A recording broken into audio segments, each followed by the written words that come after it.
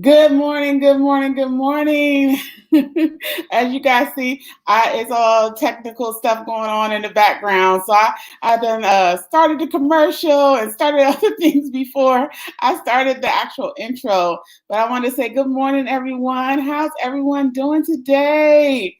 Oh my gosh, oh my gosh. So this is day 2 of the All Black Everything Summit. My name is Joy Fennell. How are you? Good morning, Daria. Listen, guys, yesterday was so powerful. I had a great time, great time. I hope you guys did too. Who's back from yesterday? That's what I want to know. Drop it in the comments, in the chat box. Today is going to be just as powerful, in my opinion, because it's so what I know is I know makeup. Okay, because I've been a makeup artist for a while now, but it was great to hear from my industry peers yesterday on what their thoughts are regarding Black creatives and the COVID-19 Instagram moment that's going on right now. Good morning, Christina. Welcome back. I remember your name from yesterday. Good morning, Jennifer. Welcome, welcome, welcome. Who's here from yesterday? That's what I want to know. Who came back? Who came back?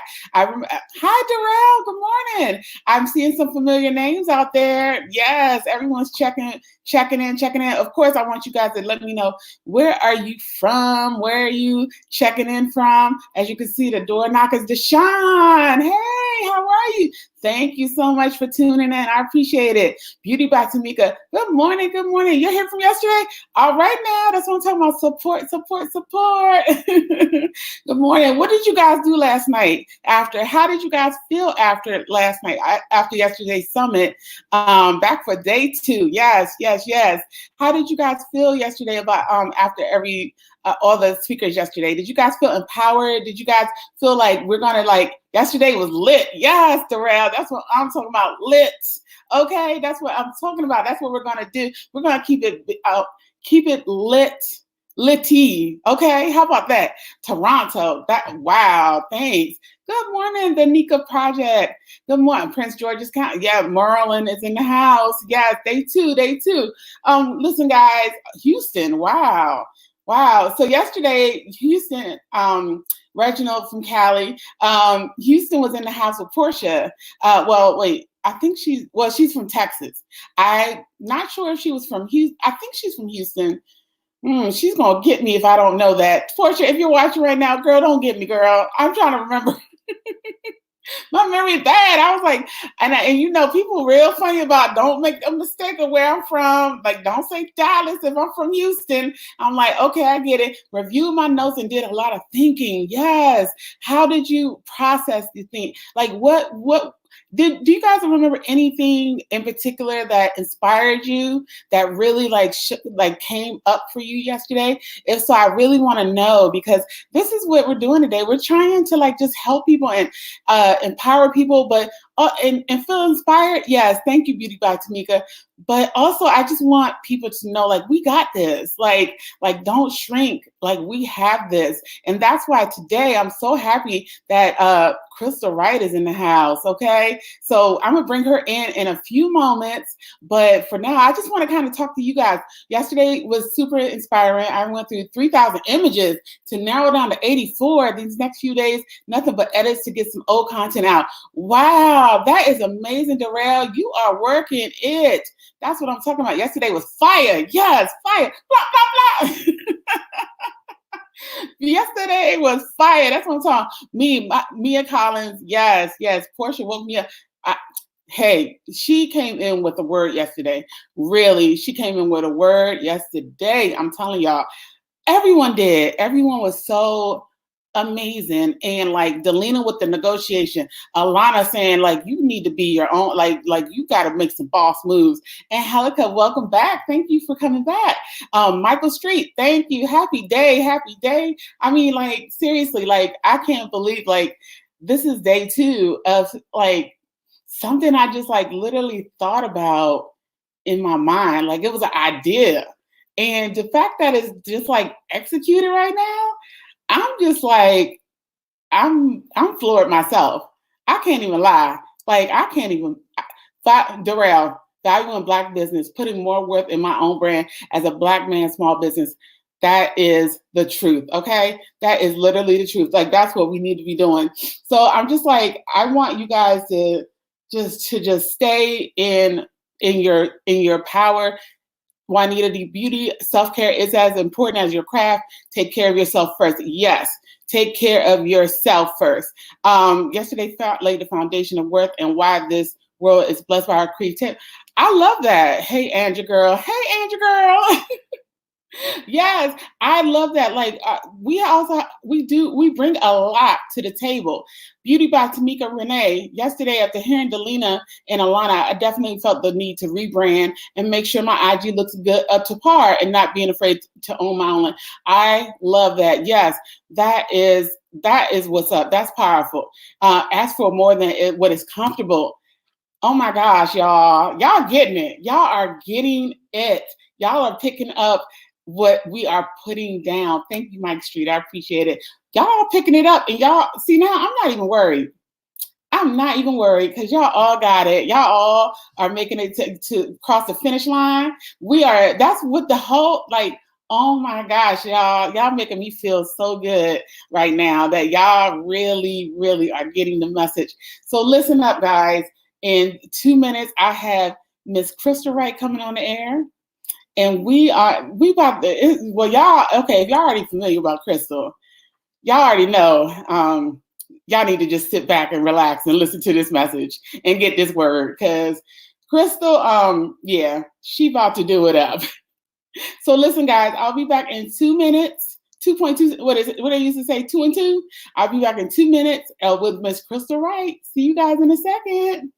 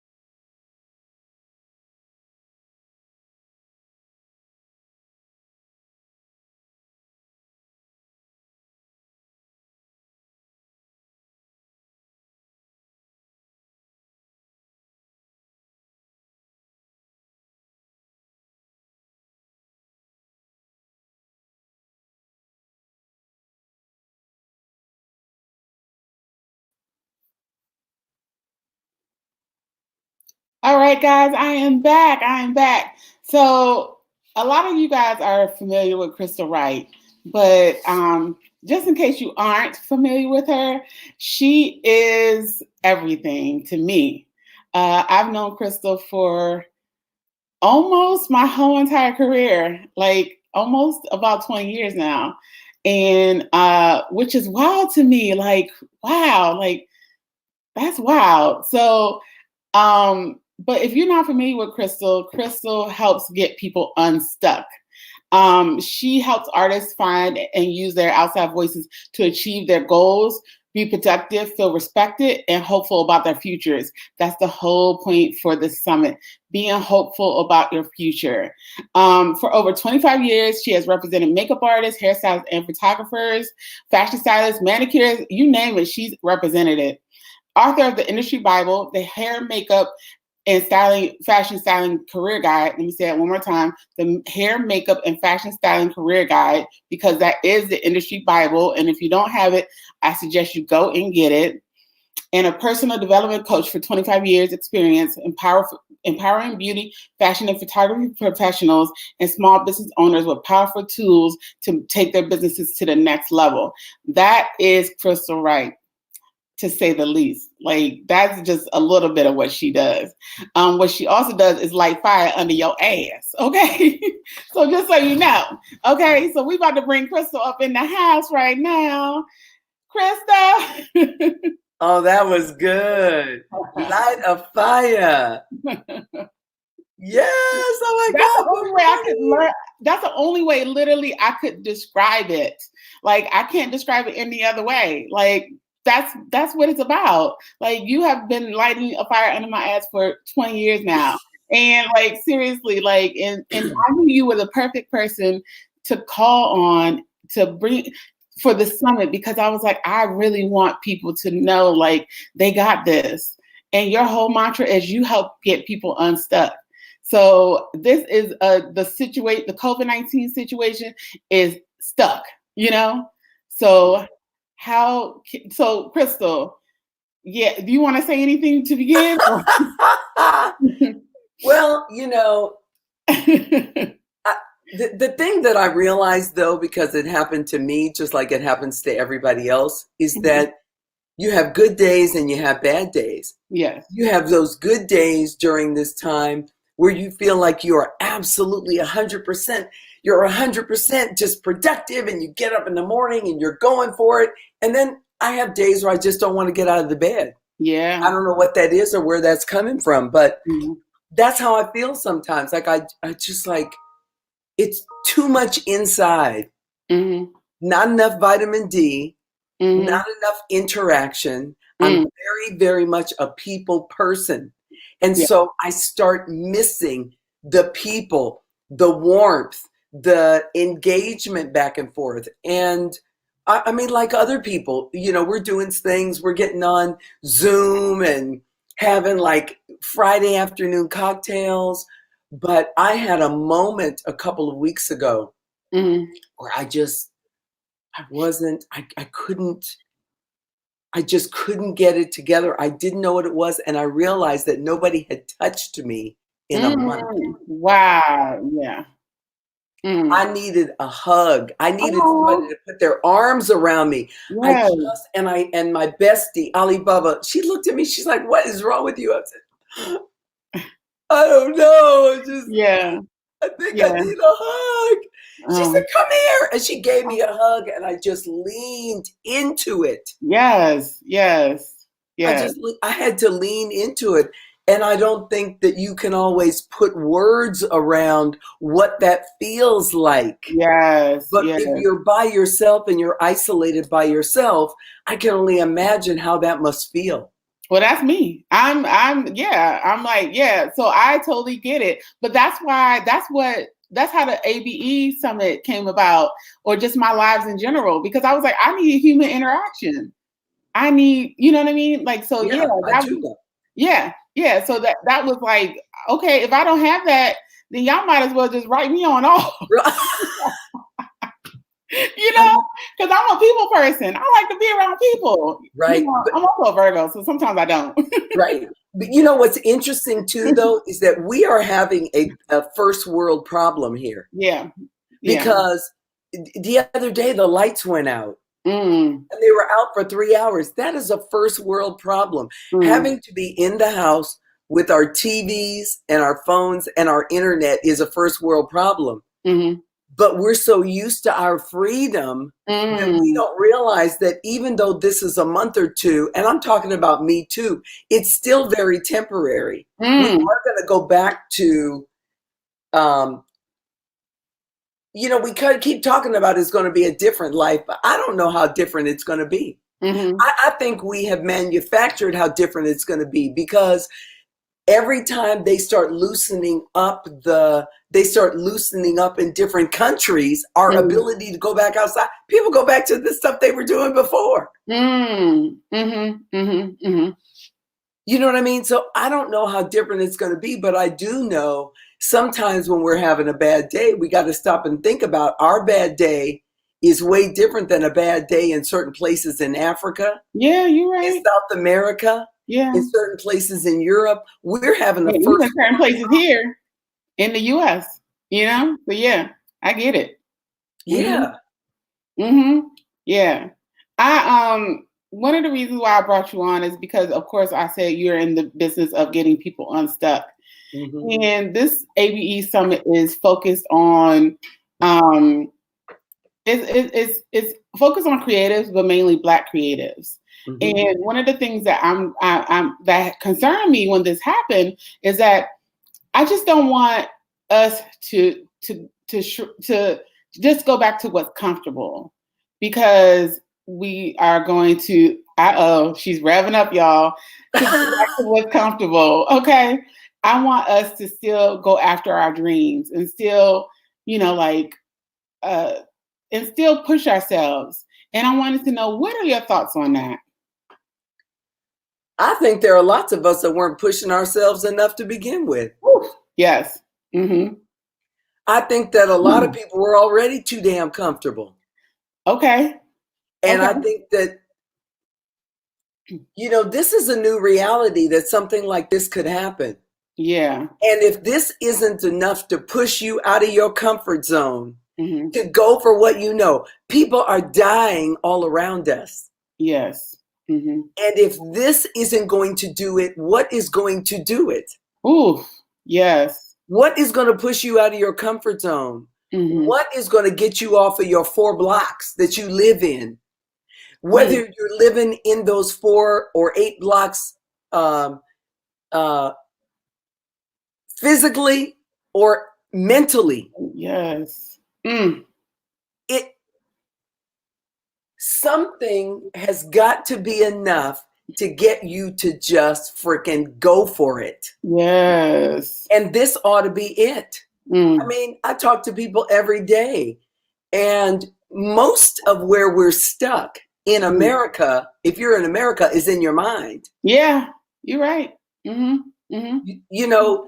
You put to me a question, and it was actually the last question, which was about generational trauma. Mm-hmm. Right? Yes. And what you're talking about are behaviors that have been passed down from generation to generation to generation. Mm-hmm. Mm-hmm. And you end up living with those negative habits and those negative fears, and you're living with them, which is why you're stuck. Mm-hmm. Because you can't sort of get out and get away from what has been implanted into your spirit. Oh, into your spirit. Okay. It's implanted into your spirit all this time. And what it really means is challenging yourself and questioning yourself about what is holding you back. Is it real or is it manufactured? Just because it was real to your mama or your grandmother, does it have to be real to you? Ooh. Is it real or is it manufactured? Y'all need to write that down. Is it real or is it manufactured? Because go ahead. It will be real as long as you never question it. Wow, that is so true. If you never question it, it will always be real. And it will always hold you back. And it doesn't matter whether it's in your career or whether it's in your personal life, because those two things are intertwined. If you are experiencing fear in your personal life, it is going to typically translate into your professional life. Oh my gosh. Yes. So if you're afraid in this way, there's no way you just take it off and walk into your job, walk into your career, walk into your whatever you've decided to do for a living. We carry those things around. And it really takes challenging them and asking yourself, is what I'm feeling real? This thing that's holding me back? Is it something that somebody else who had fears gave to me, or is it something that's real? Yes. Wow. Wow. Walking out into the street and on a red light, on a green light, and getting hit by a car is real. Very real. Yes. But not everything we're thinking in our minds is real. That's why I always say that the battlefield is in the mind. Yes. So then, okay. So then how do we go about transitioning out of that? Like, cause some, like some of us are so locked in that place. So what are some steps that we can take to start getting out of that thought process? When I wrote 30 Days at 100%, one of the things that I came up with was this idea of triggers and controls. Triggers are things that take you off your game. And controls are the things that you put in place to put you back on. You better preach. Yes, I love this. Right? So a trigger, see, I think as Black people, we are so in tune to the things that white folks can do to upset us. Okay. To the things that happen to us. The Black man who goes to work and never comes home. Never comes home because some policeman upset that he's wearing a Xenia, driving a Range Rover, and donning a Rolex is pissed off. Those things are real to us. I used to pray every time my husband walked out the door. I used to pray the blood of Jesus around him every time he walked out the door to let him come home. That is a trauma that we live with, but it is also a trigger that can set us off. The things that get said to us, the things that used to get said to me in the workplace, and I'm talking about the freelance workplace. Crystal, you're different.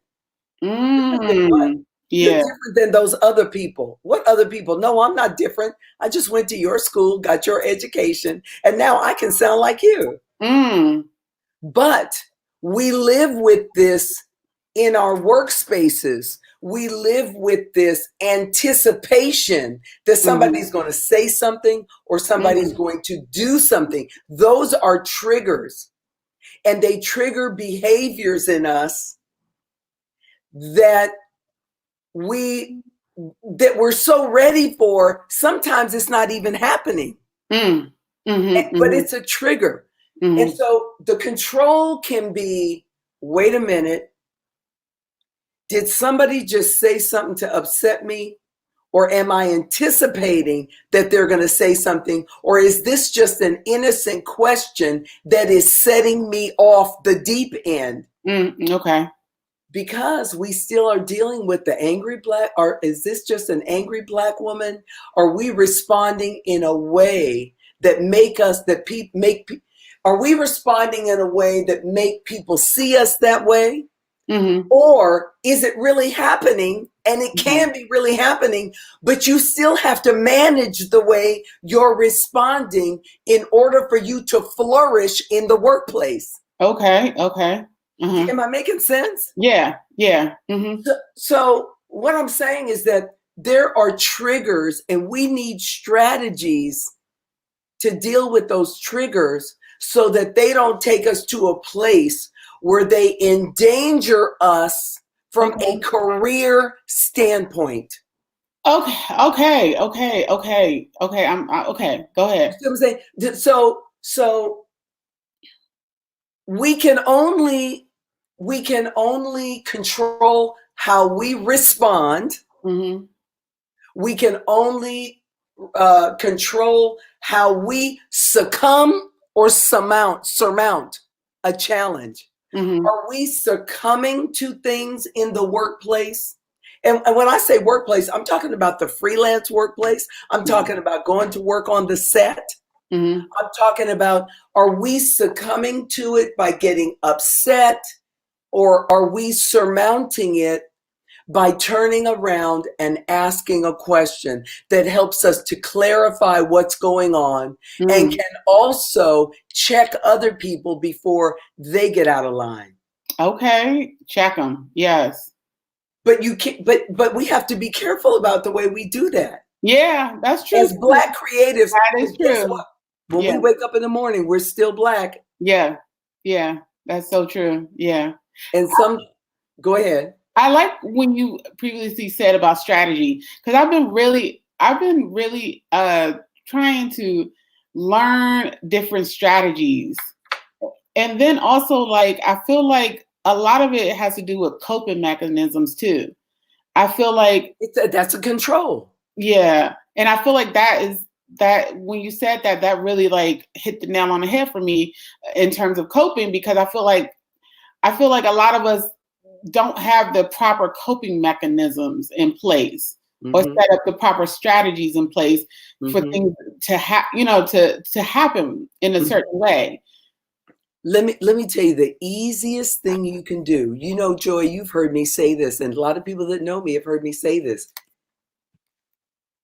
Ask more questions than you answer, and listen more than you talk. You see, when somebody says something to you that you don't like, we feel some kind of way. The feeling is real. The anxiety is real. And a lot of times the first place you go is on attack. But the first place to go is to ask a question. Because a lot of times the person that just said something to you, if you just ask them a question, that's enough to make them check themselves. And the simple question of, what did you mean by that? That is a great control, and it's a great coping mechanism because it gives you a chance to think and calm down. Okay. So if somebody says something, instead of going in, you just say, what did you mean by that? Okay. And then you wait. Then it gives them a chance to think about what they said. It gives them a chance to respond in a different way. And it gives you a chance to calm down and think about how you're going to respond. Because we still live in a world where, as African Americans, we do have to think about how we're going to respond. That is very true. Yes. We do have to think about it. But I'm not talking about being a coward. I'm not talking about allowing people to walk all over you. I'm not, because I don't believe in that. Yeah. But I am saying you need time to compose yourself. And in the question of, I'm not clear, I'm not sure I understand. Or what did you mean by that? It gives them a chance to reframe what they said, and it gives you a chance to think about how you're going to respond, because that's the only thing you can control. Yeah. It gives you a chance also to go get that Vaseline if you need to. To use on them. That's it. Right? Oh my God. Yes. There is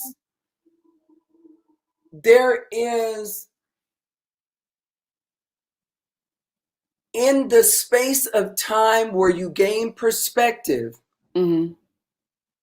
that accompanied with a positive attitude about whatever is going on is what gives you your power. That's what gives you your power, because you have to keep some kind of positive attitude about it and perspective about what's going on in the space that you're in order to gain some power for you to be able to respond in a way that takes things back to a place where you can manage them. Okay. I would like for you to explain that a little bit more, because a positive attitude in order to respond to them, because I don't want people to get confused and think that we're just all about pleasing. No, Yeah. I'm not talking about pleasing, but I am talking about part of it is living life with a positive attitude. Okay. Because Black folks got a lot that they can be upset about in this world. Yes. But you have to choose to live life in a positive, with a positive attitude about things. You've got to choose to see the light in things before you go to a dark place. Okay. So you have to start with asking the question before you lose it, is keeping a positive attitude where I hope that what's being said to me is being said to me in the right way. You've got to be able to see the light in it first so that you can manage how you're reacting to it. Okay, I get it. I always, Joy, you're a PYP grad. Yes. And this whole thing about, sometimes you guys hear about PYP, which is, it was just packaging your portfolio, marketing yourself as a freelance makeup, hair, or fashion stylist. But the people that came through that program turned it into just PYP and turned it into, I'm a PYP grad, and we have a way of living. We have a way of living. We have a way of approaching things. And I always say, be good, kind, thoughtful, helpful, open, and honest, but don't you ever let people walk all over you. Okay. Yeah. Okay. So the part of being good, kind, thoughtful, helpful, open, and honest is seeing the light in everything. Yeah. And taking a deep breath and asking the question is giving people an opportunity to respond and you an opportunity to calm down.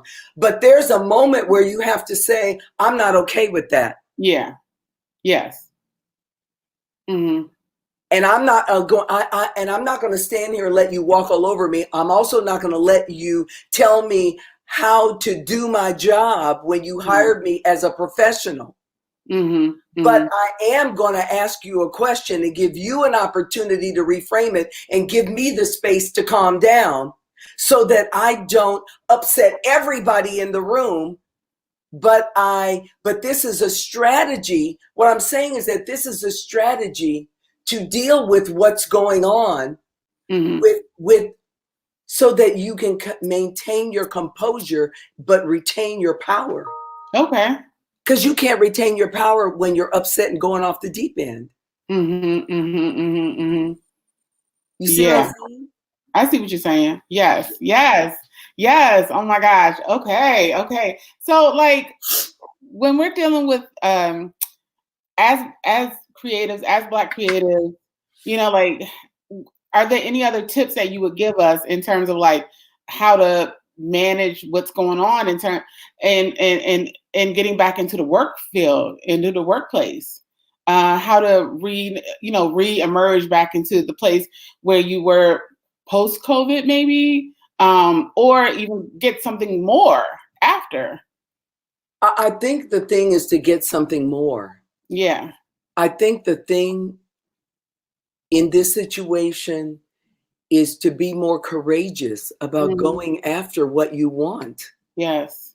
I think it's really important to it's like I said earlier, when you see people dying all around you, if there was ever a time that you were going to step up and go for what you want, when is it going to be, if not now? Yeah. A lot of people have a lot of plans written down on paper about the things that they want to do, but they're really not actually going for it. True.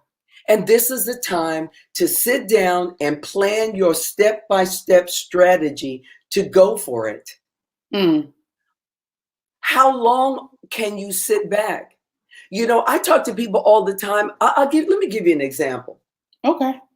I talk to people all the time who say, I see myself working on big ad campaigns for L'Oreal and Maybelline and for this and for that, but they never actually go for it.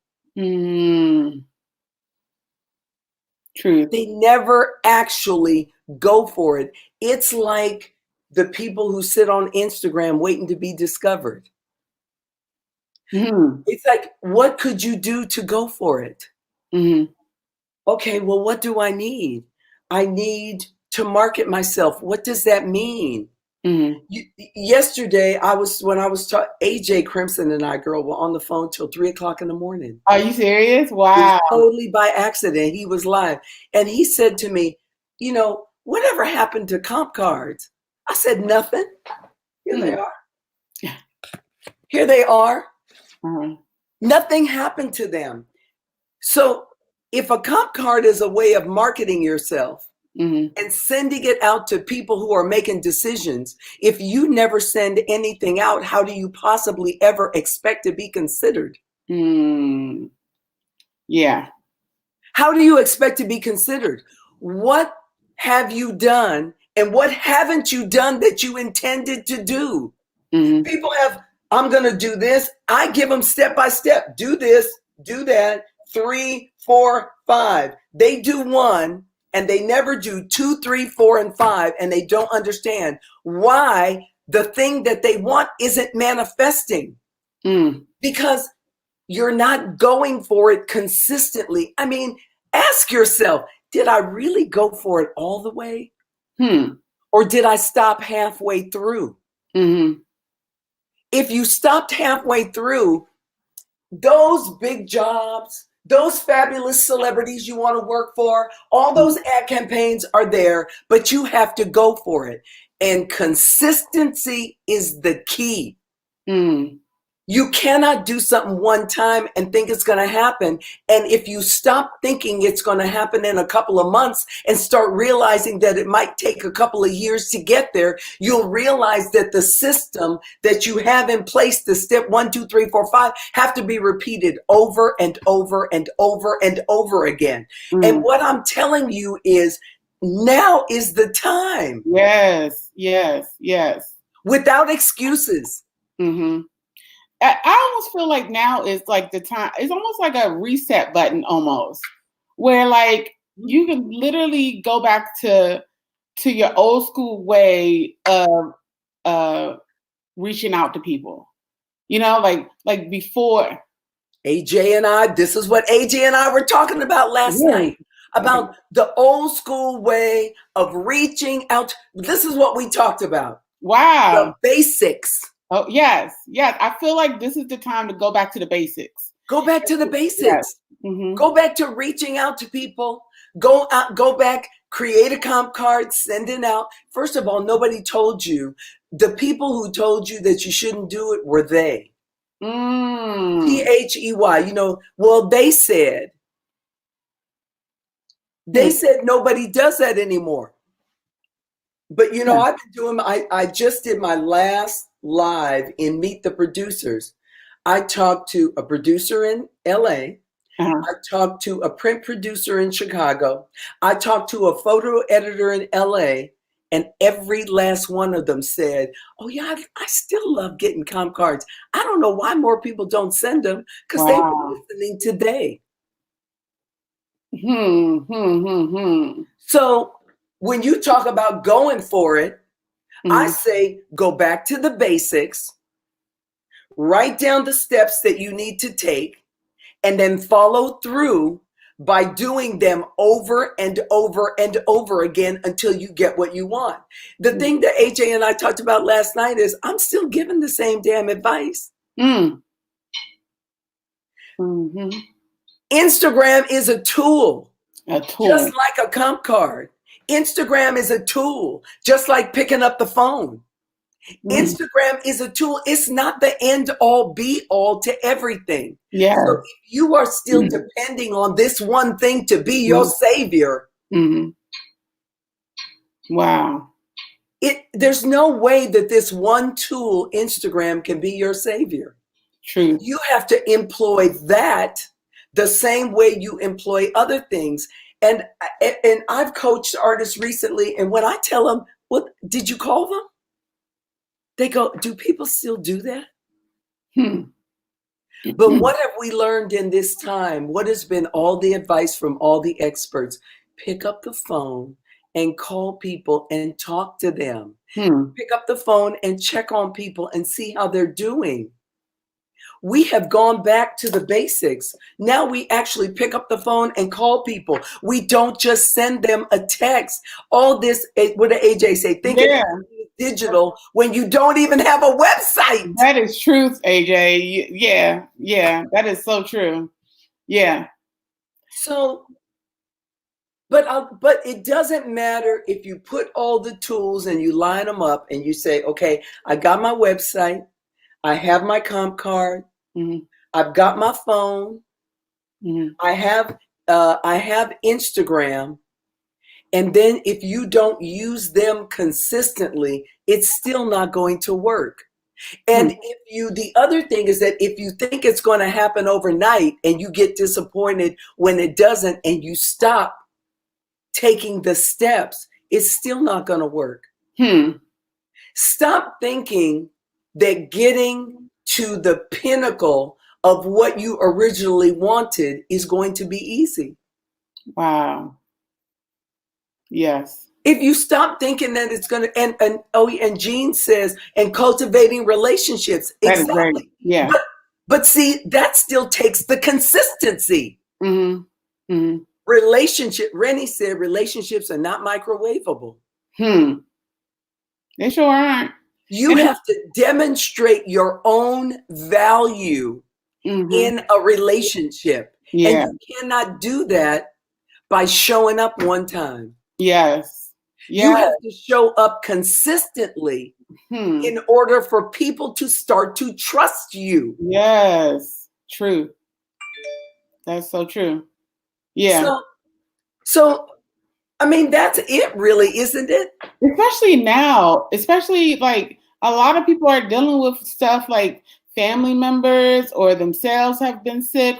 And if you're not reaching out and just, checking up on people and saying hello to people, and like you said, cultivating those relationships, people remember that kind of stuff, or if you are the type of person that just comes out of, you see something and then all of a sudden you show up and like, hey, and it's like, and everybody's like, you have not said anything to me in forever, and now you want to be involved, And I can't even, I'm not even the person that's able to hide that. Yeah. I'm not. Yeah. I have actually turned to people and said, seriously, what are you talking about? I have not spoken to you in years. Yeah. Don't even think about it. I'm not good at hiding that. I'm not good at hiding that. And I think, what it's like? It's like the nephew that you never talk to, and because they call you up a week before their graduation because they want a gift. Oh, okay. And thinks that nobody notices. They never call you. They never say, hey, auntie, how are you doing? But a week before they graduate from high school, they call you because they're hoping you're going to buy them a Coach bag. Really? You'll be lucky if I put $10 in an envelope and send it to you. Okay, go ahead. I'm sorry. And that's what it is. It's cultivating relationships. Yeah. It takes time. It requires you to be, the new word is authentic. It requires you to be authentic, but what it requires for you to do is to put in some time to build the relationship. Yeah. And for you to give something. You can't just always be coming for something and needing something without putting something in. What have you deposited into the relationship? Because if you don't put anything in, there's nothing for you to ever take out. That is so true. There are no favors for you to get if you haven't deposited anything in the first place. And it's like, especially, I feel like when the world opens back up, the people who have cultivated the relationships are going to be the ones that work first, because the producers are going to be like, oh, you got to call, X, Y, and Z because that's my person. You know what I mean? So I think like this might be this is a great time to start cultivating relationships. If you don't have any already, or if you want to, add more, like start cultivating relationships and just like check up on people, check up on past clients that you work with, make sure they're doing well. Like those things are important. Like even though they're a client, they're still a person, and they're still a person that has a feeling attached to them. And they're like, oh my gosh, wasn't that nice that they picked up the phone or they sent me a message or something just to check on me and see how I'm doing. Those people remember that. Yeah, they do. Yeah, they do. Yeah, just pick up the phone and say hi. Yeah. How are you doing? Is everything okay? Is everything okay with your family? Yeah. You need to reach out to people, because otherwise they know that you're only there for what you can get out of it. You know, one of my things about building relationships, you know, I'm big on thank you cards, not thank you emails. Yeah. Thank you cards. The actual effort it takes to have a thought, to put it in a card and put a stamp on an envelope and send it out to somebody. That, and the other thing is gifting. Because I don't think artists often stop to think about the fact that when you're doing a job and you're making $800 a day, even $500 a day, $1,000, $1,500, the person who gave you that job might only make $60,000 a year. But they're hiring you 3 times a month at $1,000 a day. And that's not the only job that you're getting. So a Starbucks card every once in a while, a nice bottle of wine for the people who are hiring you and keeping you paid. Yeah. Is a way of showing that you actually appreciate that person, because that person's not making $1,000 a day. You are. Wow. The creative coordinator that's hiring you for a job and hires you 2-3 times a month, you're making $500 a day. That person's maybe making $80 a day or $90 a day. You are making so much more money than them, but you never even are taking a percentage of what you're making and setting it aside to reward the people who are rewarding you with work, but who can take that work and give it to anybody they want. True. Very true. And there are people who pay attention to what people like. I'm not saying that every single time you do a job, you should be gifting. But if somebody's booking you all the time and your income is going up, and because of the jobs that they're giving you, your opportunities are getting bigger with other companies outside of them, really, you can't find out that they like a nice bottle of Merlot once a quarter? Seriously? This is about like gratitude and appreciation. Gratitude and appreciation. And now, you know, like even more, not even more so now, because it should have been even more so then. But now, you know, I think that people are going to really be like, really want that human connection. And because right now people miss it, you know, and if you do pick up and you call and you see, you know, want to ask genuinely how someone's doing, you know, they're going to respond in such a good way. And that's why it's like now it's like the time the ABD Summit was created for people to start putting a plan of action in now. Like, you know, and really trying to be like, okay, after this, because I want people to be able to hit the ground running, you know, like once it opens back up, you know, hit the ground running. But now is the time to start focusing on the strategy of what you're going to do and start setting things into place. Exactly. You know, one of the things you asked about was, how can Black creatives thrive and survive? And I think we need to get out of survival mode. Yes. We need to get out of survival mode. We need to, remember the prayer of Jabez? Oh, that you would bless me indeed and enlarge my territory. Oh, okay. I think that it's so important for people to start expanding their territory. Expanding their territory. Expand your territory. Make new friends. Build new relationships. Widen your circle. Extend your hand and say hello to people who you wouldn't normally speak to, maybe. Reach out to decision makers that you think are above you or even when it comes to assisting, stop assisting at the level that you're on. Expand your territory and start looking up. Stop being afraid to reach out to people who are 2 or 3 levels above you, because those are the people who actually are less afraid of you.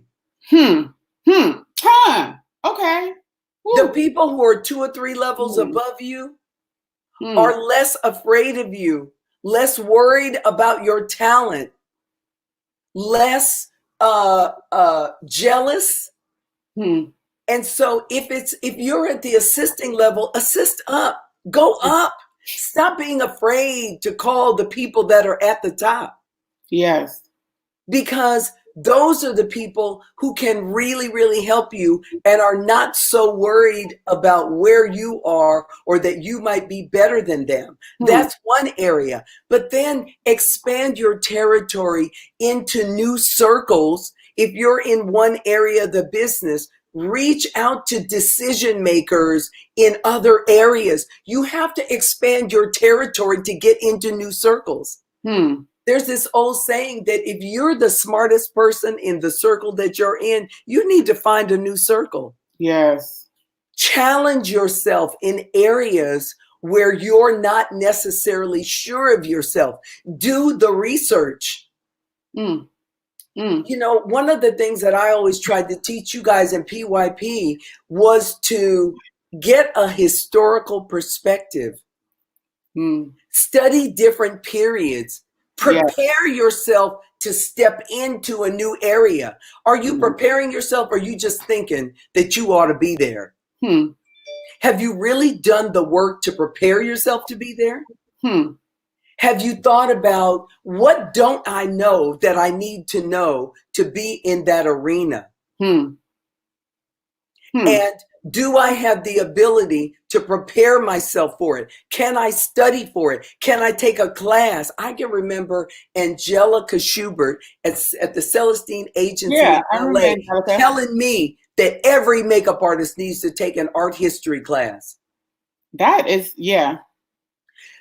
Are you afraid to go into a circle because you feel like people are running circles around you with what they know? And if that's the case, don't you realize that everything that they know, you can find out on Google?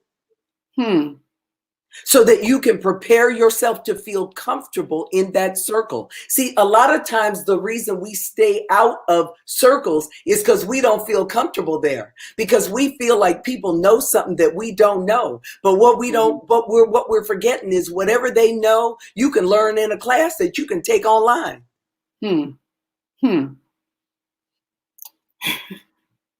Did y'all think I was playing when I had Crystal on? I was like, ooh.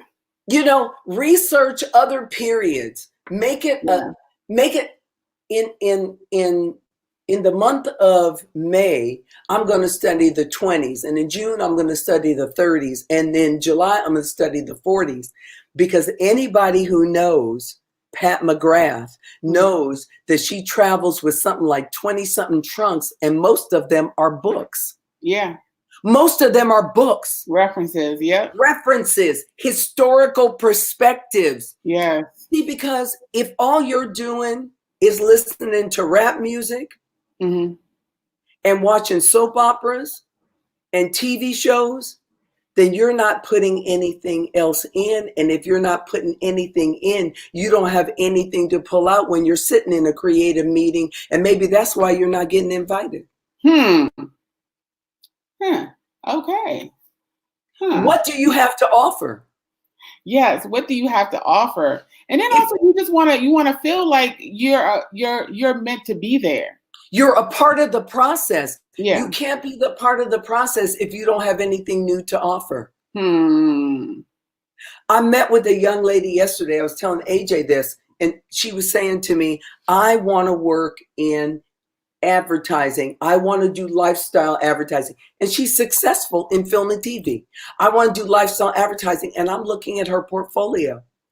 And the question that I asked was, what jobs do you want to work on? Let's say she said Coca-Cola, She said Nike, and she said, let's say CoverGirl.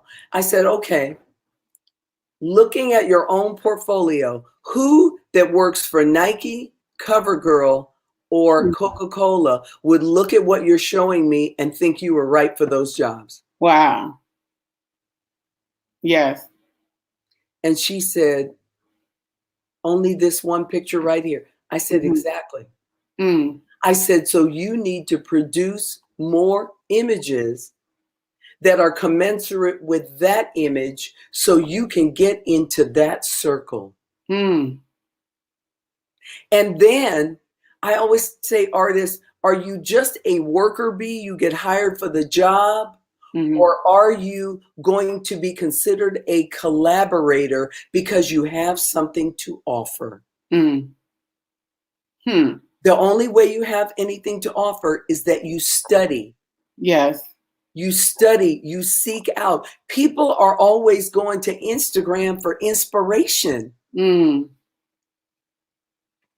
want to be inspired, go to a museum. Yes. If you want to be inspired, the next time you go on Amazon, look for a 1930s movie to watch so that you can get new references to pull in and put on top of what you already know.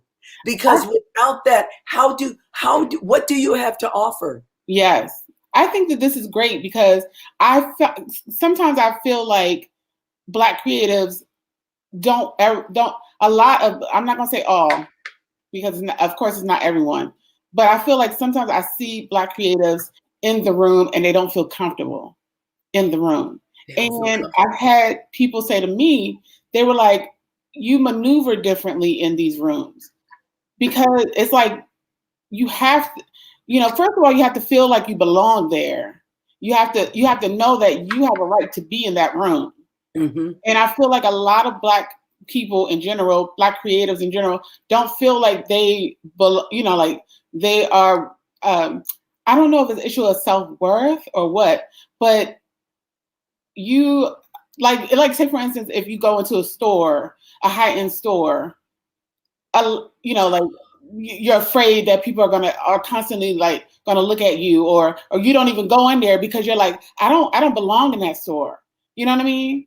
Where it's like when you're in a room with like executives on a commercial or something, like you have to, like, that's why I keep saying stand in your power. Like, know that our ancestors have fought the good fight for us to be in these rooms, and that our presence is going to be known and felt, and that it's supposed to be, and not to shrink in that. Right.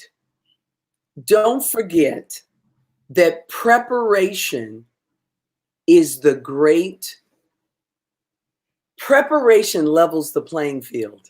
Yes. So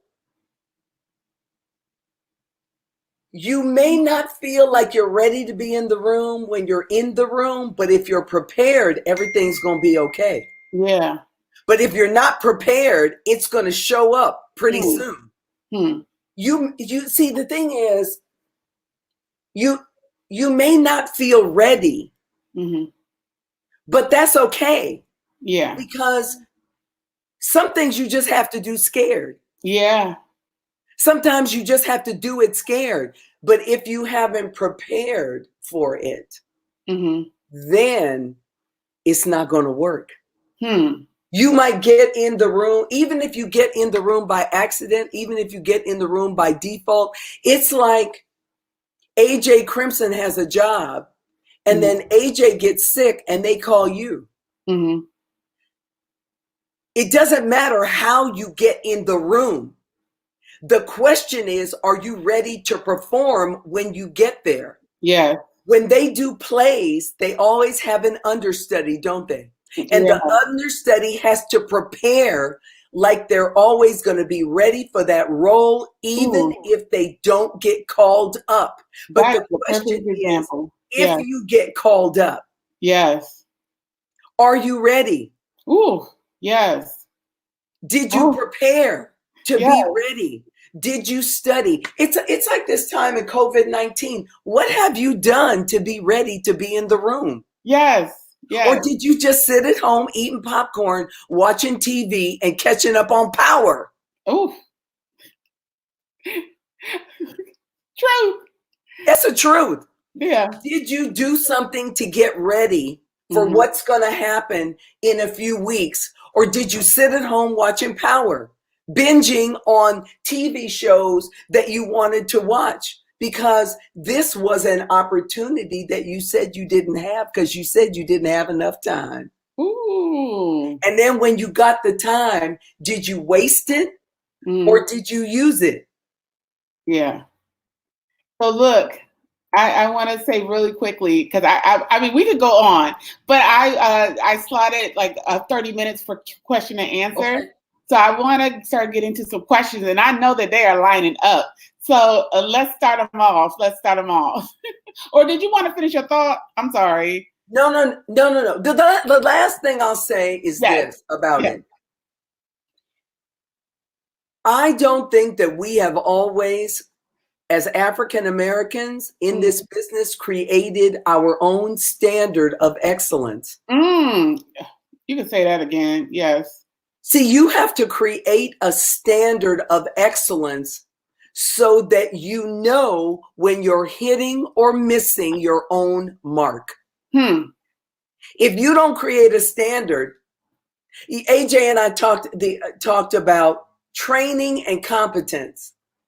See, training is taking a class. Competence is created by practice.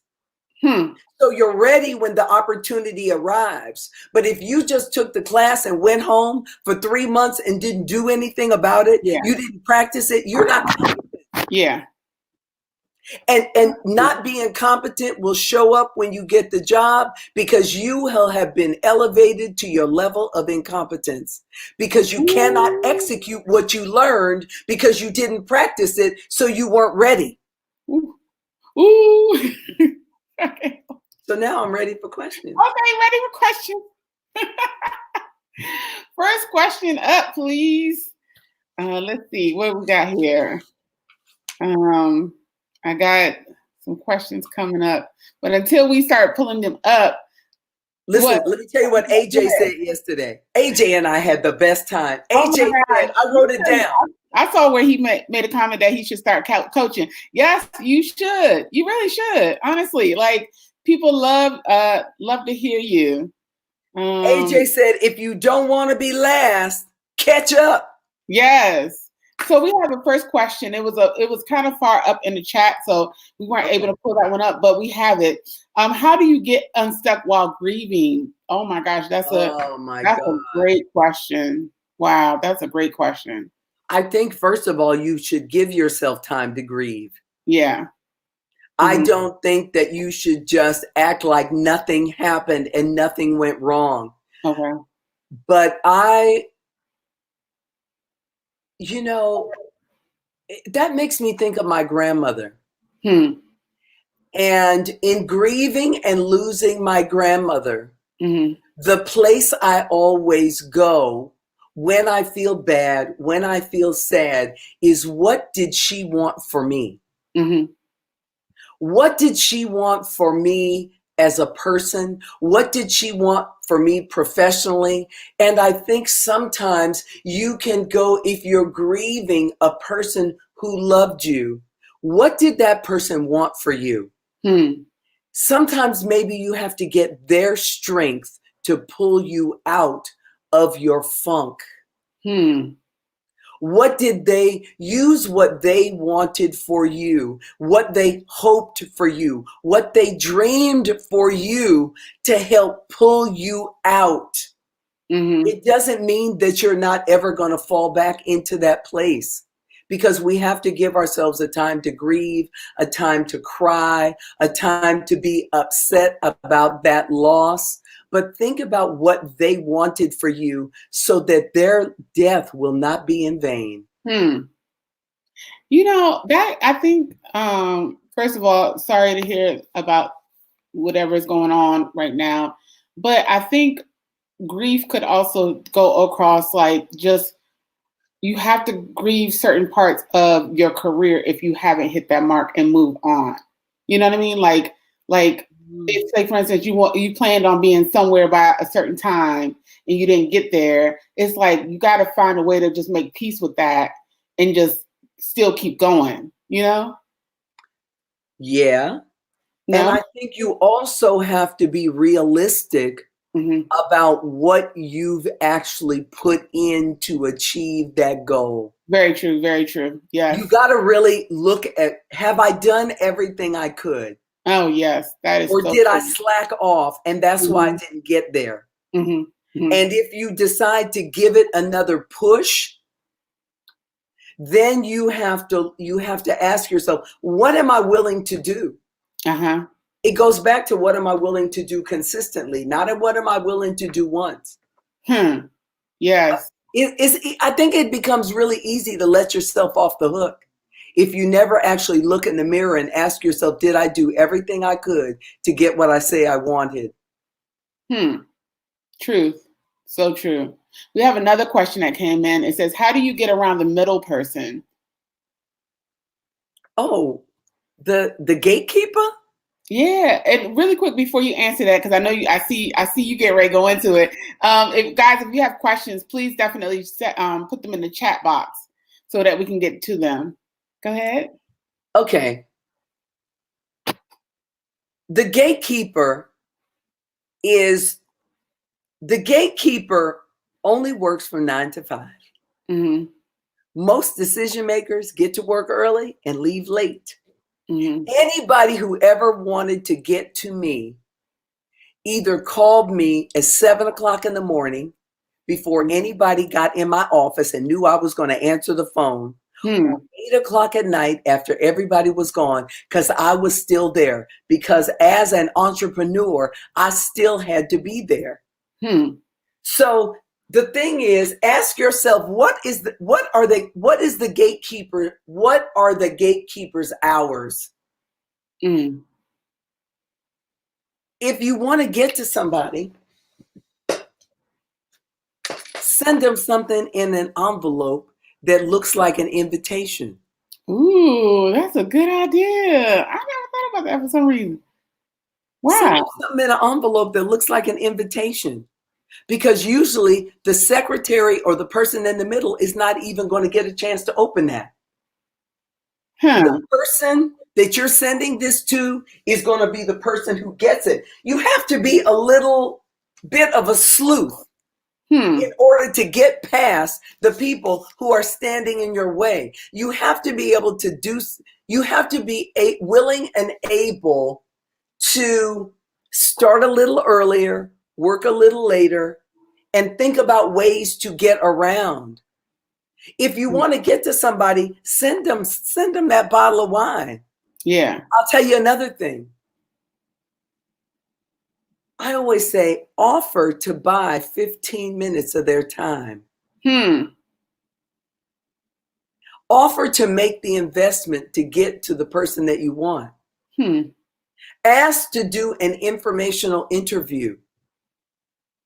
There are lots of different techniques that you can use to get to somebody. I remember one time when I was trying to get to the art director at Atlantic Records, and I knew that he was going to be in town doing a job, and I went to the hotel that he was staying at and sat in the lobby until he showed up. Wow. But see, most people are not willing to do that. Yeah. What are you willing to do? Yeah. Well, I just give a quick story to everyone. I remember when before I moved to New York, I used to come back and forth on the bus on my days off, and then I would. I remember seeing Charlie Green, who used to key the Victoria's Secret show.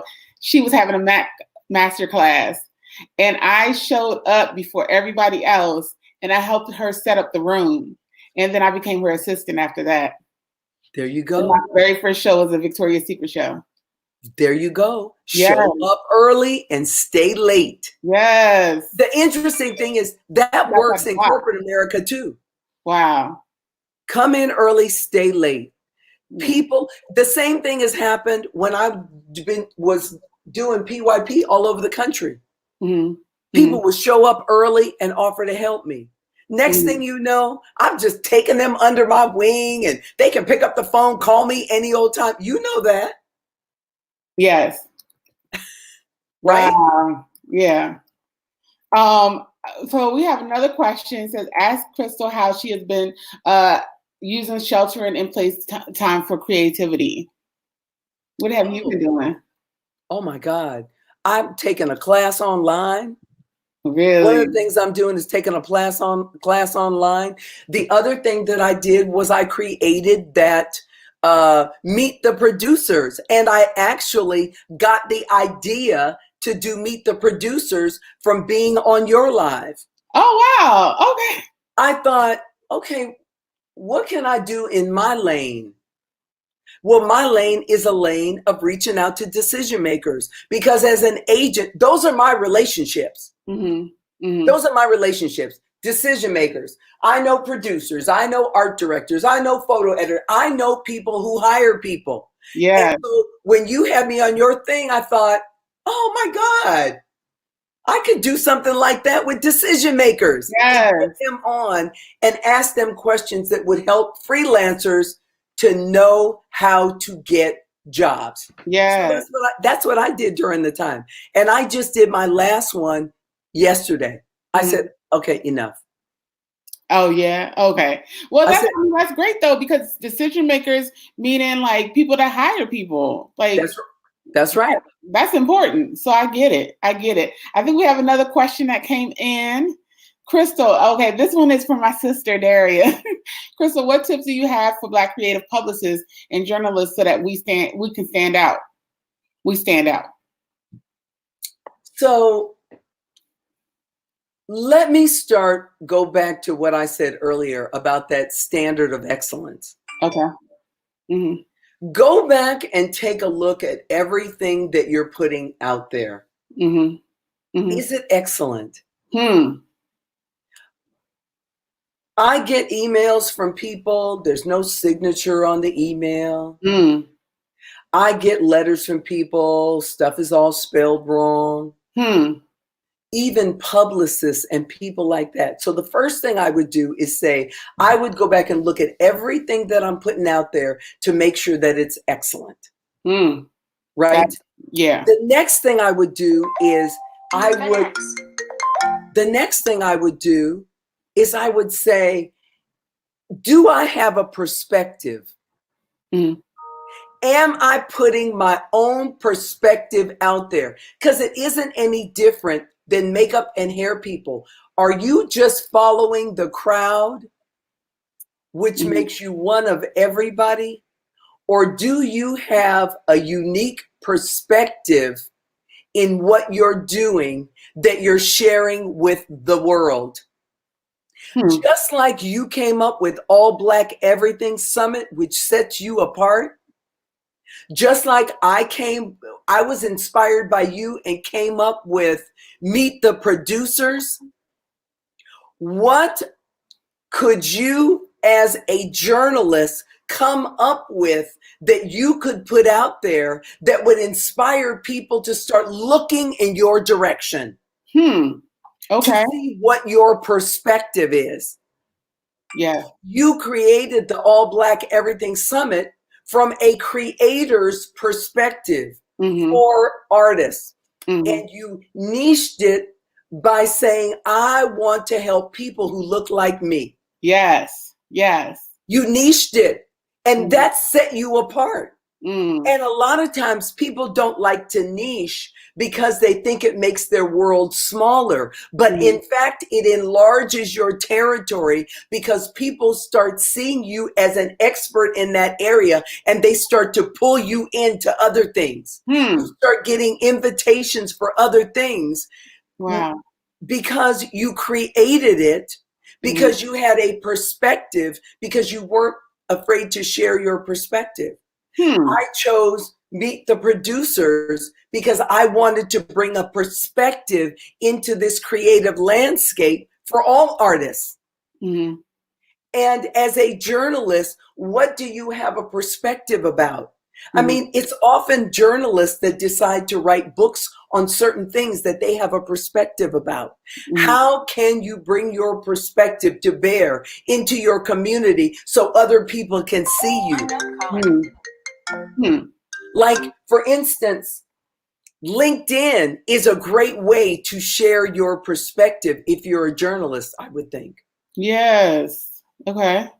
Because the decision makers that you need to see you are on LinkedIn. So how can you take a perspective and expand it maybe into a series that you can share on LinkedIn to get the eyes and the ears of decision makers who can help you grow your business, your career, and open new doors for you? One of the things that I always tell artists when I'm coaching them, I say to them, what is your beauty perspective? What is your beauty perspective? Wow. Because if you don't have one, why do I need you as opposed to this person? What is your perspective? What do you stand on as an artist? It's like some artists stand on the fact that they do flawless skin. That is a perspective. That perspective also helps you decide what jobs you want and what jobs you don't want, so you don't end up taking everything and then being unhappy that you're working in a genre that's not for you. Yes. A lot of times people think that limits them, but it actually empowers you to know that this is your lane. Yes. This is where you want to be. Now you can start to position yourself as an expert as opposed to being all over the place. I love it. I love it. Okay. Well, we have another question that came in. Jean, as a cinematographer in fashion, how does one professional reach out to show their reel via email? I want to ensure that it is seen. Oh, well, if you want to ensure that it's seen, you have to follow up by phone. I really think people need to stop thinking sending an email and then following up with an email is following up. If you send somebody something by email, you need to follow up with a phone call. Even if you don't get them on the phone, but you're able to leave a message on their voicemail. How else are you going to make the connection? For one thing, if you are sending an email to somebody that doesn't know you and you're not in their address book, your email might have gone in the trash. And now you're all in your feelings about the fact that they didn't respond or they didn't reach out to you, but they didn't even see your email because you're not in their address book. So I don't think following up on an email with another email and another email and another email is an effective way of getting your message out there. I think it's like we've been talking about going back to the phone. Nobody told you to stop using the phone anyway. And are there going to be some people who say, oh, the best way to reach me is by email? Yes, but you can't take what one person says as a blanket way for you to reach out to people. Just because if somebody says, I prefer for you to reach out to me on email, then you should go into your address book and make a note that says this person prefers to only be reached by email. But you shouldn't start doing that with everybody. Right? I mean, you can send your reel out. Your reel can be in a Dropbox and you send out an email, but you won't know if they saw it unless they either hire you for a job or you call them to follow up with them. But if you don't follow up with them with a phone call, do you really want to work with them that bad if you've sent something out and you haven't heard back? See, don't let your ego get the best of you. Yes, ego. Yes. See, your ego tells you sent something out and you're sitting there waiting for them to call you back. Your ego says, don't they know how important I am? Why haven't they called me? Because you're not Oprah. I say it all the time. Because your ass is not Oprah. That's why they didn't call you back. You're trying to get something from them. They're not trying to get something from you. Yes. So follow up. So I feel like you also described just now, you described systems, like have a system in place. How important is it to have systems? Everything that I've been talking about, 1, 2, 3, 4, 5. Mm-hmm. What's your process? What's your procedure? Your process and your procedure is your system. Mm-hmm. Mm-hmm. So if you send something out, mm-hmm. step 1 of your system is that I send it out in the mail. Mm-hmm. Step 2 might be I follow up with an email.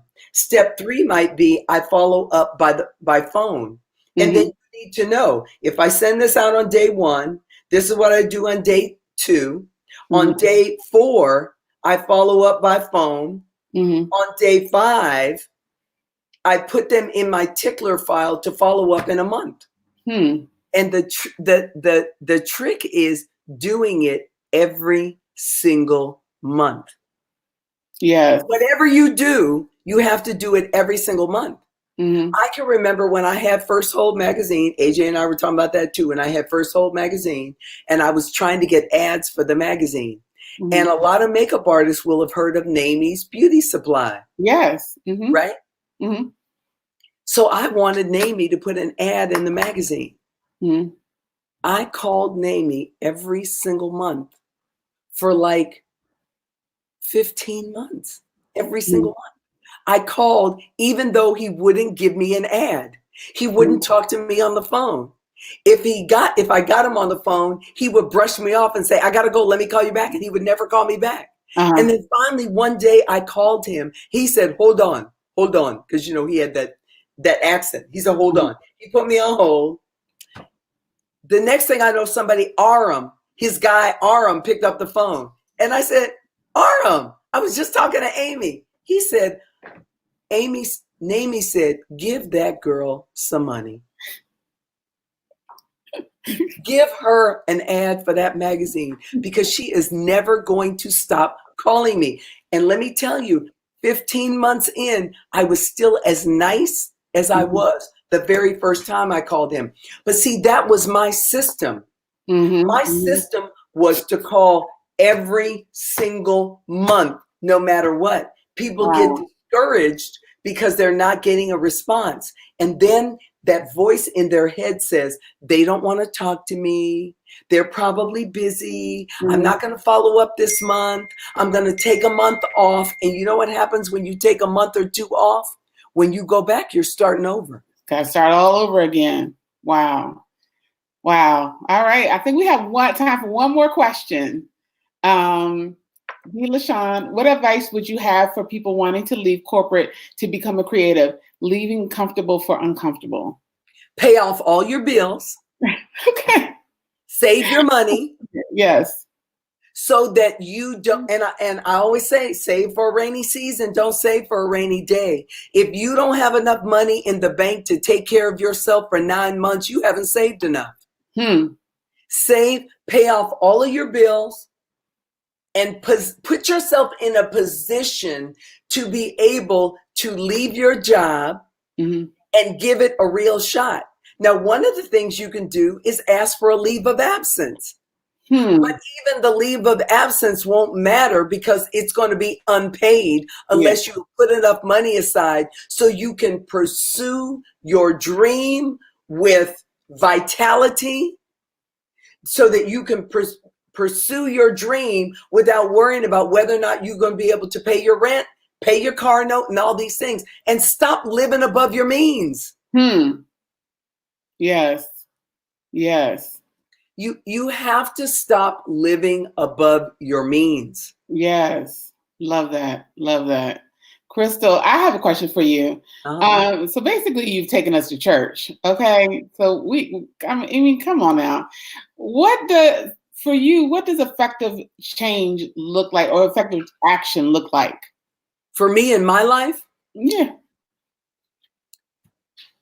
Well,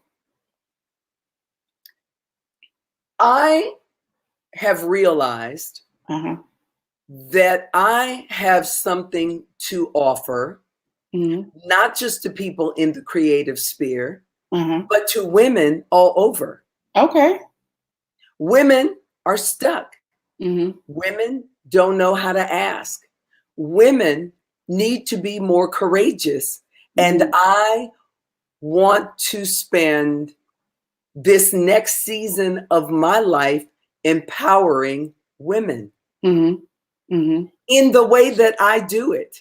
Okay. Now, people think that I don't know what people think.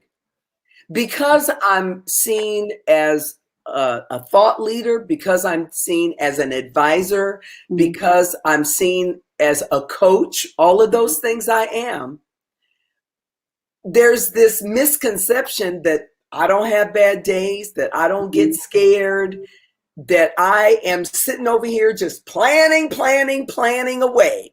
But the truth is, I'm as humanly flawed as anyone else. And I think that I am probably a couple of years behind where I should have been with 30 days at 100%. Okay. And for me, the next step is to take 30 days at 100% and use it to empower women. And it's not like that I don't empower men as well. But the truth is that 95% of my audience is women. And that's what I want to focus on. Women and girls. I want to focus on helping women to create a standard for themselves and then teaching them how to implement using that standard that they have set for themselves. I want to teach them how to be more courageous and go after what they want. And I don't want to limit myself just to, I love this industry. But for me, the next step is to expand my territory. Yes. That's what it looks like to me. I am in the process of putting a plan in place to expand my territory outside of the creative sphere to just women in general. Because I'll tell you something. Here's what I know. Most of the artists that come to me are wonderful artists. The artistry is not the problem. The artistry is the easy thing to fix if there are areas that they need to tweak. Okay. It is their lack of courage, their fear, and what's going on the inside, and the habits that they have, and what's been sown into their spirit that they don't know how to get rid of. Wow. That is where I believe I can be the most help. Because even if you want to be a makeup artist, if what is stopping you is the voice in your head that is keeping you stuck, that is the area that I want to tackle. Wow. Okay. Well, everyone, I told y'all that this was going to be everything. And I don't think Crystal Wright disappointed. I just want to, Crystal, do you have we have 2 minutes left. Do you have one last thing to say or anything? I really think that for us as a people, the standard of excellence that people who died so we can be here. Come with it. Yes. People died so we could walk in these doors. People died so that we could vote. People died so we could sit at the table. I think we are letting them down. I think we're letting them down by not going for it. I think we're letting them down by not having a standard of excellence that we aspire to.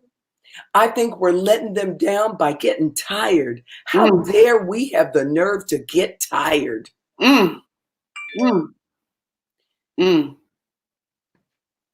Our great-grandmothers, some of our grandmothers cleaned toilets. Yes. Crystal, don't make me cry. Don't make me cry.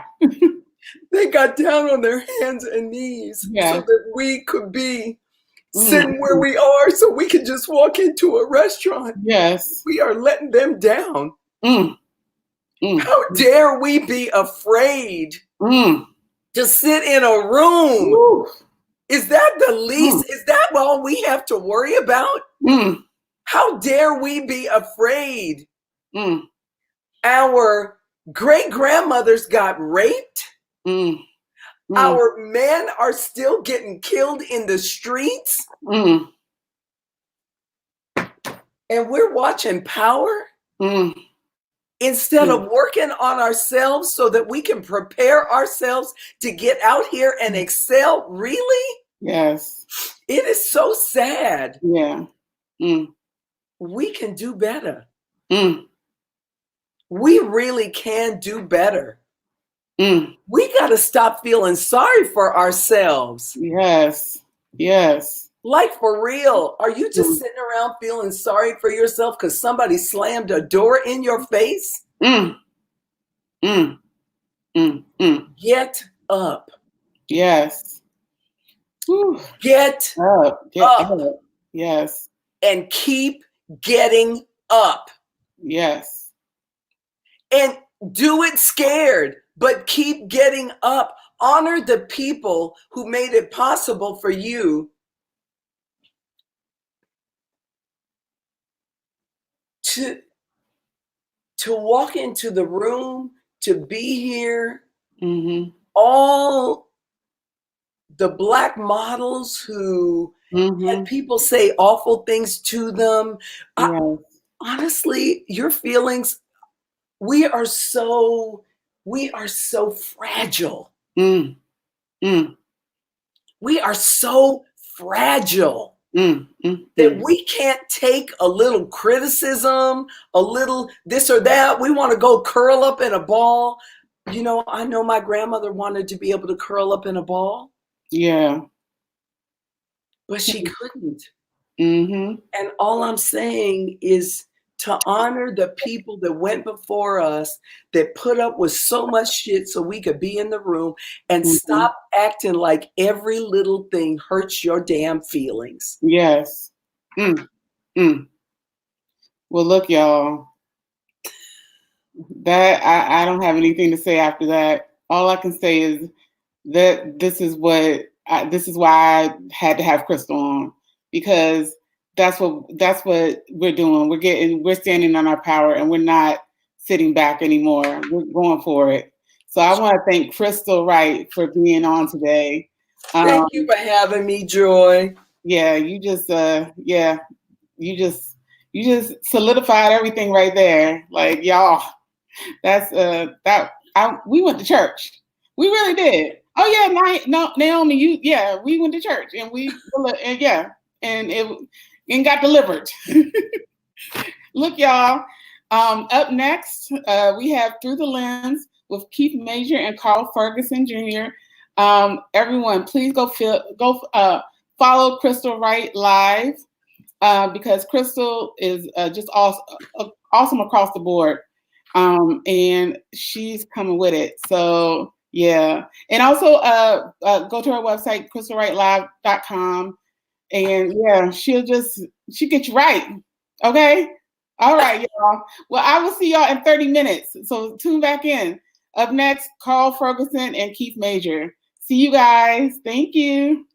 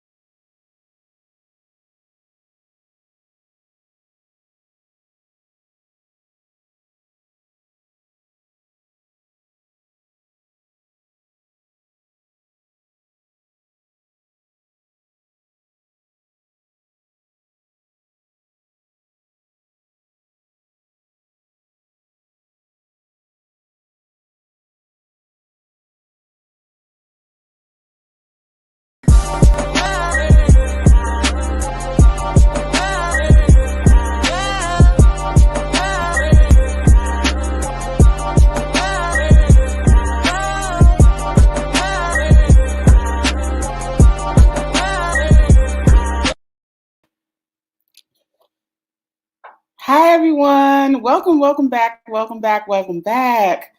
my gosh, y'all. That last session. Okay, I need y'all to start telling me right now in the comments how you guys are feeling. How are you guys feeling after that last segment? It was so powerful. I'm telling you, Crystal about to have me up in here bawling because I totally agree with everything she was saying, everything she was feeling. I just feel like we are just like, our ancestors paved the way. They died for us to be here. They died for us to make waves, and I want us all to just like, take that and run with it and just keep going. What were your thoughts on that? I need to hear from y'all and find out, like, did y'all have to pick yourselves up off the floor? Because I know I did. I know I did. Crystal's everything. She's the truth. I know a lot of people are familiar with what she does and what she said, and and I can't wait to get to our next panel. But I do want to know like how everyone kind of processed her feelings or what she was saying. And you only caught the last 30 minutes. Listen, the last 30 minutes was really all you needed. Because that right there, that like showed you everything. Yeah, it was, Jennifer. It was much hard. It was needed. Yeah, it is needed. For us like to get back the best. Yeah, she is the best coach and mentor. Yeah, she really is. It's something that I think that we all need. Gathered and delivered. Simply amazing. Thank you, Tamara Marie Johnson. Gathered and delivered. I mean, like literally, like if I had hair, she probably like snatch my wig off. So I'm feeling so motivated and empowered. Her words were so impactful. They really were. But how do you feel like it's going to resonate in what your everyday life is going to be now? Like how are we taking that in and then also just processing it and using it for the future? Tanya, yes, Crystal, it was amazing as always. I had to take a moment after that segment. Yes, I did too. I had to get up, walk around, and just kind of be in the moment because it was truly impactful and much needed. Kenya, I needed Crystal's words. Yeah, I think we all do.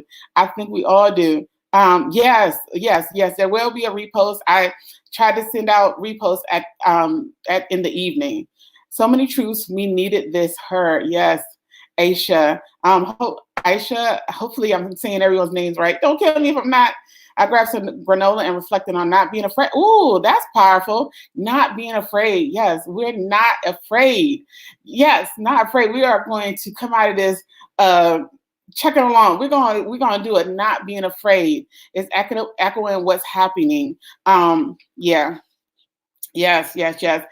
I think that was some of the most raw. Like, yeah. She needs the whole thing. Go watch the replay when it's posted. It will. Yeah, she will. I'll be reposting everything. Like, look, I get it, y'all. Y'all, okay, y'all want everybody to get these gems. I promise y'all, I'm not going to disappoint. I promise. I really appreciate her tribute to our ancestors. Yes, the ancestors. That's really important. I agree. Darrell, you gonna grab some wine? Okay, I ain't mad at it. Go ahead and grab that wine. Can you send me some too? Joni Watson said, I think her words will make me set more intentions for my daily life. Oh, I love that. I feel my ancestors are, yes, that's what I'm talking about. That's what I'm talking about. Just generational like healing. We got this. AJ, she gives me my whole life.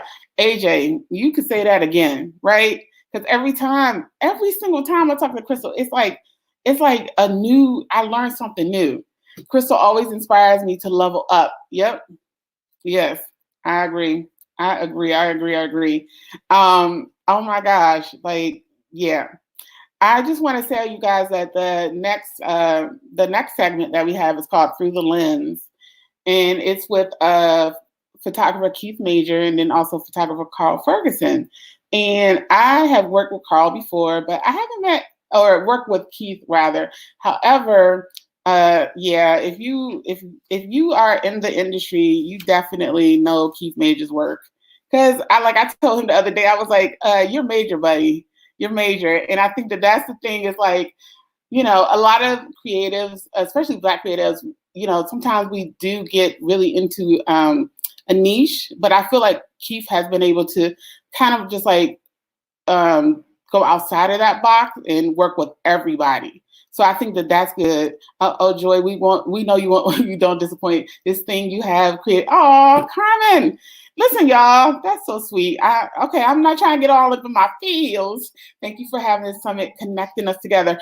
Thank you so much for that. I appreciate that. How about this, guys? I hope you guys are networking in the chat. I really do, because I think that this is an opportunity for everyone to kind of meet each other, follow each other, like talk outside of here. That would be awesome. That would make my day. Vicki, thank you so much. I'm so grateful that you created this summit. I appreciate it. Like, I didn't know if anybody was going to show up. I really didn't. And I was just like, I'm just still going to do it. My friends were like, girl, what are you doing? Like, what? I'm like, well, look, y'all, I don't know. I just got an idea. So I'm so glad that you guys are supporting me. I appreciate it. Keith is amazing. Okay. So he has been in this industry for, well, it says on his bio over 30 years. And it seems like he's getting ready to come in here with Carl and they're getting ready to tell us the truth. So let me start to introduce these fellas to you. First up, I want to introduce Keith Major. Like I said before, he's Major, okay? That's all. I mean, like, that's a perfect last name for him. I don't know what else to say. There's nothing else I can say. How about that? But he has over 30 years of experience and a roster of A-list clients, which include Sony, Colgate, Essence, and Cosmopolitan. Keith has achieved his childhood dreams and established a sterling reputation as one of New York's most talented and productive commercial photographers. And I want to add to that, global. Keith is global, okay? He's is a global artist, and he's established his way into that. So let me bring Mr. Keith Major into the room. Hey. Hey. Yeah, how are you? How you doing? Welcome. I'm so happy you decided to do this with me. Of course. Thank you so much. So I want to also bring in Carl Ferguson, and you guys know each other, but I want to introduce Carl to the world as well. And Carl Ferguson, I've worked with Carl before, and he has certainly developed into a mainstay over the past 5 years.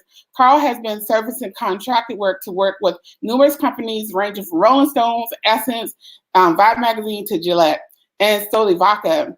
He's also shot heavy hitters like Cardi B, Issa Rae, and Erykah Badu, to say the least. If you go on his site, you know that is just a few of the names right there, just a few. I don't know if you guys just recently saw all these images coming out with the cast of Power.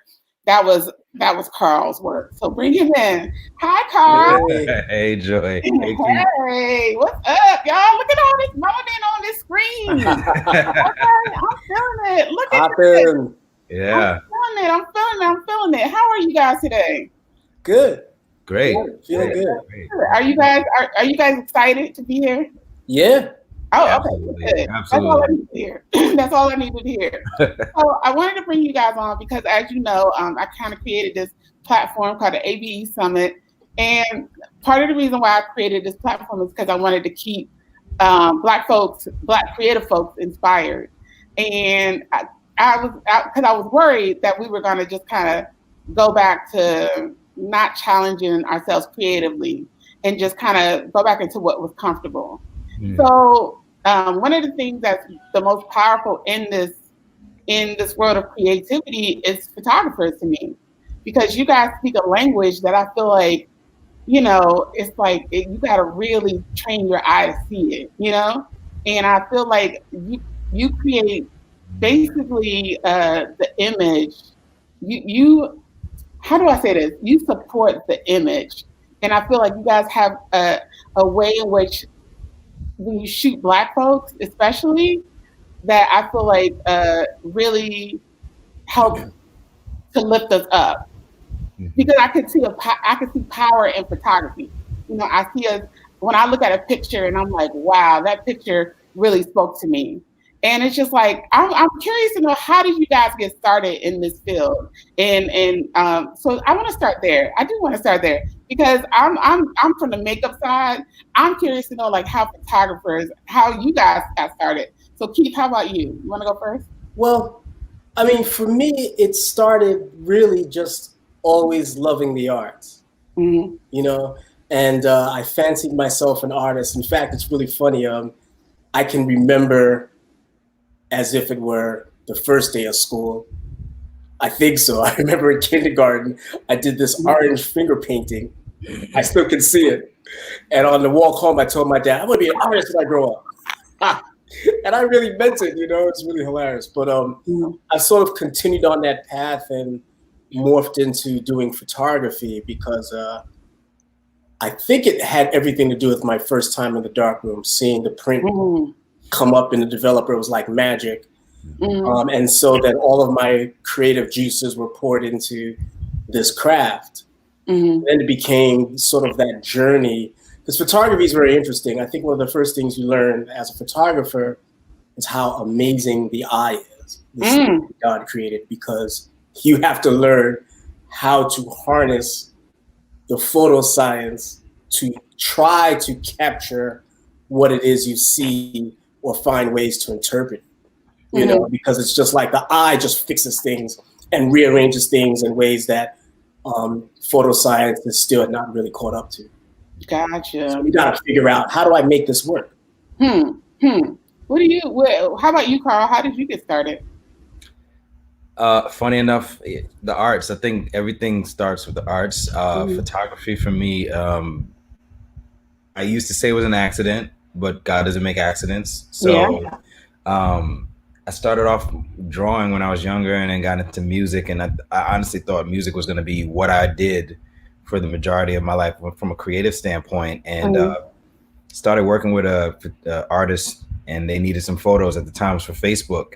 And honestly, out of necessity, started taking photos for them for that. And then, you know, a couple of comments here and there, you know, you should actually take this seriously. And I remember purchasing, I think it was a D90. It was my first SLR. We were going to Japan, and I said, all right, let me just try it out and see what happens. And I shot some photos for an artist. A friend that worked at Vibe said, you know, they liked it, they wanted to run it. I'm not from the industry, so I was like, what do you mean run it? And then the minute that it hit the website, I was hooked. I was you know, and I had been seeing images from like Keith naming some of the photographers whose work inspired me. And I'm glad that you said what you said about empowering Black people in the images. I always looked at Keith's work. Kwaku Olson's another one where as photographers, it's just like to see us in that light was important. And I don't know if Keith, if you understood that was how it was going to be translated to, you know, us coming up as young people looking at your work. And I hoped to walk in that line. So to hear that the images are genuine and they paint us in great light, that's something that I hope that I'm walking in that line of. Yeah, man, that's for sure. I love that. I think that is why I'm like, I really wanted to have photographers on here, especially Black photographers, because a lot of times when I'm on set, I'm not seeing Black photographers like how I want to see. Like let's be real. On set is the top of a food chain. On set, let's be real, and the photographer is the one. Okay, so that's the I am humble enough to say that. Okay. I'm not a makeup artist stuck in my ego. But at the same time, it's like, it's a different feel when I step on a set and I see a Black photographer. That is a whole nother realm of possibility to me. And it's just like, and it's so inspiring to see. You know what I mean? Like, it's powerful when I step on that set. There's a whole power around that. Yeah, I think that's been one of the issues, is that it is a power position. And so, you know, folks have been slow to allow the Black photographer to sit in that spot outside of, you know, our own community, and often within our own community. I think that one of the things that I hope begins to happen is that recording artists and celebrities and dignitaries that are of color request Black photographers on set. Mm. That's the part that gets missing. They've stepped up a bit in requesting their hair and makeup people, almost out of necessity, because we know that, you know, those people can handle your skin tone, your hair type. But they haven't always considered, you know, having that image being cared for by Black creatives. So much so that, you know, one of the young lionesses out here, Dana Scruggs, was the first photographer, just last year, I believe, to photograph the color of Rolling Stone. We're talking about American music, of which African Americans are the avant-garde. How is it that we've waited this long for one of us to actually photograph a cover? Yes. Some of that has to do with our entertainers not recognizing that, you know, use your voice in this arena and ask for us. Yes, that's a great point. I really love that point. How about you, Carl? Yeah, no, I agree 100%. You know, I'm glad you mentioned Dana. That was, I think, one of the issues were that when I spoke to people about it, or that they didn't realize it. I think sometimes that we're in the industry so much and we know what we deal with as far as the hierarchy and getting through the red tape as Black photographers. I don't think it registered to a lot of people till the numbers came out, when it was like first cover in 100 something years, and they're like, wait, what happened? Of 50, like, Vogue. They had Tyler Mitchell cover because Beyonce requested him. 125 years it took. So that's the thing. Like, until that happened, when they started seeing the numbers, a lot of people were like, I didn't know. You know, I guess a lot of people didn't pay attention to it. I guess they take for granted the fact that, and it's the same thing. It's subjective, like music. You'd think if you're talented and you can do something, there should be no red tape. But we know, because we're in an industry, that that's not the case. So when, you know, even working with Colin, when Colin did GQ, and I had to explain to him, I was like, there's never been a Black male at the time that had shot a Black person that had shot the GQ cover. He was shocked. You know, he did his due diligence to make sure everyone else was Black, stylist, makeup, everything. And that was like, wait, that was the one thing that most people, I think, take for granted. They love the image, but they never really lock into the idea that not a lot of us are the ones behind the major shoots. I agree. One of the things I'm seeing now, though, is that I am seeing an emergence of Black photographers coming on the scene. And I really love it. Like, I'm seeing some like amazing stuff coming down the pipe. I'm floored. I'm like, this is absolutely beautiful. So I tend to get frustrated when I do see like covers that aren't shot by us, because sometimes I feel like the lighting, like, a lot of people don't know how to light Black skin. Like, let's be real, you know. And it's just and you can tell the frustration on set when they can't get it right, you know. And I'm just sitting in the corner like, like, I'm like, okay, you know. I was like, so I tried to tell you. I was like, you know, I ain't gonna say nothing, but I'm gonna say something at the same time, you know. But so I wanted to know, my first question to you guys is, well, one of my first questions is, before the pandemic, what were your feelings of the role of the Black photographer? I've kind of always approached it from my childhood upbringing, you know, being a boomer of sorts, you know, born in the 60s. I grew up with sort of that Black is beautiful mantra. And so I was that guy that had the posters in the house. I had the Angela Davis poster in the house. You know, we had the Malcolm X photographs. We had the Fist in the Air 68 Olympics. And so it seems that has infused my work with the desire to create beautiful images of ourselves that people can be inspired by, can enjoy. And ideally, I'd love to have, you know, my images in your house or in your workplace, you know, decorating the space and inspiring, you know, and illustrating the best of us. And I mean, I agree. The idea that we're documenting, and the way that I look at it, I'm more of a portrait photographer, and I grew up the same way. You know, if you grew up in a black household, that, you know, anywhere in the 70s, 80s, your parents had pictures on the wall, and they meant something to you. They weren't just, you know, parts of the, you know, the decor. They actually meant something to you. So for you to hang on the wall was a big deal. So I've looked at it the same way, as far as I don't know that the images that I'm taking are necessarily for me. They are for me in the moment, but I still look at it like, when I leave, these are the images of people that, you know, someone's going to want on their wall. Like, you know, there's an Erykah Badu photo that I posted recently. I'm literally not concerned with what happens with it now. I'm thinking years from now, someone's going to say this image fits me and the fact that I love her music, and I want this to live in my house to represent who I am. And I feel like it's a major, I don't know, I don't want to say burden. I think it's responsibility. At being the few black photographers that there are, we don't have the real estate to be lackadaisical with what we're actually taking images of, you know. So yeah, I think you make a great point. I hear hopefully that goes away. I don't know what it is. But I think, hold on, let me see that because it keeps going in and coming out. Okay, I think it's gone away now. I think that's one of the things that I think about is the fact that the care that's taken to be put into the image from a black photographer for a black creative and pushed out into the world. I think that the care is definitely taken by you guys.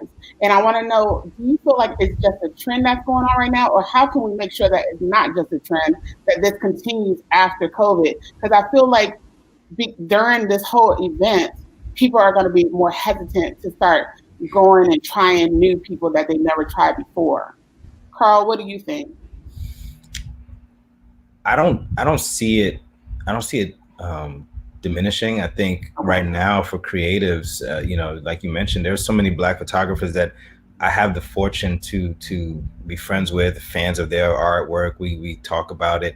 I remember Dana we having a conversation about her talking about the industry and how a lot of the apprehension is the fact that they don't want to learn new techniques to light people. You know, they've been lighting white skin for so long. Yes. More like, if this can fit and it can get away with lighting a black person the same way, then they'll do it. But it requires more, you know, there is care to it. So I think the fact that the reception to the images has shown that people really want to see our skins lit properly by, you know, people that understand it, which tend to be us. So I don't see it diminishing. I'm not really sure the full impact of what this is going to have on the end with the industry. I mean, a lot of places are closing down. So I think, to be honest, it may end up being that a lot of our creators, such as Keith and myself, we're going to be doing a lot of this on our own, being more like an agency. Hey, can you take care of this? We'll take care of it from top to bottom. And it'll be less involvement with these brands and their creative direct. They may do it from the standpoint of an exchange on phone, conference calls, whatever. We've been working remotely, but I think as long as you have the tools to execute what they need, I think it may be in our benefit, just to make sure we have all the tools of the trade to capture the image, put it out ourselves. Okay, I like that. What about you, Keith? Well, I feel like we're still in the incubation period with this whole pandemic thing and post-pandemic. But I don't see the creativity, like Carl said, I don't see the creativity really diminishing. Okay. As he said, if anything, I've seen a burst of energy. A lot of us have, gone live and done things to pivot in this space. And as a people, we have always dealt with adversity and found ways to flip it, to pivot, and to make it work. And so I don't expect that to change. I mean, in general, that's human nature, as much as it is, the nature of Black folks. So I expect it to continue. I certainly see the robust energy of the younger photographers, younger than me, You know, the people that have come behind me, they've been doing great work, and I certainly don't expect them to stop creating. I mean, you can see in the work the passion and the dedication that they have for what they're doing. So I feel really good about where we'll be. You know, there are going to be some bumps and bruises. I think there are some economic scars that are going to need to be mended and healed, but in the end, we'll get through and we'll do well. I love that. I love that. Keith, you just mentioned about pivoting, and this is the time for a pivot, you know, or add in addition to whatever you're doing. What are some examples that you could give in terms of pivoting your craft right now? Well, I think like a forum like this, for instance, represents kind of the current state, the current pivot, you know, where we pivoted to. I have been invited to a couple of these. Okay. One interesting situation I had was I was speaking with a colleague who has been teaching video and photo at a high school in Philly. And he has a robust program, but he needed what's the word I'm looking for? Consultation on purchasing equipment. So we did a live chat with his assistant, and a high school alumnus, someone who had graduated and started going to college. And we all talked about the equipment he was purchasing and why, and how it was going to help the students going forward. And it was very invigorating, and it was all done remotely. I think for me, being late 50s and having done this for so long, the pivot has been the mentoring, the conversations, the seminars, those kinds of things where you begin to share your knowledge and information for the generation behind you. So that's been sort of my pivot in this space, is to begin to move into that master elder statesman place. Love that. Carl, how about you? I think for me, the pivoting part, I think I've taken on a lot of the roles that unfortunately, the age of the photographer who builds up their career and they have an agent to rep them. Not that a lot of Black photographers were repped in the first place by the majors, but I think taking on the role of being the agent yourself, it kind of put me in a place where I don't know that there's too much that I'm going to have to pivot. Just from a creative sense. It's more like I'd say from a marketing standpoint. Okay, things shift now. How do I position myself for whatever's going to come next? What I mentioned before about owning the tools of your trade. I've had great mentors. Keith is one of the people that I spoke to when I was coming in, and I wanted to assist him. And he asked me specifically, he said, "Do you want to assist or you want to be a photographer?" I said to him, "I want to be a photographer." He said, "Okay, well, go shoot." And that's because he knows that some people get stuck doing it. So with being in the photography realm and having mentors mention to me that I needed to own as many of the resources that I could. So from shooting the equipment, owning my equipment, I do my own retouching. I do have retouchers, but the process itself is self-contained and under my brand. So it gives me a little bit more control. I think the impact here is if you've been someone who rented all the time, who needed to go to studios, I think where it's going to be an issue for other photographers is when you don't have these things in your control. So thankfully that advice from the mentor that told me to do that came in handy, because at this point I was able to still shoot things and do it on my own. The only thing I haven't been able to do is develop film. Been shooting it, but I'm literally about to learn that this week, just because it's just having to be in this space of taking on. And that's the thing. I miss the generation of actually developing film. I want to speak to that, because I find that there's a lot of sort of nostalgia about film, and this idea that you missed film. Certainly, if I'm honest about it, yes, the guys who had to deal with film, we have some certain kinds of chops that can't be replaced because film was so difficult. Film took no prisoners, but I watched things that used to take years to learn reduced to a moment. Right. And I've also had peers and colleagues who didn't make it the switch from film to digital very well, and lost a lot of their careers in the wake of that. Right. What I firmly believed and what got me from film to digital seamlessly was I knew the history of photography. And I knew that there was a time before film. Right. Now imagine the time before film, you had to create your own light sensitive material. Yeah. You had to coat that material on what they call plates. You were an alchemist. Now imagine telling those guys, now we're going to shoot on plastic, Right. provided by another party making a light sensitive material. I think that's more drastic than film to digital. Absolutely. And so I figured, well, if that switch can happen and we still make images, we can make the other switch. And I say to young photographers out there, I believe that the image is way more important than the process, especially people of color. We have harnessed at our best. We harness processes and we flip them. You know, we turn turntables into and I don't want any of the young people to get bogged down with shooting film because I just don't think it's necessary. Film is toxic. The chemicals are toxic. In one case, I knew of someone who was a vegan. Film is gelatin based. If you're a real super vegan, you're not about gelatin, which is an animal product. Wow.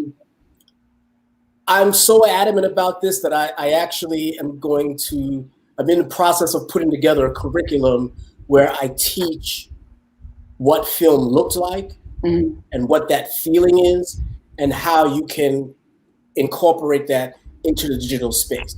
Oh, I love that. Technically, the only real difference is digital allows a perfect response in terms of it's able to capture a higher tonal range than film ever was. But what looks sexy about film was its limitations. Yeah. You can build those limitations into the digital platform and get that look without going to film. Wow. Okay. I'm sorry. I'm really passionate about that process. I'm just sort of like, I love that. Do your thing. Don't worry about what we did. Yeah. Do you? Okay. It's working. I love that. Okay, that is a word right there. I mean, like, and that is perfect for what's coming about afterwards. Like you said, like just continue on and keep going. Yeah, these young, especially like young Black female photographers, man, there's a lot of great work out there. And the brothers too. Like, and I love what the young folks are doing. And I'm just like, yo, like Carl and the rest of them, just keep doing it. Y'all doing you're doing your thing. It's beautiful, and just keep doing it. I love that. I love that. I want to take a note on what you said about history because it's the conversation I tend to have a lot with the photographers that, because I didn't come from a background where I felt that it wasn't a traditional way. I didn't go to school for it. I didn't know that this was a thing. I always felt like I had to prove myself more than other people did. So the history of it to me was extremely important. I wanted to know about all of the photographers. Albert Watson is one of my favorite photographers on the planet. But like really digging deep, Irving Penn. And so I have these conversations with my mentors where I'm really like, they'd mention a photographer and I just dive into it. I mean, we have nothing but access. And I noticed that the one thing that I do run into is that there are a lot of photographers who don't do that research. Yeah, you have to. I think what happened was, this is my personal theory, being of the boomer generation.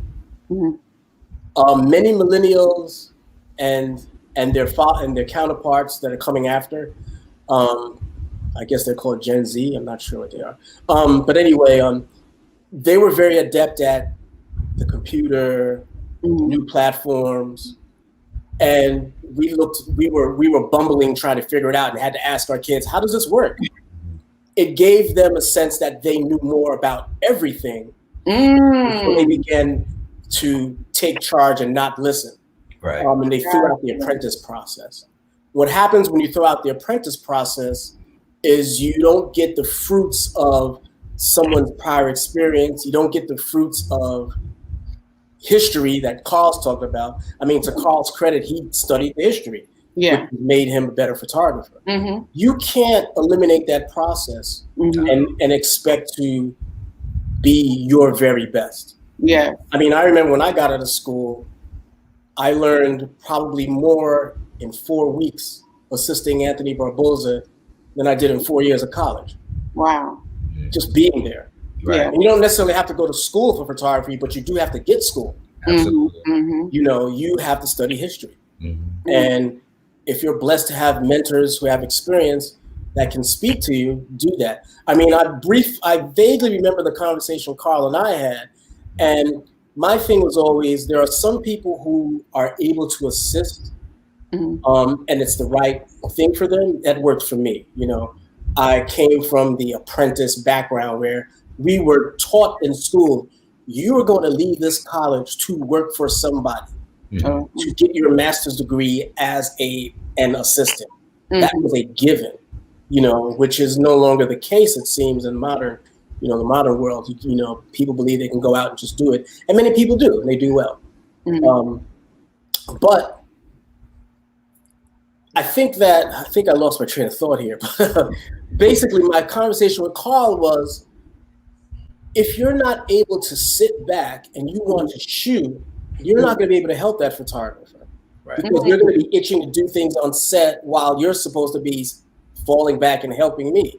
And so if you feel like you can't do that and you're ready to shoot, go shoot, because you do learn a lot by shooting. You probably learn more by shooting than anything.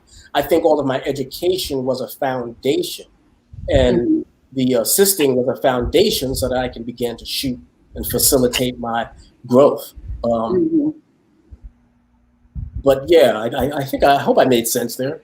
I definitely think you did to me, but I do have a question though. How do you think, or how do you impact the landscape as a Black creative, both behind the lens but also through the lens? Carl, I'm gonna go with you on that one. So, really quickly, do you think that impact will change?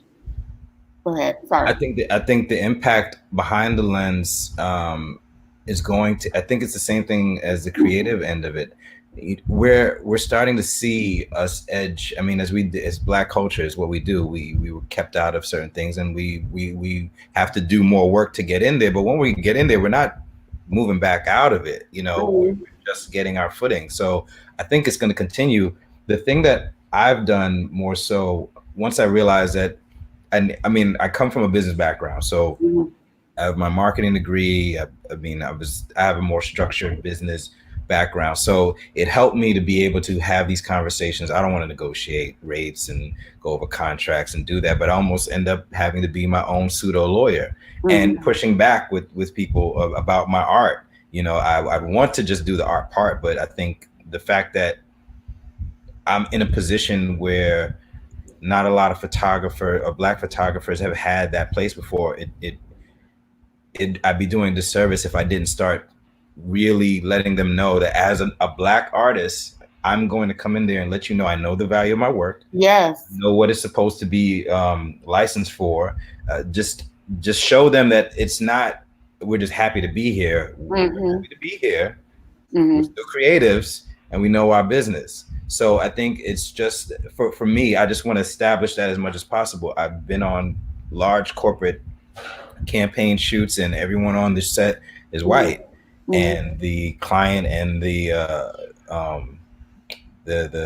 client, the talent, everyone comes around and they're, you know, saying hi to everybody. And they say, well, I want you to meet our photographer. And the entire crew just looks past me, like to the point that it's uncomfortable. And I'm like, hey guys, how you doing? And it's that I know that there is the barrier that I'm pushing is not even for me. I need the younger Black photographers to come up. I mentor them as much as I can as well, because I need them to get used to the fact that they're cutting checks for work of Black photographers, that these photographers know what they're talking about, that they try to take advantage of them because they're like, oh, well, they haven't had the experience, they haven't been in these situations. So I think for my contribution is to be a resource for other Black photographers, to be an example when I get in these meetings, as what a Black photographer should look like. No different than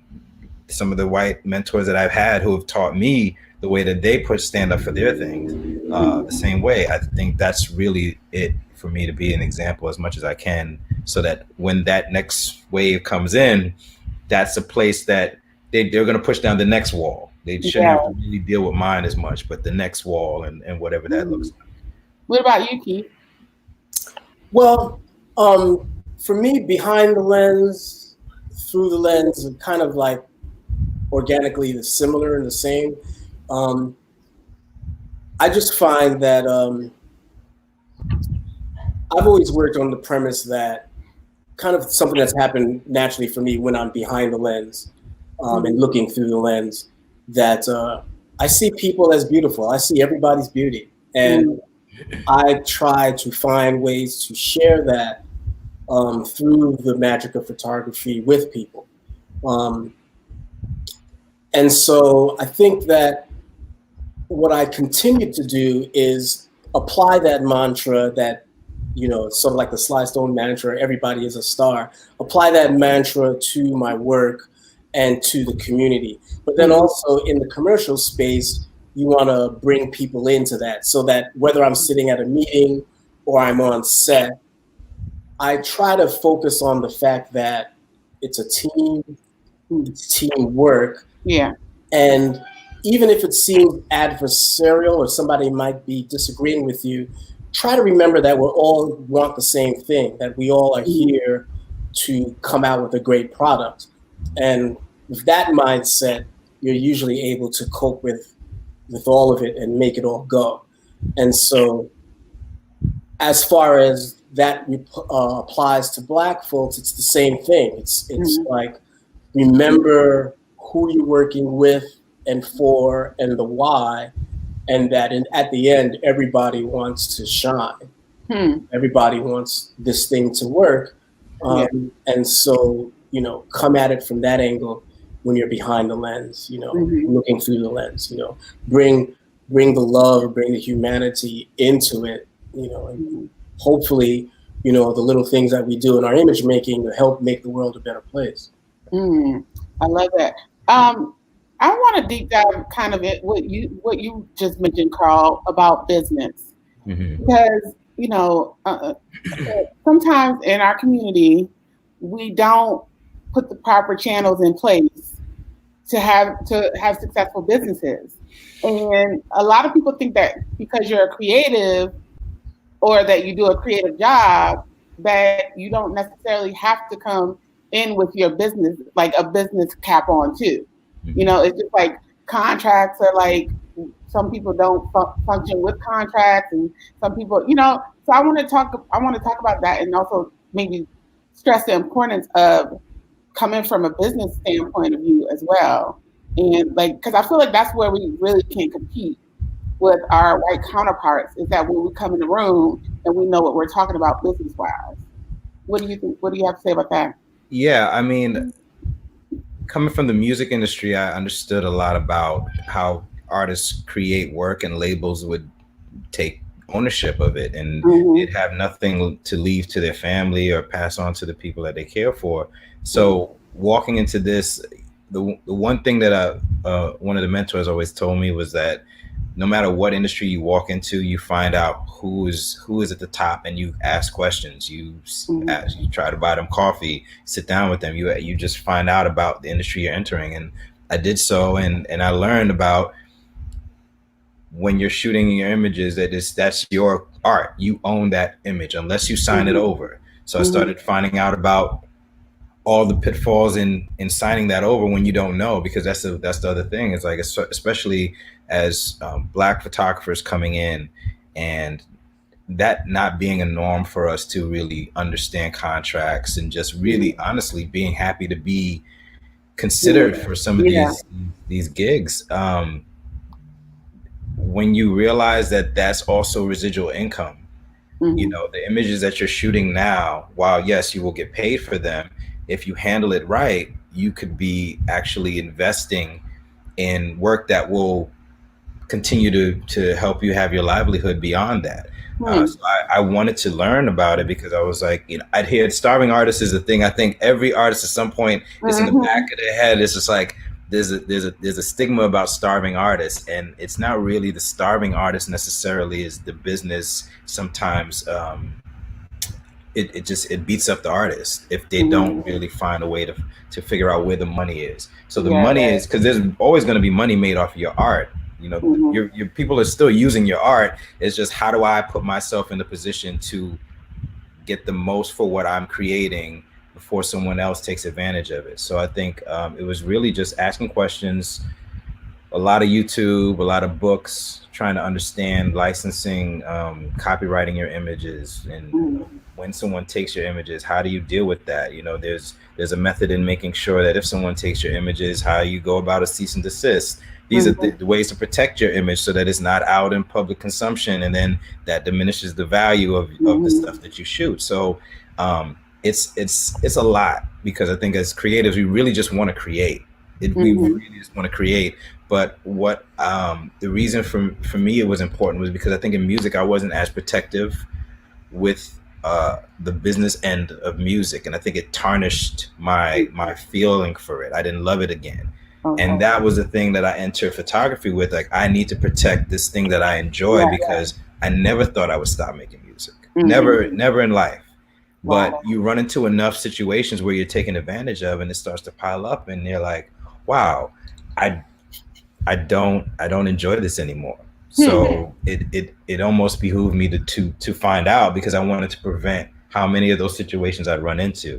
But as Black photographers, I think, which is one of the reasons I've been a resource for them. I have photographers call me all the time about contracts, and I'm like, what are they asking you for? Well, this is what this means. And I have no problem going through it with them, because again, I need them to succeed, to move up, so that these clients start seeing more Black faces, and they don't feel a certain way about when I come in with my rate and feel that I'm not justified in it because they don't see enough Black faces over there to feel that we're valued.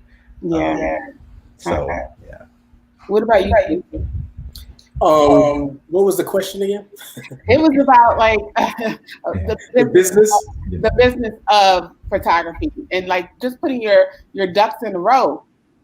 You have to. I mean, everything that Carl said, I would co-sign. You have to protect your images from. And I've been pirated before. I bought my first computer because someone got caught out there pirating my stuff, and we sued. It's important to know that you own the copyright generally once you take the photograph. It's important to know that it's currency. I do have photographs with stock agency, and there are times where I get paid, while it's just sitting there being resold. Like, for instance, I photographed a certain celebrity who was on television, and they used the imagery and placed it in a certain way that for that month I received thousands of dollars for that month just because of the placement. It's important that you protect your images and know what the legal ramifications are of what they call a buyout. Like, sometimes you have a lot of clients want to own images, and they say, we want to own it. Especially and it seems like you're in a very small job, and they're not even paying the kind of money to own it. One of the things that I've been able to get around with that is, what people don't realize is what they really want is, I want to be able to use this image for my platform in this way. And I'm like, well, that's different. You don't need to own it to utilize it. Let's spell it out this way. In my contract, which might be simply just the stipulations I put on an invoice, you can use this for, A, B, C, D, for specific to this particular project. But you cannot own it, because ownership means that you might be able to find a way, like, hey, I could use this image to sell some other things for something else. And that's what you want to guard against. And unfortunately, one of the reasons why there are reps or people have to ask for business is because, like any art, there is that space that where it lives, where we just love what we do so much that we generally would do it for nothing. And people seize that on that love that you have, or that desire, or you're trying to get on, and so you compromise because you're trying so hard to get on. People seize, they seize on that thirst. They take advantage of it, and that's what you want to guard against. You want to know your value, even when you're just starting. And I'm not saying that you have to charge A-list rates if you're just starting, but know what the landscape is. Right. Know what you're giving away. If you decide to give it away with knowledge. Understand what the playing field is. It's better for all of us, because one of the things that happens is, if everybody devalues their work, then we're all in trouble. Absolutely. Yeah, and I feel like that is that is kind of happening, or happened right after, I think it was like the crash of a few years ago. What was it, 2008, when everything kind of went down and all the rates went down, and then it's really hard to bring them back up.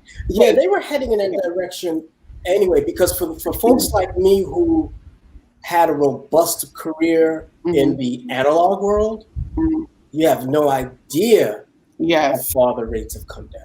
Oh, because what happened was, we used to do a job, and it's like, you pay this much for that. Let's say I do an ad job. They'd say, well, you'd get point of purchase, you get that number for point of purchase, and you'd get another number for packaging, and you get another number for print, and we're just throwing a couple of hundred for internet, because the internet wasn't a thing. Right. It was alive, but it wasn't thriving. Right. And as those worlds converged and the internet, passed print, for some reason, the digital marketplace numbers stayed where they were. They should have risen. They never really did. And brings about they came up really slowly. And so we've been fighting that fight. And then what you say, Joy, the recession hit, and it was like, oh, now we can really put the screws on you. Yeah, because that's what I really want to protect Black folks, Black creatives from, because a lot of these companies are doing are taking advantage of people, and especially when it comes to, like, for instance, social media ads or like the advertorials, where it's like, oh, it's going to be in a magazine, but who is, like, where, and I feel like we're not asking the right questions to get the rate that we actually deserve. Right. And I feel like sometimes we're afraid to ask these questions because, like you said, sometimes we just want to shoot it, or sometimes we just want to be involved with in the process. How can we kind of put the brakes on that and say, no, take care of the business first, and you might not, if it doesn't plan out like how you want, or play out how you want it to, walk away from this and move on, because you deserve more, or you deserve to be respected. Your craft deserves to be respected. And especially as a Black folks, I want us to speak up and use our power in that regard, and not, like you said, be thirsty. Sometimes we got to walk away from it. What are your thoughts on that, Carl? Well, I mean, walk away is absolutely it. For me, I try to paint it in the picture of the money lost. Sometimes it's hard to get people to understand because they see the number that's in front of them. And a lot of times I have to reference it with my white counterparts, So a lot of the mentors that I have, this is a white photographer who shot XYZ. This is the number they told me, and this is what they said they would do. They would walk away. So if they would walk away, and I'm comfortable walking away, I need to walk away, because I need to maintain my value. I can't be undercutting it, and I have to teach the next generation the same thing, because for each person that wants to do it for half the price that either Keith wants to do it or I want to do it, we are setting the bar there. When I run into, I'm so happy he mentioned that thing about the exclusive contract versus buyouts, because I have that conversation all the time, and I'm like, no, you want an exclusive contract, because what you're asking to do and the money that you're offering me, this is not a buyout. You can't buy my image for this price. But knowing that is important, because the exclusive contract might be a big number. It might be more money than a photographer might run into. And they were like, oh, well, I don't care about these images. You don't even know you don't care about them.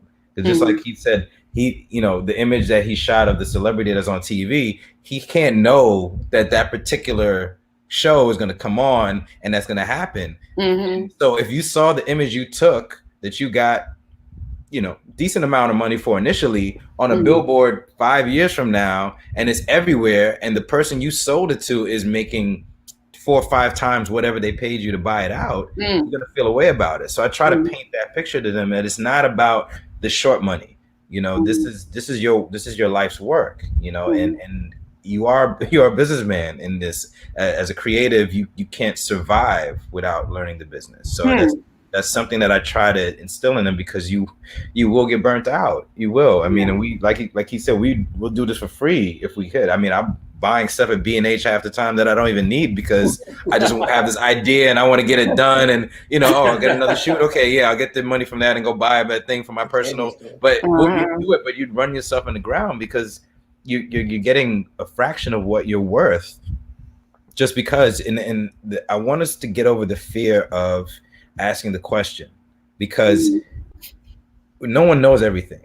I'm grateful. I always seek out mentors. I always ask questions. I don't know everything. I know as much as I know today, and anything else I don't, I will go and ask someone else. And I have no problem humbling myself to find out. There are photographers under me that are, killing it on social media. I'll ask them questions.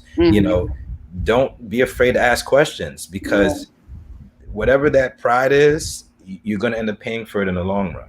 It doesn't save you anything if you look like you don't understand something or you don't know anything. Or, I mean, it's fine. It's better for you to go, confront whatever that emotion is, get the information you need, and move in the better direction for whatever is right in front of you.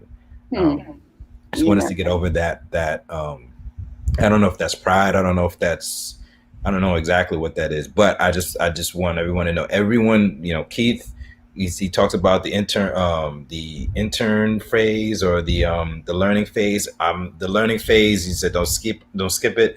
It is like, no one knows everything. You have to ask questions. Like, it's just part of life. So please don't complicate your life because you want to avoid looking odd or looking like you don't know something for one exchange with another person. Yeah, to piggyback on what Carl said, I've always tried to remind myself that I already know what I know. And so I'm going to grow by listening and asking questions. Because, I already woke up knowing what I'm going to know. It's like, what am I going to take in that's going to elevate me? Is way more important than me, speaking what I know unless asked. And if I'm asked to help, then but if that's not the case, then it's the questions and listening, where everything Carl said is true.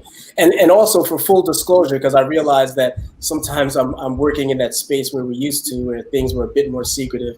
The celebrity I was talking about was Hill Harper. It was a simple photographs. I've done a lot of Hill's book covers, and we did a couple of outtake photographs that one of the TV networks wanted to utilize, and through my stock agency, Contour, that's affiliated with Getty, we were able to sell a lot. I remember when the elderly fashion icon Iris Apfel photographed her for a magazine, and those photographs have sold over and over and over and over and over. They've been used in a book about her, a biographical book.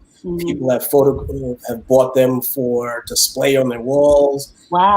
Articles, and with the magazine, my contract was just work for hire. I got paid a rate to shoot it.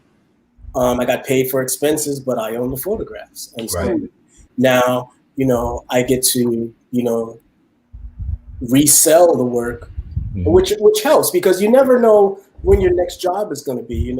Just like Crystal said earlier, you have to prepare for those downtimes. There's like ebbs and flows in this career. One of the things that I've noticed also is, and that I need to speak to, it's been a different path for me because I went to school for photography. I assisted a photographer. Any job that I took was a job in photography. So I actually built my career by working for a studio and hustling evenings and weekends and taking days off when I needed to. And I figured, look, they're either going to fire me because I'm too busy, or I'm going to get so busy that I can pay the rent for the space that I use in this space. And the latter happened. I ended up paying the rent in the space. But that was my path.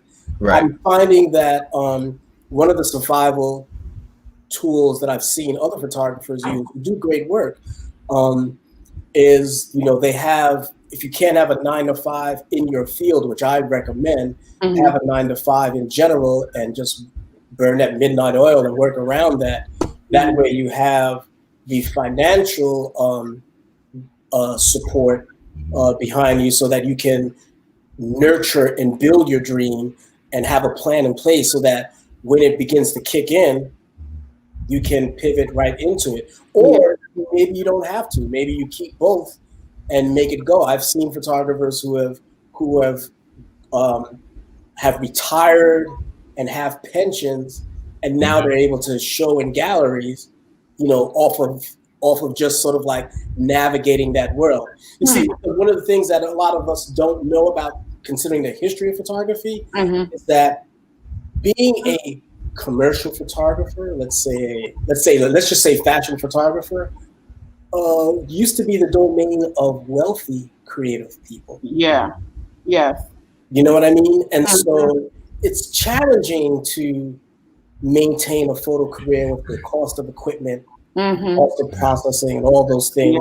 If you come from a working class background, so sometimes you have to manage your the way you're doing it differently. That's why it's very important that to navigate chasing your dreams in a positive way. Like, in other words, I don't think it's crazy to keep your corporate job while you're building your career. And you want to get to that point where you built that career to the place where you had that crisis moment where it was just like, what am I going to do? I either have to go do this big job for this money or not show up to work for that day. And that's when you'll find out, what where you want to be. Yeah. Now that work that I put in, I can leave this corporate job. We have Q&A starting now. So if anyone has a question, but I have a question. Okay, so we're gonna start with everyone else's question first. I'm gonna ask this question last. How about that? What's a good camera to get started with when shooting beauty products and models? I'm not a photographer, but can do a little something here and there. Okay. I want to get right to that. Somebody said something real profound the other day to this question, another photographer. He said, get the camera that you can afford. That's your first best camera. Here's what I will say about beauty that a lot of people don't realize. Let's just look at the iPhone. They came out with this portrait lens, right? No, it was portrait mode, actually. Yeah. What the portrait mode was, it addressed something that used to drive me crazy with cameras, camera phones, is that the lenses are wide angle lenses. Wide angle lenses. Now here's a real gem for you photographers out there. Wide angle lenses, normal lenses are not beauty lenses. They distort, they see things differently. If you want to take a beauty photograph, and you really want it to look like a beauty photograph, then you want to use a longer lens. You want to start with anywhere from 100 millimeter. My favorite on a 35 millimeter is a 135 millimeter. If it's medium format, it's a 150. That has been one of the secret sauces to my beauty photographs, is understanding the lens. Now, you can get good beauty with normal and wide lenses, but you really have to know what you're doing. You have to have been able to see over time to be able to, manipulate that. So I suggest a longer lens. So to answer to your question, whatever you do, make sure you have a portrait lens. Make sure you're in the 100 millimeter to 135 zone when you want to photograph your beauty. You want a portrait lens, a longer lens. So your first camera should have that capability. Carl, do you say the same, or what you Yeah, think? no. I mean, everything that Keith said is on point, especially the part about, you know, what you can afford. I mean, that the answer to that question could go on forever. Yeah. It's what you can afford. That in itself is a whole nother realm, you know, like it's like shooting beauty that's a whole nother different craft to me, you know. Yeah, you know what, actually, and maybe the question is because there are so many, digital photography has allowed a lot of people to pick up a camera. Yeah. Mm-hmm. And we have makeup artists who are shooting beauty. Mm-hmm. Mm-hmm. Ask Vanessa Merrick's what camera she uses. Mm-hmm. Mm-hmm. Ask Renny Vasquez what camera he uses. These are makeup artists who shoot. Yeah. And they shoot well. Mm-hmm.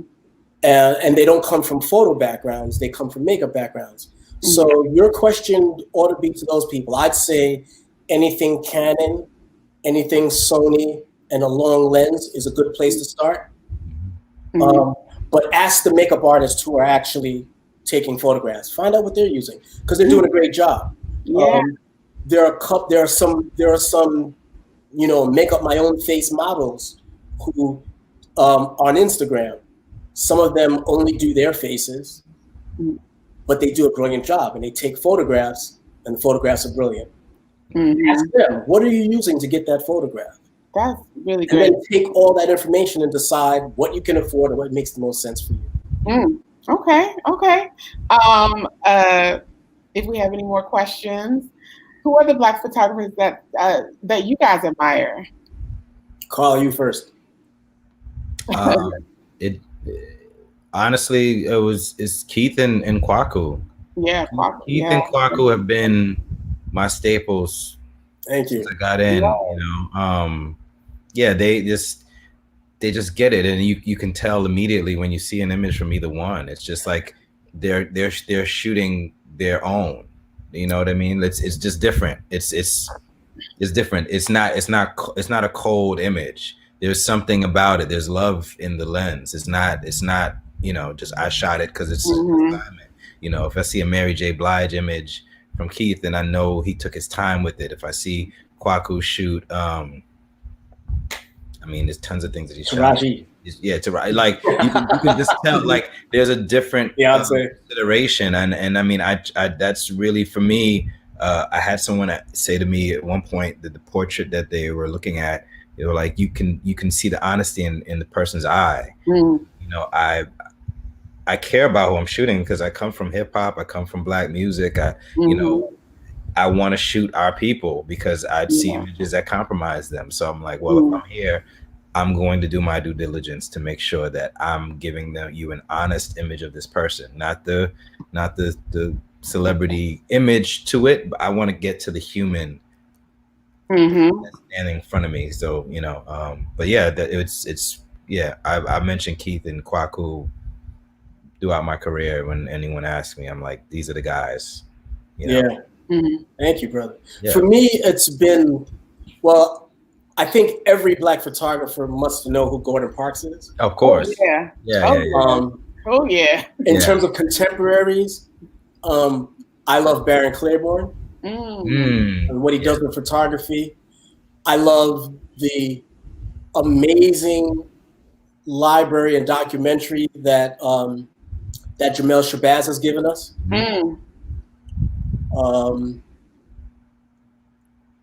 Let's see, who am I thinking of? If I think of young photographers, J.D. Barnes, I like what he's doing. It's funny because there's so many that I love. There's a female photographer, I don't remember the last name. I hate when I do this, but her name is Raquel. You can find her on Instagram. I love what she's doing. Yeah, there are a lot that I love, but I can think of those like off the top of my head. Yeah. I'm gonna give my 2 cents into this. I'm gonna say Gordon Parks as well. Like, I mean, like to me, he was like that's the standard of just like crafting and like storytelling with the Black image and just making us look amazing and just having a point of view that was really powerful.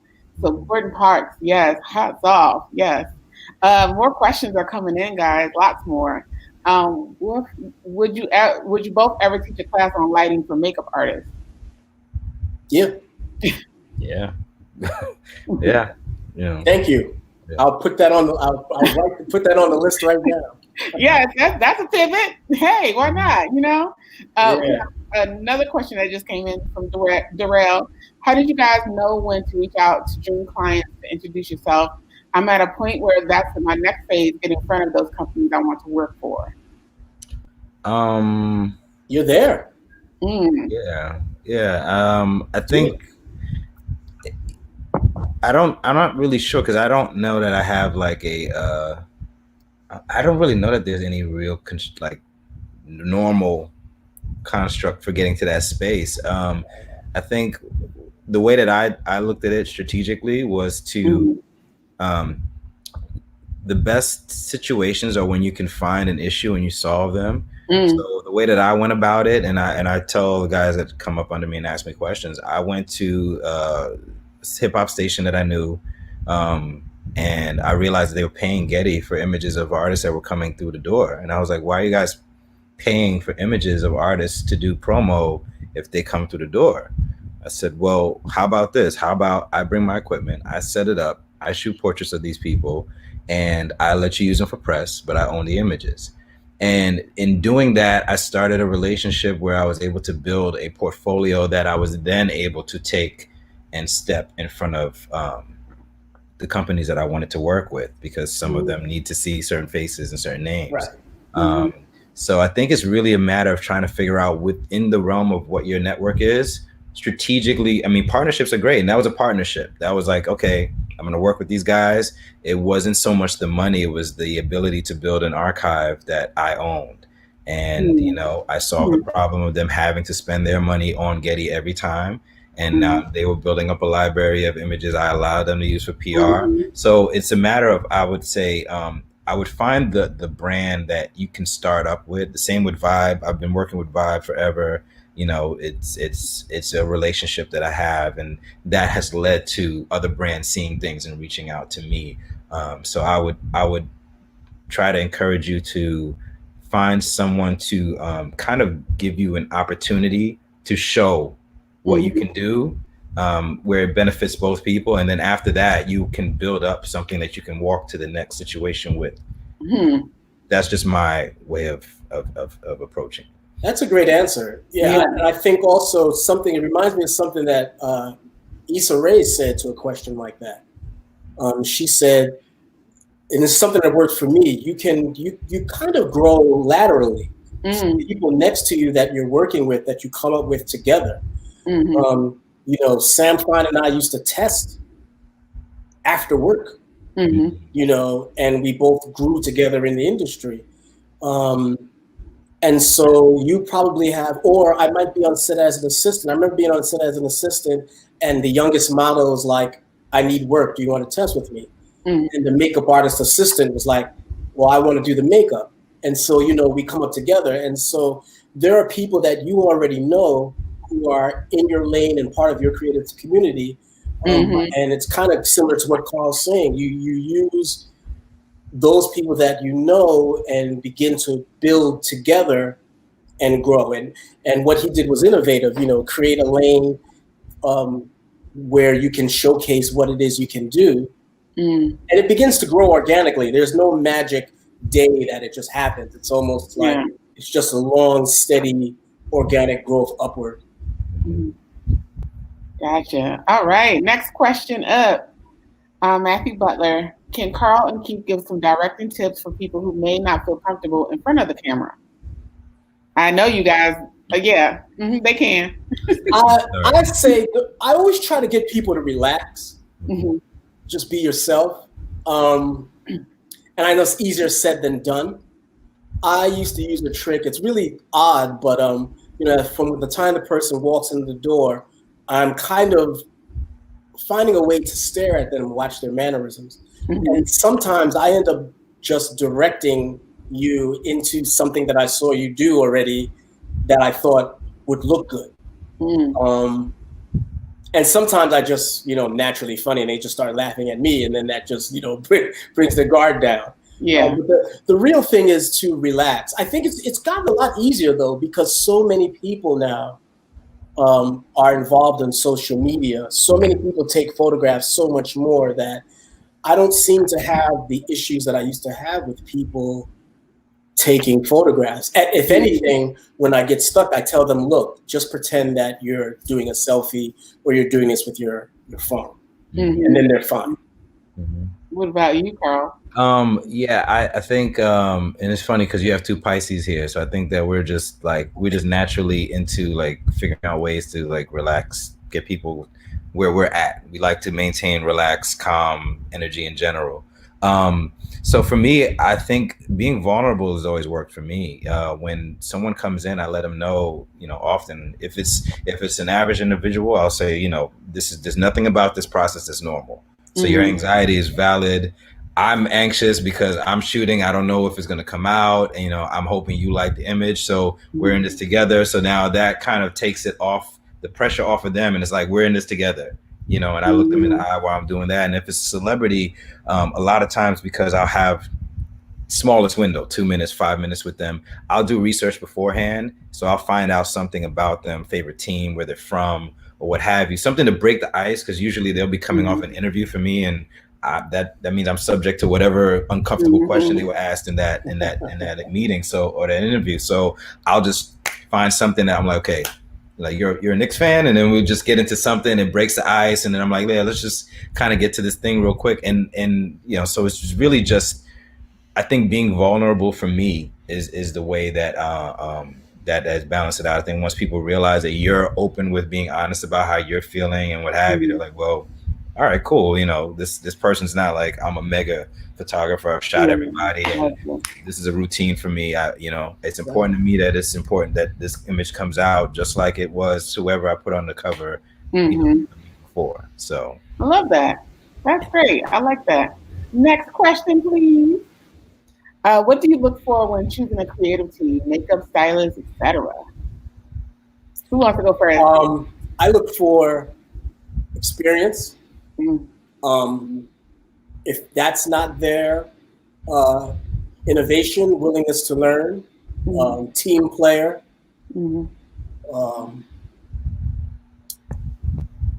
Are they the right fit for what it is we're trying to do? Because I may like you, but your aesthetic may not be what this is about. And I may have to come to you for something else.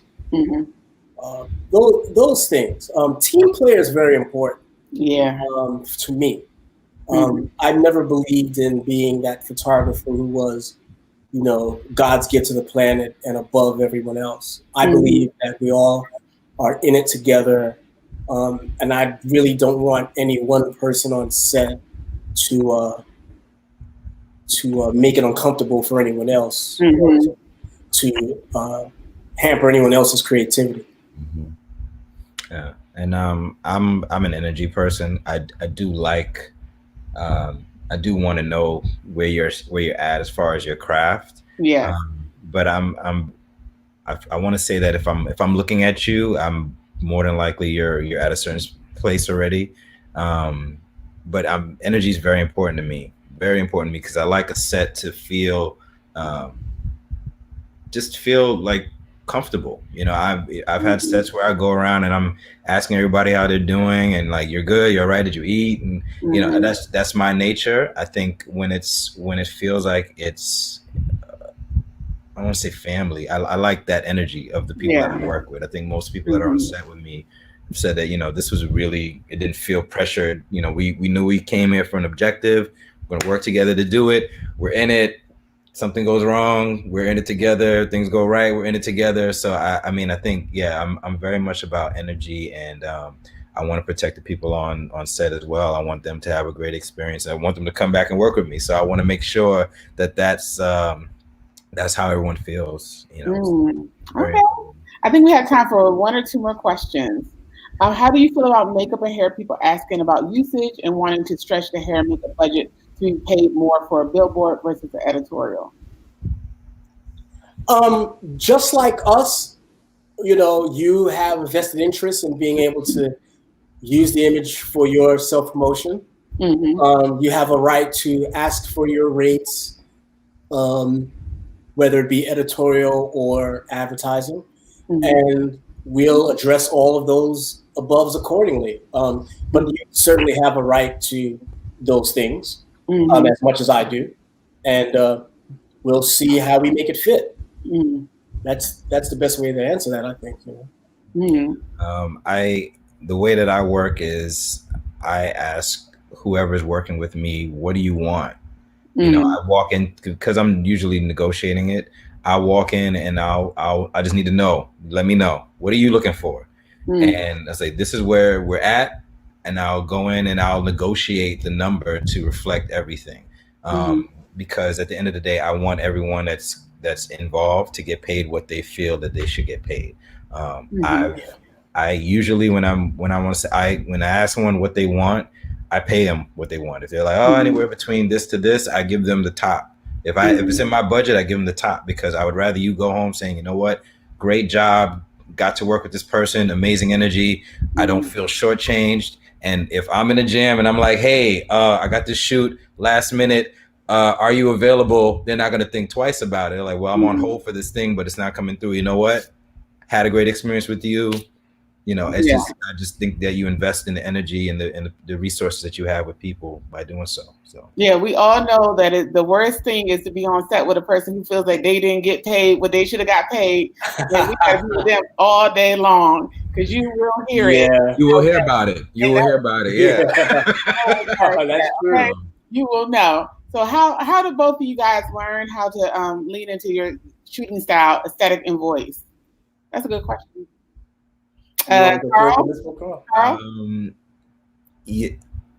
So there was a long time of, and I'm sure Keith is, since he's mentored people, there's many years of looking at everybody's work and looking at it and comparing it. And I had mentors to stop looking at the work, just shoot. And I think I realized that there was a point where only I can tell the story that I'm capturing. There's technical know-how that you need to know, lighting, the way things fall, how it caresses the face, everything. But at a certain point, you have to let go of looking and comparing to other people to actually find your voice, so that it can say, this image gives me the same feeling as the other image I saw, because that's really going to be your brand.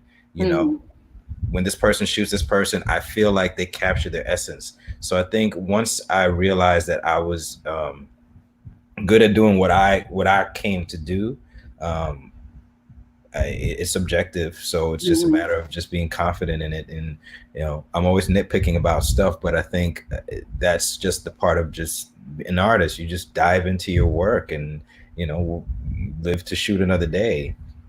So yeah, for me, that's a very broad it's a broad answer to that question, because it is such a process. You start out doing the things that you love, and learning at the same time. Then you fall into the things that you're good at, and there's also the give and take with the marketplace. The people you're shooting, the people you're shooting for. What are they responding to? How do you feel about what they're responding to? What do you like doing? What do you not like doing? There's no real simple answer to building your style and your aesthetic. It's a time thing, which is one of the biggest things. Photography in general is about time. It's about time and patience. And it's a marathon. It's not a sprint. It's not the kind of craft that is built for the modern young creative who wants everything now. Photography really isn't about that. You'll find that some of the strongest photographers have years on you, just because it's just the nature of the beast. So true. It takes time to learn. That's so true. We have time. One more question, and then I want to ask my last question. Okay. And I want to add something to what Keith said earlier. Okay, go ahead. Go ahead. Oh, not this, but So just to get back to what he mentioned about having a job with the photography. So I'm a power plant technician. I've been at my job for 20 years and pension 401k. And I tell photographers all the time, you have to manage your expectations. So if you're someone who can't really create when you're stressed out about bills, then you might need to have a job to take care of that. I know for myself, I can't create if I'm stressed out about those things. So having the job actually allows me to be able to enjoy my passion. It funds me whenever I need to get creative, and there's not a job, I can go get whatever lens, whatever light, whatever I need to create, it's there, and I can walk away, which is very important.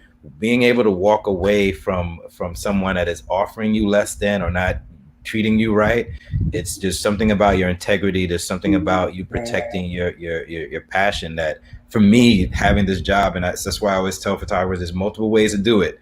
You don't have to jump out the window and just, I'm just a photographer. You can still do a job as long as it's not mentally taxing, And I'm glad you brought that up, because I mean, I'm one of those guys who jumped out the window, but I don't feel that that's the only way to do this. Right. And I know another photographer who was retired from the job, and what he did while he had the job was awesome.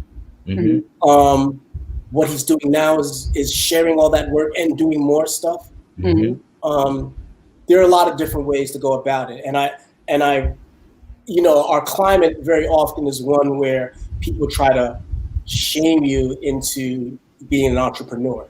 It's not for everybody. Not everybody can deal with, I have to look for a job all the time, because I don't, I just completely work for myself. I have to be brave enough to deal with, I might be a little short this month, That's not for everybody. That's so true. I want to add really quickly to that is that because I had a friend, and I used to tell them all the time, I was like, if you cannot deal with the downtime or the feast or famine of this, then you need to get a job. I was like, because you're not comfortable in this. See, I'm a freelancer at heart. I can rub two pennies together and make it work. You know what I mean? Because like you said, in the downtime, but if you cannot handle that mentally, then you need to do something that you're comfortable with until you can get on your feet to do this full time, So I think that's so true. Let me get this one last question and then my question, and then I think so. Expressions of him. Okay, what would you say is your approach? But what would you say your approach would be when reaching out to someone for mentorship? Who wants to go first? I would say I could just say, because that's for me, be persistent and be serious. Time is the most valuable thing you have. I'm not going to waste someone's time. I remember we were at an event uptown when I approached Keith about it was Uptown Magazine was doing an event we were at, and I would not waste his time. If he had said to me, I want you to assist, or I want to whatever, I'm going to be there earlier than he could have ever asked me to be there, because I need him to know I'm serious about it. I've taken mentors out for coffee. Hey, can I grab coffee and pick your brain? Sometimes I'll have to go to the studio, but just be persistent and be very serious about it, because I value experience. I value experience. So if someone been in the business for 30 plus years is taking the time to share with me, they're helping me skip over years of doing it the wrong way. Yes. So value exactly it. Value that time that they're giving you. Show them that you're appreciative of it. I can't see it not working for you if that's the case. But be persistent and be serious about it. That's it. How about you, Keith? I don't have to add anything to that. You can go ahead and ask your question. All right. Well, there we go.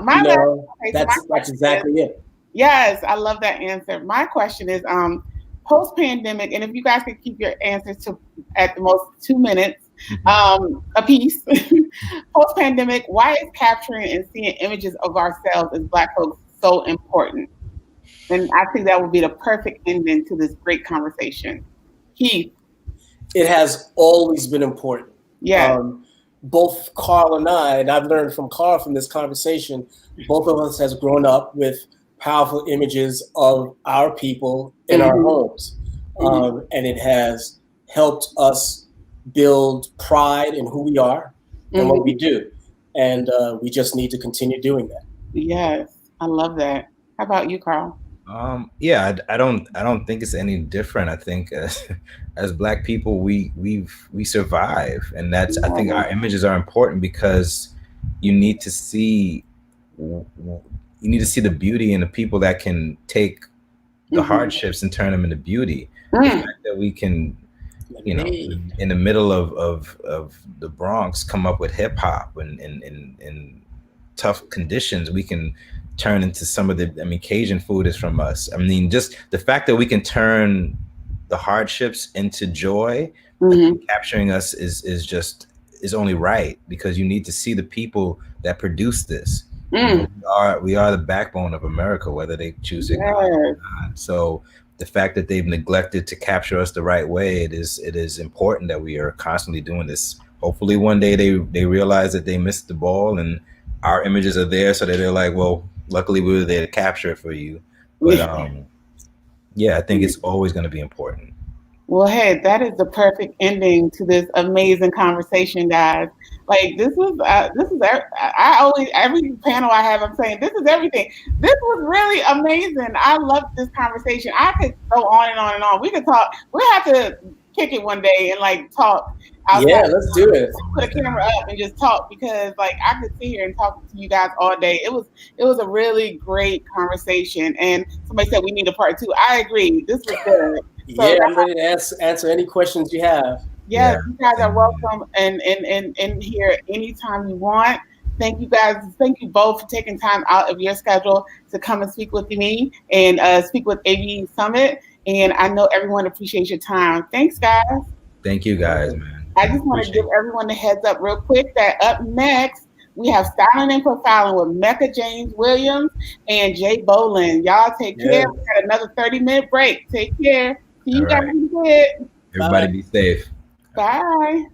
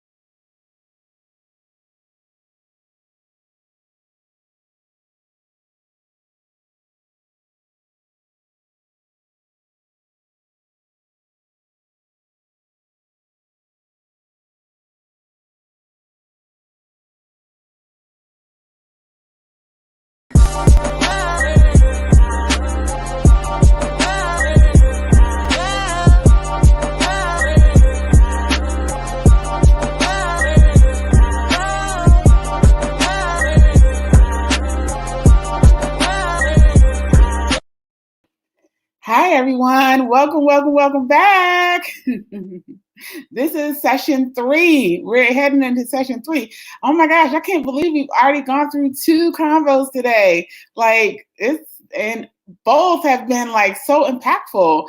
I've been having a really, really good time interviewing everybody that's come on. Like everyone's had such great advice to give out. And I know that this next conversation is not going to be any different. But first, I wanted to check on you guys and see how you guys are doing it, how you guys are taking in everything and seeing how, just like, are you guys getting the word? Like, what is really going on? Y'all asked some really good questions the last segment, and I need you guys to do the same for this one too. But first, I know I haven't done this today, but I also wanted to show my commercial for my first ever sponsor. Okay, Joy got a sponsor, y'all. I have a sponsor. Can y'all believe that? I am doing it, y'all. So here we go. Life's been good since I took over my dad's clinic. Brian don't work here no more? Now, what the hell is going down there at that damn clinic anyway? My friends are supportive. Still stinky Rondo. My patients love me.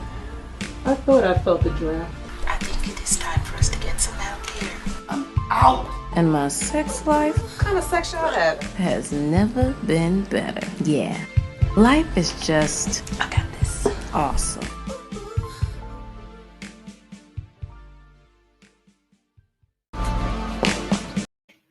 So I need you guys to follow this company. It's a Black-owned entertainment company called Pierre Adler Entertainment.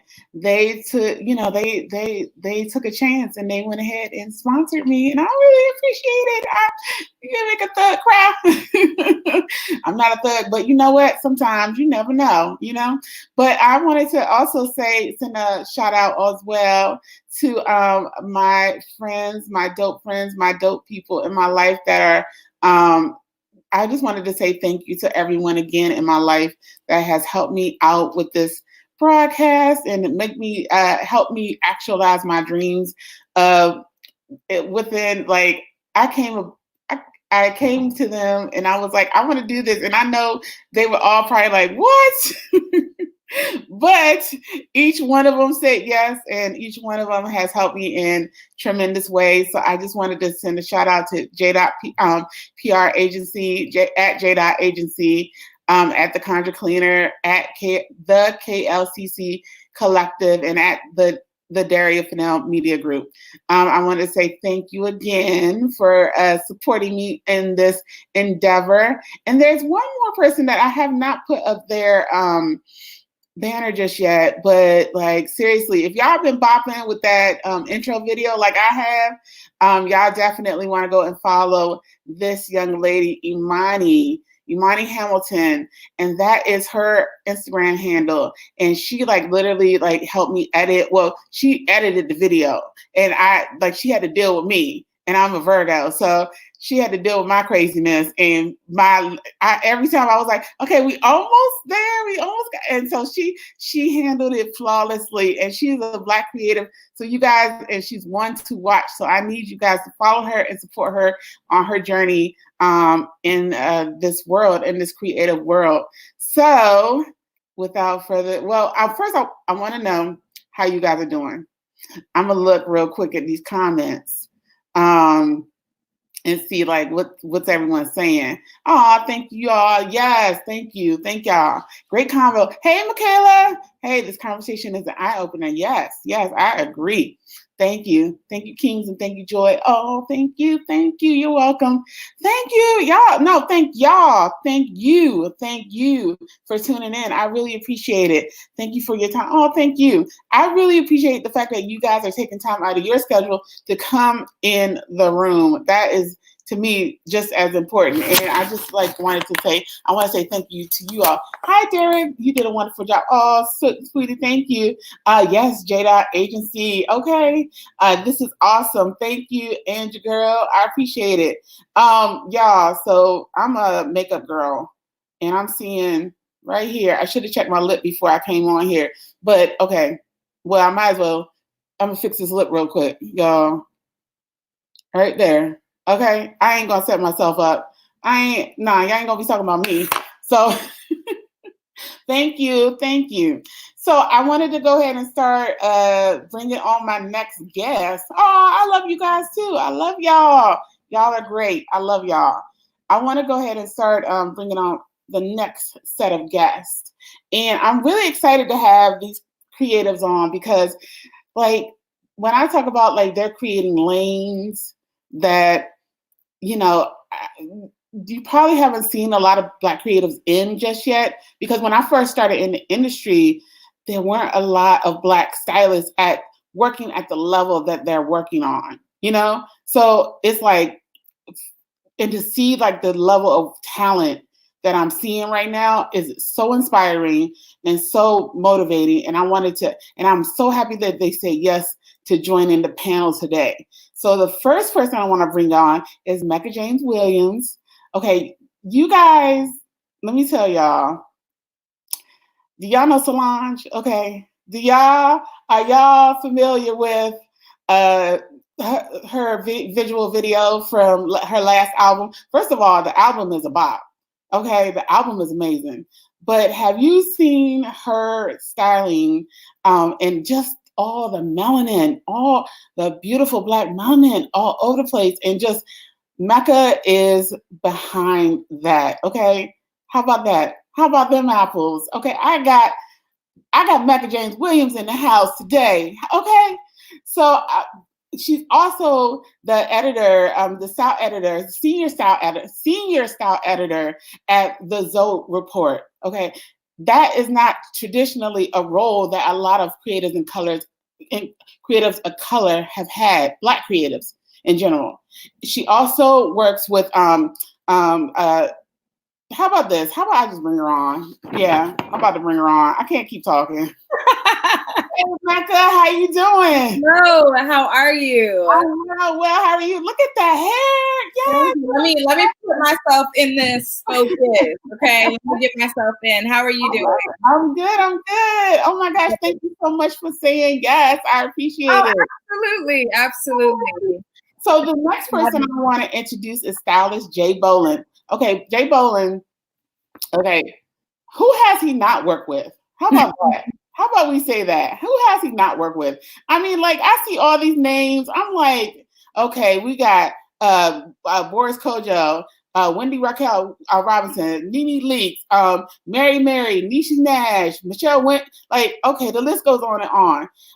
His passion for styling shows through the fact that he's able to create unique individual looks, which is, if you go on his page, you see like how unique everything is. It's a whole entire vibe. Like it's thoroughly thought, like it's a vibe. Let me just bring him on too. I need to stop talking because I'm just in awe of all of y'all. Hello, how are you? I'm awesome. Hey, Mecca. Hello, how are you? I'm great. How are you doing? I'm good. I'm excited for this conversation. This is going to be good. I feel like it's going to be really raw. It will. Yes, and that's what I want. I want the raw. I want y'all to bring it. I want y'all to bring the raw. I want everyone to know like what the real is, especially in the industry, because we're a lot of times as creatives, mainly Black creatives, we don't really know like sometimes the level at which we have to show up, to this. So I want the raw, because styling is a whole nother bot. And when I talked to Keith and Carl about the top of the food chain, I was like, okay, stylists, stylists and photographers, y'all have a whole nother set of jobs that as a makeup artist, I'm in there doing the makeup and I'm like, bye y'all, I'll see y'all later. Yeah. It's not the same. So I just wanted to start out by saying, first of all, how are you guys doing today? I'll let Mecca go. I'm doing good. I had a beautiful cup of chai tea. I've done some yoga. I took a shower. I put some perfume and a red lip on for you guys. Oh, yes. Today, I am feeling great. Oh, great. I love it. How about you? I'm feeling really great. Obviously, running a business can definitely be stressful. Mm-hmm. So today was one of those mornings where I decided to get up and make a difference. And so you guys probably have been on my social media page and saw my jokes this morning, trying to figure out what personality I wanted to take on for today. And so here I am. I was definitely extremely excited about this conversation. I think it's much needed. Yes. So, I mean, anything that's more like everything, I'm all in. All right. I love that. I love that. Let me start with asking first, because I want to get into the questions. I try to prep as much as possible, but the first thing I want to ask is, how did you guys kind of get in the industry or start? And I want to go with Mecca. I want to start with you first on that. Absolutely. Well, I started in the industry about almost a decade ago. I moved to New York. So I'm based in New York here. I started at college at first. I went to LIM College and then ended up having to drop out because it was way too expensive. And then I started interning. My first internship was with an editor who was a contributing editor at Teen Vogue. And then I started working with various stylists, somebody who was styling Jimmy Fallon, somebody who was working at Vogue. And so I just started freelance assisting at Condé Nast. I had a small stint at opening ceremony in which I worked my way up from an intern to a stylist. Okay. And then I started working at Condé Nast as a full-time assistant for at the time, she was the senior fashion editor for Vogue Japan. So yeah, I've been through it all. I've interned, I've assisted, I did things for free, and then I just worked my way up. I'm a creative and I'm a stylist based in New York, and I'm actually the former senior style editor at the Report. Okay, gotcha. Thank you for the correction. I appreciate that. How about you, Jay Boland? Well, listen, my story's a little different. I'm from Mississippi, so I am a Southern country boy who really started in the market in a rural area, with there's no fashion. We're not even close to being the fashion capital of Mississippi. You know what I mean? Like, it's fashion there, it's lots of talent there. But I started with MySpace. Oh, okay. MySpace. Don't y'all act funny like y'all don't know what MySpace is and like y'all didn't have y'all top 10 friends, because I know y'all did. So I had my top 10 friends, and honestly, I put on there that I wanted to be a wardrobe stylist in the beginning. And at some point I said, you know what? There's no way for anybody to really see me or for anybody to really give me a name. So I'm going to name myself. And so before I allowed the market to label me, I decided to label myself and really like manifesting really what I wanted to be. And so I started calling myself a celebrity stylist 15 years ago. Okay. And so when I started calling myself a celebrity stylist, celebrities started to call me. And so that's exactly how and when I got my start. I started working with, you guys probably know Melinda Williams, Bird from Soul Food. And so literally, like, she literally got on a plane, came into Mississippi to work with me and to do a photo shoot. I did the photo shoot at Zero.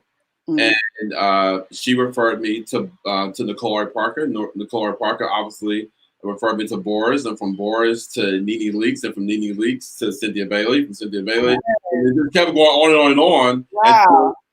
So now I'm at Tyra. You know what I mean? So it just continued to grow and grow and grow. And obviously I work with so many beautiful, everyday, hardworking women and men in the community. And so 15 years later, it's been a journey, which I'm sure we'll hop off and dive into a little later, but it's been a beautiful journey. So I love that. All right. So my first question, my next question would be, Black stylists, I feel like, are truly making a name for themselves in this moment.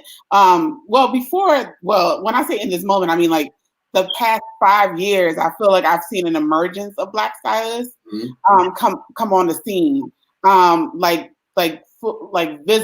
visibly, like you knew that a Black stylist was included in the story. How can that continue even after this? Because I was saying earlier that one of my fears is that now I feel like people might go back into what they feel is comfortable and just kind of like, and then we might fall out of the equation. How can we continue on with that? I'll go with you on that, Jay Boland. Well, honestly, I think that we have to refer back to it biblically. Like, we're all given a gift from God, and the gift was not given for the world didn't make the gift. You know, it said that the gift will make room for us. You know what I mean? So it didn't say get in the room and your gift will be made. So obviously our gifts will go as long as we live. So as long as we're living, the gift will continue. It's just up to us and to make sure that we're keeping the mental space and knowing that every time God calls us to something new, that we have to become a little more innovative, a little more creative. He's a creative God. So he created the earth, the sun, the moon, us, the buildings, MySpace, social media. So as you can see, he's an evolving God, and he put those same gifts on the inside of us. And so that means that we're constantly evolving, and we have to be okay with change. And that's just what's happening right now. It's just change. So just going back to revisit our infrastructure. And it's okay. Sometimes we have to go back and revisit that infrastructure to change things. I love that. That's just where we are. We're rebuilding and revisiting our infrastructure, and we're growing. How about you, Mecca? I think once you've had a taste of something, to go back would be just a disservice to the industry in itself. So I think it's our responsibility to make sure we have and we carve lanes for ourselves in the future. I think there is a universal shift happening, and we have to make sure we're universally aligning to that. There's definitely so many different nuances in which we can continue to soar and continue to have a seat at the table. But I do think this is a great opportunity for us to choose our table, for us to choose where we want to go in the future. I'm not only a stylist, I'm a creative. I do so many things, and broadening that horizons is definitely something that I'm doing and thinking about right now in this moment. That goes perfectly into my next question, because one of the things I want to know is like pivoting. How can you guys give us some examples of how you guys might want to pivot or have been pivoting right now? Mecca, go with you on that. Absolutely. Pivoting is definitely something that goes hand in hand with living in New York. It's our responsibility to have different sources of income and different ways that we can bring food to our table. As a creative, I can do that in so many different capacities, whether it's me working with a brand and consulting with them, whether it's me pouring into my home. I have a home decor line called It's Apartment 4. Really? Yes. Okay, go ahead. Yes. It's Apartment 4 is my home decor platform. I've launched it before. I'm definitely looking forward to growing that even more during this time. It's all about intentional living, conscious living, and pouring self-care into your home with yourself. And yeah, I think we can pivot in so many different ways. You have to find different sources of income within this beast. So I'm kind of used to that in New York. And now with us going through a pandemic, I'm looking at what that looks like for myself. How about you, Jay Bolin? Listen, all I have to say is that I know what it's like to be broke. I've been broke before. So going back there is the worst that could happen. So at this point, it's just about when your back is against the wall and you get put in a corner. I think that's when the most creative things come out of you. And so now I'm even finding myself, like, you reach a point where you're like, okay, I've styled so many celebrities. I've been to so many gigs. I've done so many commercial campaigns and national campaigns. It's like, what's next? Like, where do you actually go from here? You know what I mean? And when you get in positions like this, now I understand. I enjoy graphics. I enjoy marketing. I enjoy promotions. These are things that I never knew that I enjoyed because I was just on the go so much and just living the fast life. And so now I've had a chance to stop and really understand that there are plenty of things that I have a lucrative life. I have lots of lucrative gifts. And so once I've been able to tap into those lately and make them come to life, make them come into fruition. Because sometimes we're making these things and we all know we hella talented. Same time, we all know, we all fear like, okay, well, am I gonna be able to get that done? I gotta make sure I take care of the bills now. And then I'm gonna get to that a little later. So we're visionaries, but we're not implementers. You know, what I've done lately is finding people around me that wherever I have weaknesses, I find people who have the strengths and understand that I'm not Mr. Boss Man who knows it all because I've been in the game for 15 years, because I've styled and been around all these people. You don't know it all, Jay Bolin. And so finding people around me who have strengths and who have muscles in those certain areas, and that's really helped my brand, and it's also helped me financially. So money that I thought I was paying them, I thought I would be losing. So we try to ourselves. You know what I mean? I don't want to pay nobody. You know what I mean? That's the first thing. Like, I ain't got time to be paying no employee taxes. and paying nobody. That's the first thing that comes to mind. But the reality is that the money that we actually paid to actually have that strength come around us will actually help to double, triple our numbers, like abundance, abundance. I wanted to know, so let's get to the real. As a stylist, what would you tell people that want to style, that want to have a career in styling? Because I know like you got to have credit. Like what are the tools that people need in place if they want to have a career in styling? Mecca?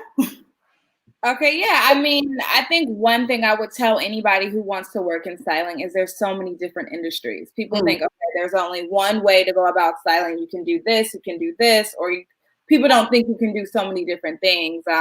You can do celebrity styling, you can do editorial styling, you can do personal styling, you can do so many different things. So to pick your lane, right? Pick your lane. Or if you want to do it all, educate yourself on all those different things. I mean, I think a lot of stylists even nowadays do it all. You know, you can work with your celebrities, you can work with your publications, you can be on a movie set, you can work with, you know, a music artist. For me though, I wanted to work more in editorial. I started going to school for fashion journalism, and I really wanted to work with a publication and build fashion editorials and do storytelling that way. And within that, I've got to work with so many different celebrities. I worked on Solange's When I Got Home project, all those different things. I work with Essence a lot. I worked at the Zoe Report, and I was storytelling there in our fashion editorial. So find a lane that you like, you know, go after that, do your research, dive really deep, and then find where you want to go. I love that. I love that. Jay? The biggest thing I would say is the biggest thing you would need is probably integrity. The integrity in this market will take you a long ways. Integrity and great personality, making sure that you're really great with relationships, because obviously as a stylist, we're nothing without our relationships. We're nothing without our resources. And so having the integrity and making sure that you're doing what you say you're going to do with the clothes, you're returning the clothes when you say you're going to return the clothes, actually showing up for your appointments and being on time, being extremely punctual, and taking some of those things that you would do for your 9-to-5 job and implementing some of those ways into what we do as creators. Because sometimes creators, we just be like, okay, I'm creative. I'm waking up at 12 o'clock. I'm just not starting my day. And it's like reality, the day has passed you by because you were really making an excuse of saying that I'm a creative. And the reality is that we really need to do business. So the only way that we're not starving artists and starving stylists and always up and coming stylists in reality is that we need to implement the business. So implementing business into your everyday factor is one of the biggest things that I would say. So business, integrity, and great character and great personality. I love that. Okay, y'all bringing the heat. And just to add on to that, styling is a network. You have to create your network. You can't just pop up one day and say, I'm a stylist. You have to build your contacts. You need to know the ins and outs of PR. You need to know the ins and outs of what fits whoever you're trying to style. Learn people's body, learn how to work with different people. Styling isn't just, okay, I think this is a beautiful outfit. It's like, what is your personality and how can I work with you to create an image, or how can I work with you to create a look? So networking is extremely important. Learning the craft. There's a craft of styling that a lot of people talk about.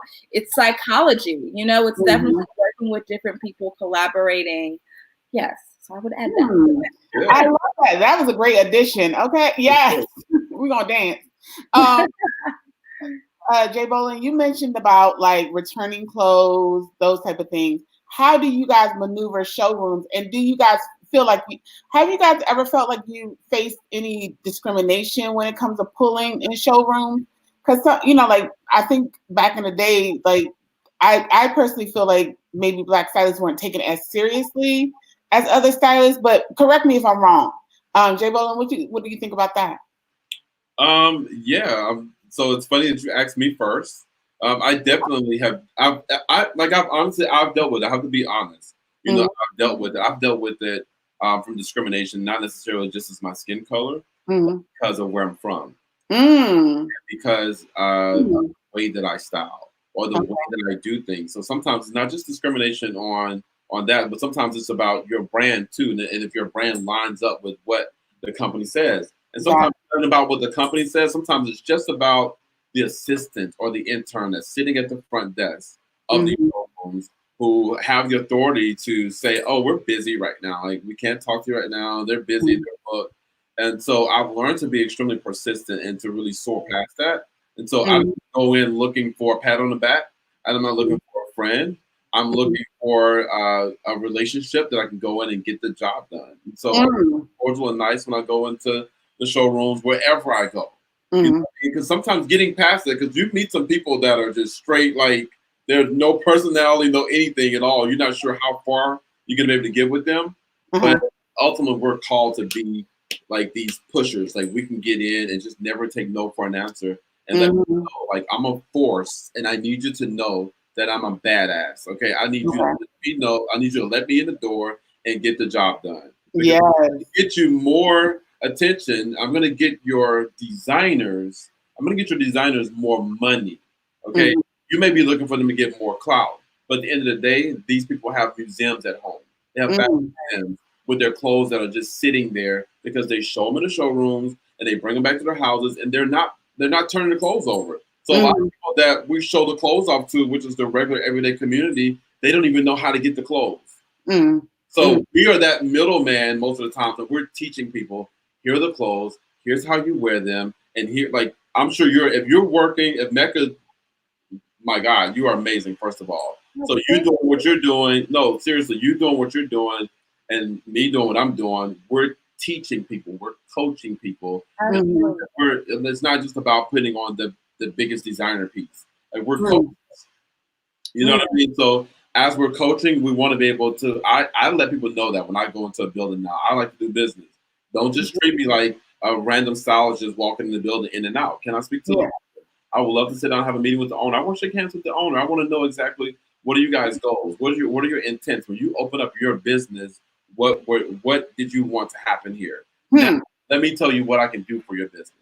Oh, I love that. Yes. Mecca, what are your thoughts on like showroom pools and all that? Yeah, I mean, it's very complex, the industry.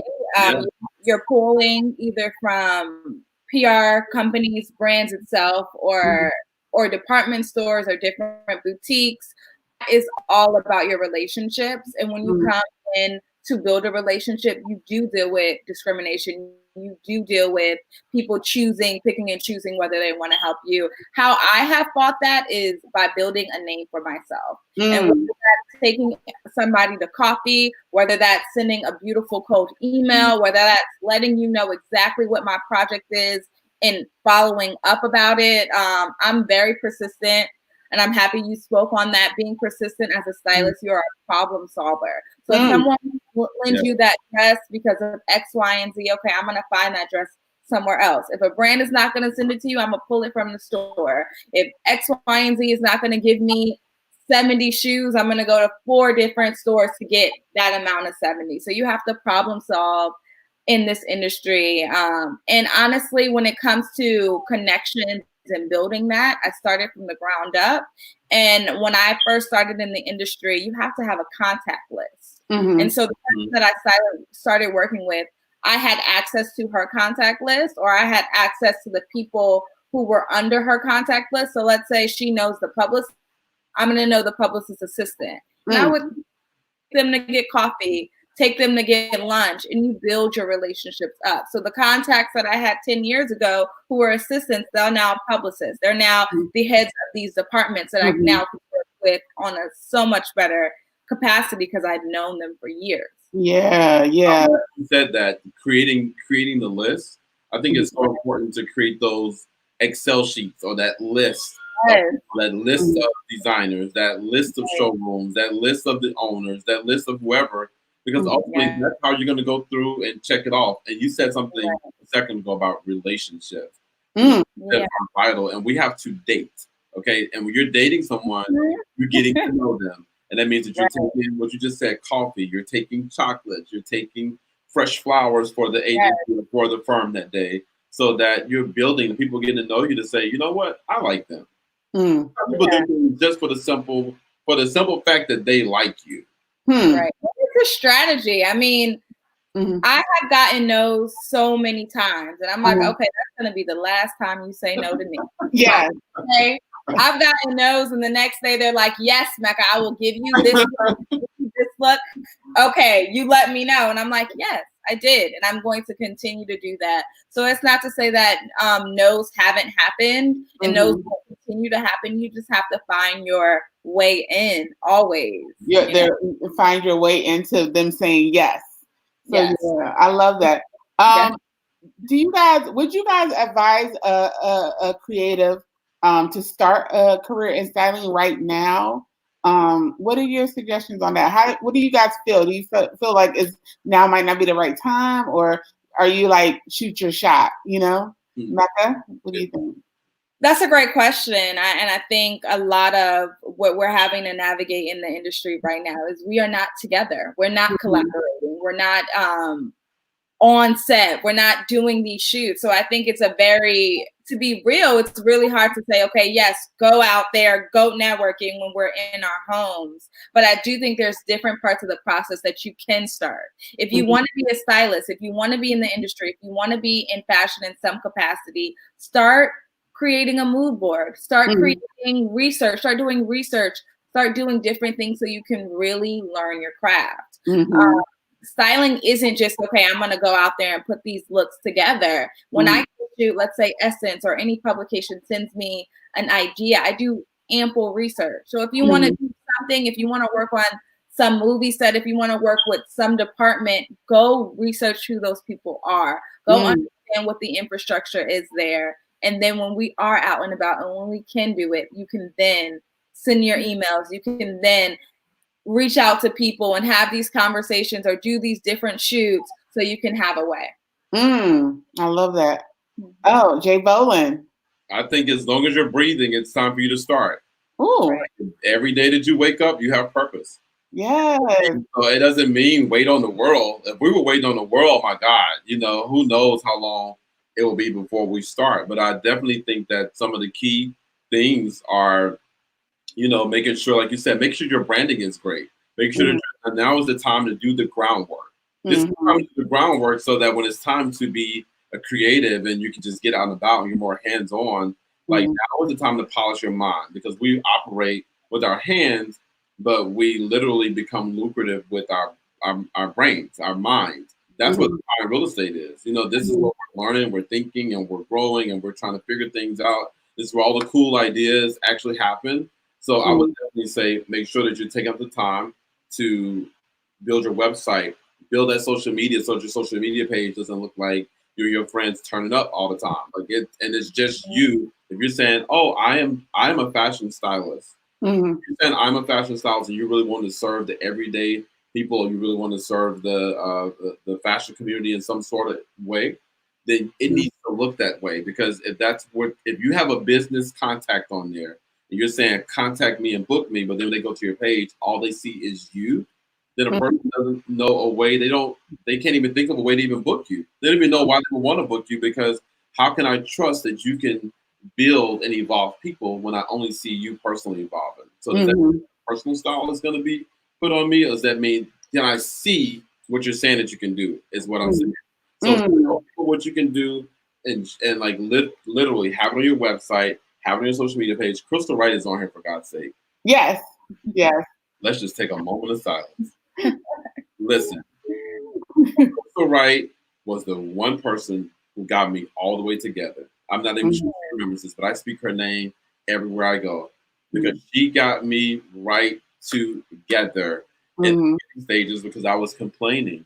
And I was saying, I remember telling you this, Crystal. I need you to hear this. Crystal, I ended up calling Crystal's office because I didn't think that Crystal was going to answer the phone, for God's sake. She said who she was. I was in shock. And I told her, I said, I'm not getting any business. My business is not doing well. I'm in Mississippi. I don't know what to do. And she said, well, what's your website? She got right to it. What's your website? And I told my website. And she was like, well, first off, your website is not good. And if these companies are actually going to come to your page and to book you, then it needs to look like you're bookable. Your page says to you right now. And it doesn't say about what you can do for the client. And so it changed my perspective right in that very moment. Okay, because I thought that branding was about me. And it's like, no, branding is very solution oriented, is what she taught me. And so now I know that if there's a problem in the world and I'm a solution, then that's definitely going to bring some attraction to a client. So then she told me, she said, when you see, she's laughing out loud right now. So when she said, when you see your billboards, the billboards in your area right now, are the people like, do you see people on there? I said, yes. She said, do they have on clothes? Are they naked? I said, they have on clothes. She said, well, somebody's getting paid to address these people. Is not you, because you're sitting behind the computer and you're complaining. That's all. Yeah. Crystal Wright, you changed my life. Oh, I love it. Changed my entire perspective. I love that. I do want to deep dive a little bit more into the infrastructure, because I do feel like people don't really have they don't really have the full picture when it comes to actually building a business. They think you're just putting clothes on people, which you are, but at the same time, it's a business behind that, And I think people think you're just playing. It's for play. You're just playing around, and y'all you're just in there just having fun. How can how can we really stress to people, because I did mention the credit factor. If you want to pull clothes from, you might have to have that as a tool in your arsenal to do that. What other things do they need in their toolbox to build a successful styling business? Mecca? Yeah, I'm happy you're calling styling a business, because it is. You don't just get up one day and say, okay, I have all these clothes, I'm just going to go out there. You have to have, building your business can start in so many different ways. For me, I started working at publications. I wanted to go I wanted to learn the lessons at publications before I went out on my own, right? I wanted to learn the hard lessons, find the manuscript in which I could learn. So when I got out there, I wasn't making these big money decisions on my dime without having any experience. And I'm definitely happy I did that, because the industry is a business, and it's a business filled with a lot of freelancers. When I first walked into this industry, I didn't know that I needed to set aside a certain amount of money so I could pay, taxes back in. I didn't know certain things, and I learned that in this industry. So when I think about the things that you need to have to be a successful styling business, definitely have your contacts. Definitely know your rates, right? Know why you're asking people for certain rates. What are you asking for? You're asking for your rate, you're asking for transportation, you're asking for your business to continue to pivot ahead. So really put a business plan together of what you want, what you're looking at, what the industry is asking for, and then you can go after it. I love that. Yes. Okay, yes. Okay. Jay Bowen? Mine would have to be marketing. I had to literally market myself out of poverty. So I remember being in Mississippi with zero. So you said have good credit. I had horrible credit. Starting out as a stylist, I had horrible credit in the beginning. So people say, "Oh, I had an American Express card, and I went to Neiman Marcus, and I got this amount of clothing for my clients." Listen, I didn't have that. Okay. So I had to literally take it step by step. Number one is I had to market. When I say market, I mean I had to literally get up and advertise and work with graphic people every single day. So hiring a marketing company, so don't get it twisted. I became a marketing director for myself. And so marketing and staying in people's face.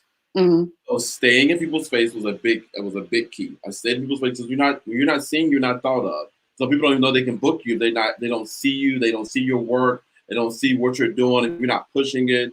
I remember social media specialists were telling me, "Well, you post too much, Jay. You post too much." And I would say to them, we're on this huge panel. There were a lot of bloggers and a lot of people on the panel, and I asked them. I said, "Well, when you make your post, does your PayPal or does your e-commerce go off? Like, do you hear the money actually coming in?" And they were like, "Oh, no." And I was like, "Well, that's the difference. When I post, I have people calling. When I post, my PayPal goes off, and there are multiple ways of me creating income just through the marketing because I'm in people's face. So the marketing is the biggest thing because we may have people out here that are watching that are from rural areas that may not have the lux of being in New York. I'm in Dallas, for God's sake. So we don't have the fabulous showrooms to go to. We don't have all these cool places to just be able to walk into. But you still want to be a stylist because you still have the capability of being a stylist. So breaking the barriers of thinking that because you're in because you're in New York or because you're in LA that you can't be a stylist. You can be a stylist wherever there is clothing. Okay. And you may have to figure out your own lane because I don't have a book or a guide. Mecca doesn't have a book or a guide. Joy doesn't have a book or a guide. We all have to create our own as we go through this way because there is no right way. There is no one way is the right way. About this business is that we're able to create our own journey and place our own footprints in the sand for people to follow in certain parts of it. So there are different walls and barriers that we're breaking down, but at the end of the day, we're all creating our own lane. So Mecca and I could tell y'all all day long about how we did it, what we did, you know what I mean? But at the end of the day, the biggest thing is getting your butt up and getting the day started and getting on your feet and getting past that fear and literally the goals that you're writing down, you're actually bringing them to life every other day. You're figuring out like, okay, I checked that off. Okay, I did that. Okay, I marketed myself 3 times a day. Okay, I did call these 3 contacts that I said I wanted to reach out to these designers. You can't just sit back and just wait on it to happen for you. Okay. All right. I'm taking all this in myself. Like y'all taking me to school. Becca, you mentioned about communication.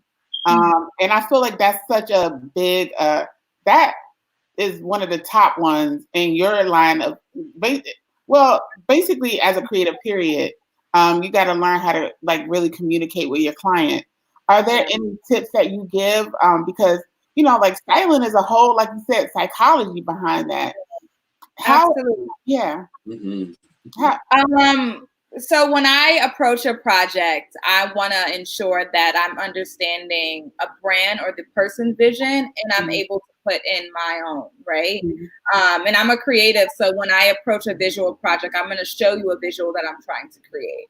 So if you bring me a mood board, and I know there are a lot of people who know this about me, if you're going to bring me a mood board, I'm going to send you one back. Okay. So I'm going to show you, okay, this is your vision. This is my vision as well. And we're going to work together. Because it's not my job to just execute only your vision. It's my job to collaborate with you on a bigger one. So communication is definitely key. I love mood boarding. I love showing people what visual I'm trying to produce.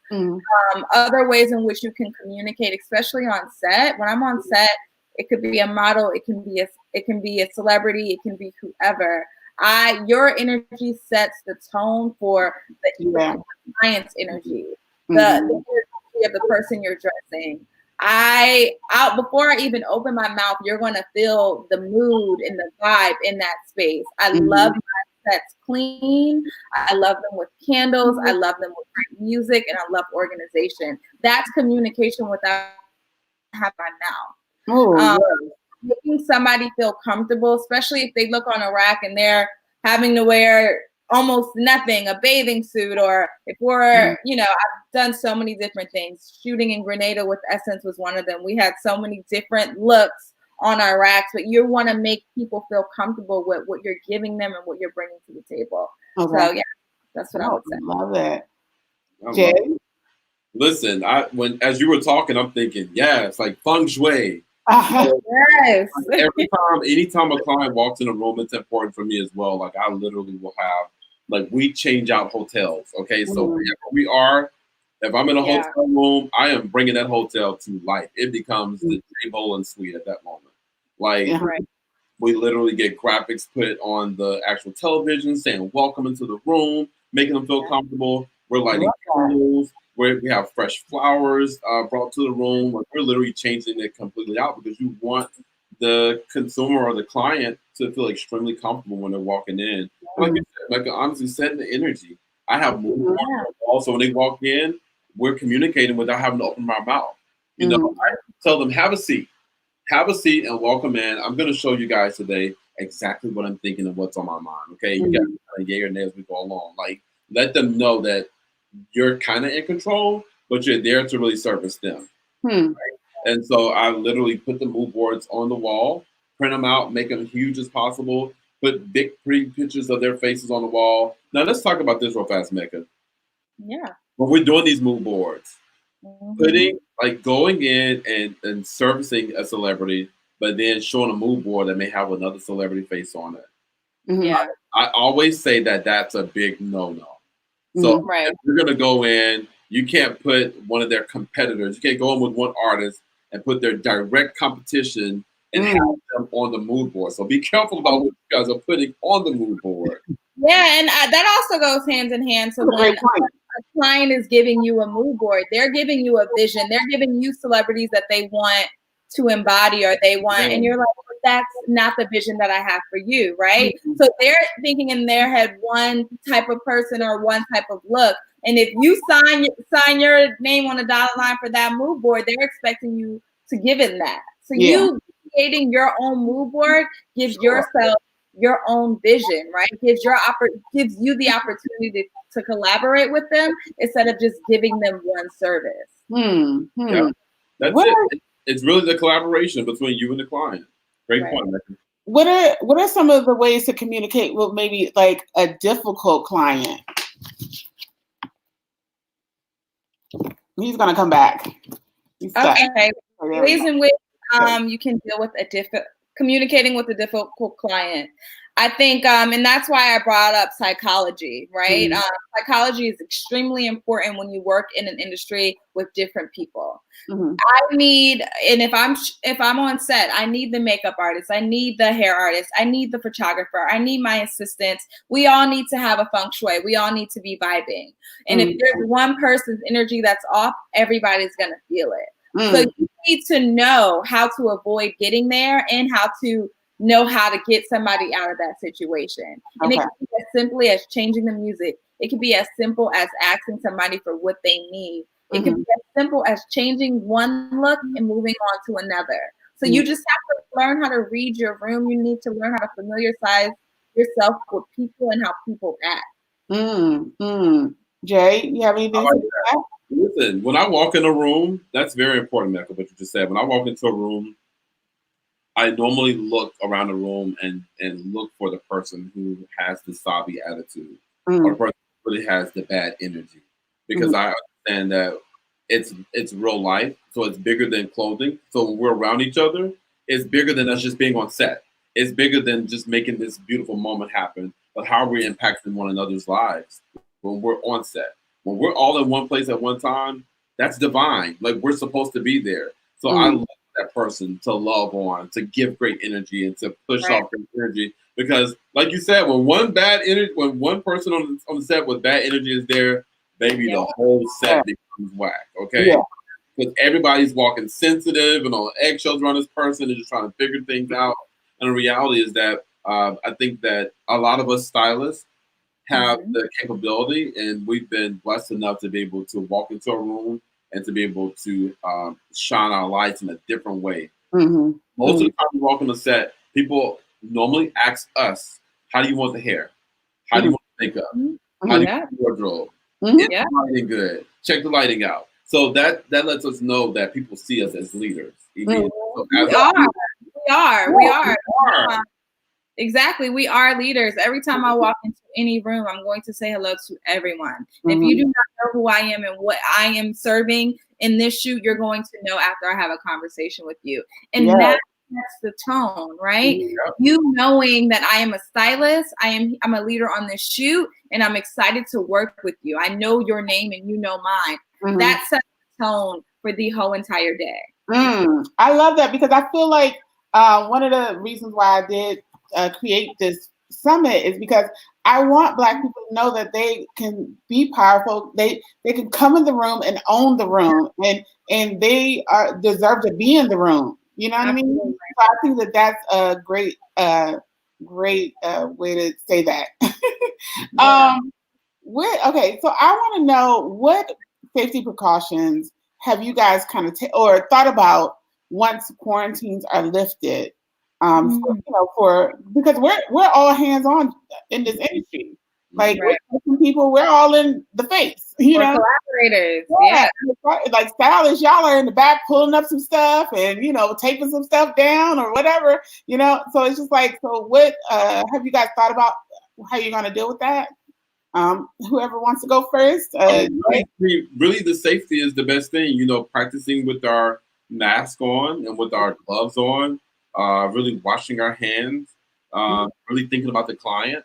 You know what I mean? Like the first thing came to mind for me was a fear tactic. Like, will we ever be able to go into a client's closet again? Will we ever be able to go close to a person and zip their dress up? Again, you know what I mean? Like, will we ever be able to do these things? In reality, we will be able to do these things again, but we just have to do them with safety until it's released. You know what I mean? They say no more masks, no more gloves. Actually, they already kind of saying it a little bit in certain areas, and I'm kind of like, hey, yeah, your boy gonna keep his mask on, and I'm gonna keep my gloves on, and I'm gonna keep washing my hands because just as scared as my client is, I'm just as scared. So we both gonna have to take precautions. So I'm doing photo shoots now. Agency, I make sure that everybody is within 6 feet. Back up, sis. You cute, but back up. Oh my gosh. I think on this, my side, I mean, New York is hit the heaviest, right? Our industry is literally reevaluating the whole entire concept of the fashion industry, down to retail, down to creating content. So for me, a few safety precautions that I'm looking forward to is smaller sets.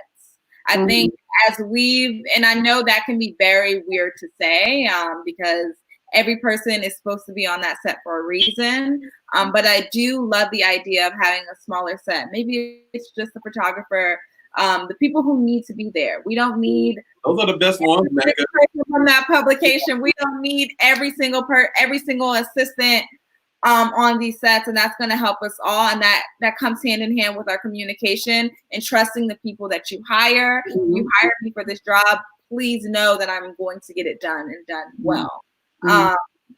Another thing is like samples. We have to think about where these samples are coming from, how it's coming here. I think, cleaning them more. I'm gonna have my Lysol, my Clorox wipes. I have it in my home, so I'm gonna have it out there. But yeah, I think there's different ways in which we're gonna have to learn how to have conversations, and whether it's having a fitting the day before we even shoot, right? So it's not all these people on set. Maybe it's us figuring out what looks we need to have before we even start. It's such a bigger conversation, and I know it's definitely something that we're gonna have to really, really think about. But it's possible. Hopefully, it's possible. Yes. Okay. I want to get into some juicy stuff too. You guys have been coming with it. I'm loving it. I'm loving this conversation. What I want to get into is the money. Okay. How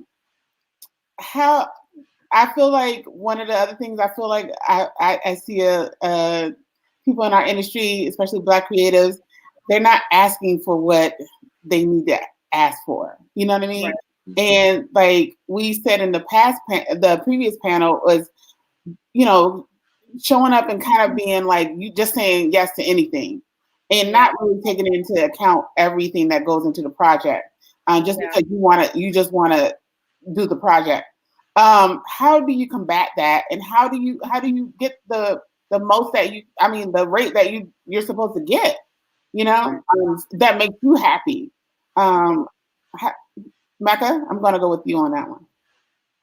Yeah, that's a very great question. And one that I think we all navigate through daily within the different projects that we take. I am not afraid to ask other people, other peers, other friends, especially if it's a job that I haven't done. If it's a job that I've done, which is if it's an editorial, if it's a music project, if it's X, Y, and Z, I'm going to know. But if it's a job that I do not know, I'm going to ask somebody who is a peer of mine, what should I expect?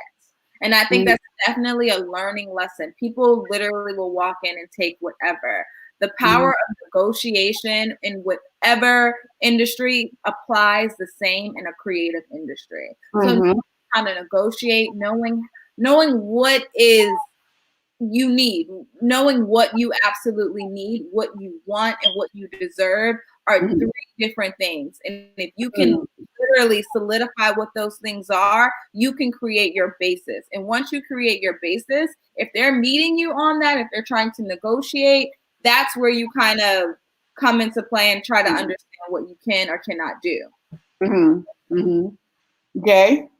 I'll speak on, since Mecca hit the more the industry side of it, I'll hit the more of the personal styling of it.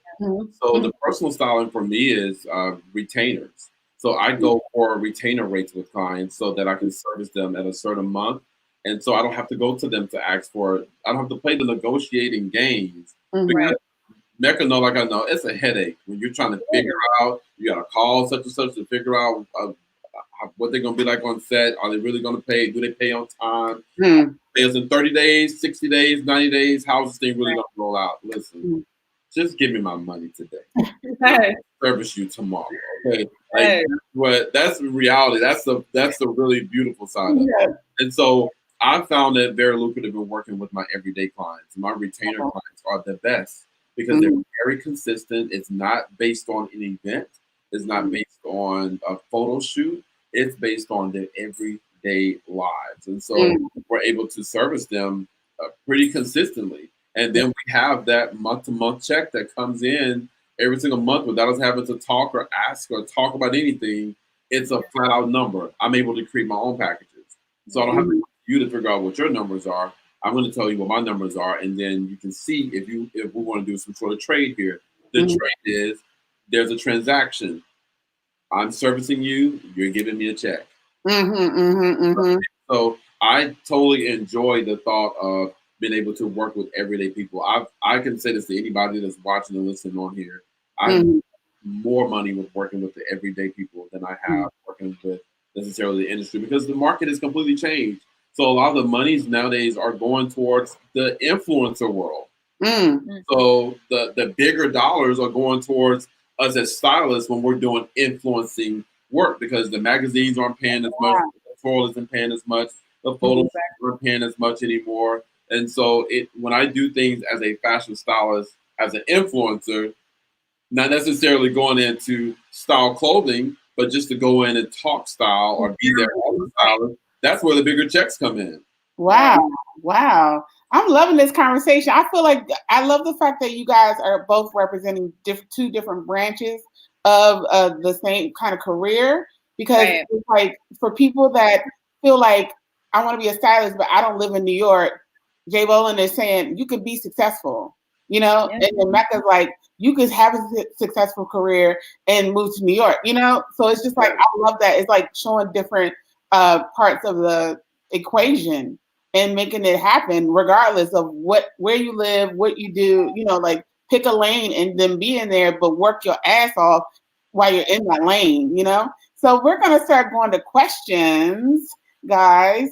Laura Mitchell, where can we find your collection, Mecca? Actually, you put your Instagram, right? Oh, you know what? You tell everybody. Okay, so I have a platform called It's Apartment 4. It's basically named after my apartment in Brooklyn. And it's not a collection. It's a collective of information, of visuals that really inspires people to live intentionally. And you can find that at It's Apartment 4, ITSAPT 4 on Instagram, and all of the other information is there. Love that. Next, do you see many Black creatives in the areas of food, prop, and e-com styling? That's a great question. Jay or Mecca, you want to? Yeah, I think that's a great question because styling isn't only in one industry. It's not only on clothing, hair styling, makeup styling, food styling. So there are so many different things, home styling, other than just fashion. I tap into home decor, and those are other ways that I'm, flexing my creative and styling juices. So there's so many different industries for different things. Yeah, I love it. I'm into home styling as well, and so never knew that I was like going to be this guy that loved home styling as much. But I started a candle collection, pillow collection. I have pillows that are probably about the size of a freaking wall that are just so yummy to lay on and just have a good time on. I totally enjoy it. But as far as popping, we find ourselves doing that and in that market anyway. You know what I mean? When you're selling jewelry, you're doing the popping right then. That is your mark. Like that's your mark. You may think, oh, I'm just taking a picture of my cute little earrings because I'm trying to get them sold. But give yourself your pops because you're doing something creative to actually pushing the product forward. Sorry. I was going to say, but do you guys see a lot of Black people in those type of industries? I have because I've seen it more in the entrepreneurial lane, not necessarily working for somebody else. I've seen people do it for themselves more than I have on set.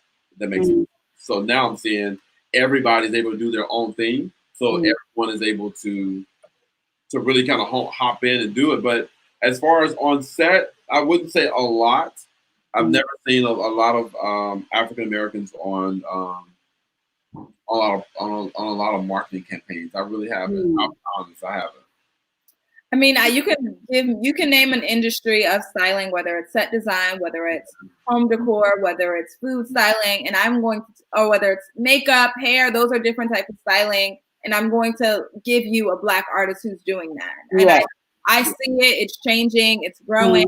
You just have to learn your lane. And a great example of learning your lane is not being afraid to work under somebody. Yeah, that's a huge misconception that a lot of people have. It's like, okay, I just want to go straight to the top. I just want to, create my business. It's like, no, learn the mistakes under somebody else. So when you go on your own lane, you can just go your merry way. You don't have to be like, okay, how much am I asking? How much am I doing this for? You're like, no, I know the base rate. I know how much this industry is already paying. I know what people are looking for. You have the tools. Do you think I think that people have the fear, Mecca, of sometimes of working for people because they feel they'll get stuck or they're getting left behind. And social media has made everybody feel like the boss world is just a way to be a boss. Being a boss could be serving somebody to help their business go to the next level, and then you become a next level boss. Exactly. I think learning lessons under somebody else is always going to set you up for success more than just going out and making mistakes. Because as soon as you start your brand, as soon as you say, I am X, Y, and Z, people are going to expect that, right? And if you can't provide that, what are you doing? You don't want to tarnish your name. You want to something that is substantial. You want to create something that you have the tools, the resources to provide. And that's definitely something that I advise anybody. If you don't know the industry, go learn the craft first. Girl, I wish that I had somebody to learn up under because I have a doctorate from the University of Failure. Okay. I made many mistakes on my own. I wish that somebody would have shown me the way. So and you still will when you walk into your business. Even me, I assisted under so many different people, but there are still questions and things and mistakes that I've had to learn. I had to do to learn from. And that's not to say you won't have your own mistakes. I have mine all the time, but I greatly speak highly of working with other people. I have so many people who have assisted me and have went on to do their own thing. Assisting is a great opportunity to learn the industry before you're out on your own. Yeah. I had when we were in Mississippi, speaking of this, we were in Mississippi I was in Mississippi working for 10, 12 years, right, in the market. And Colin Carter, the stylist to Cardi B and Kelly Rowland now, all these people, Colin worked up under me for 8 years. Yeah. And I'm talking about and made sure that he served to make sure that my brand continued to elevate. And so to look at him now to think, okay, this is somebody who is definitely reaping the benefits of, number one, learning because he went from learning up under me, and then he went to work up under luxury law.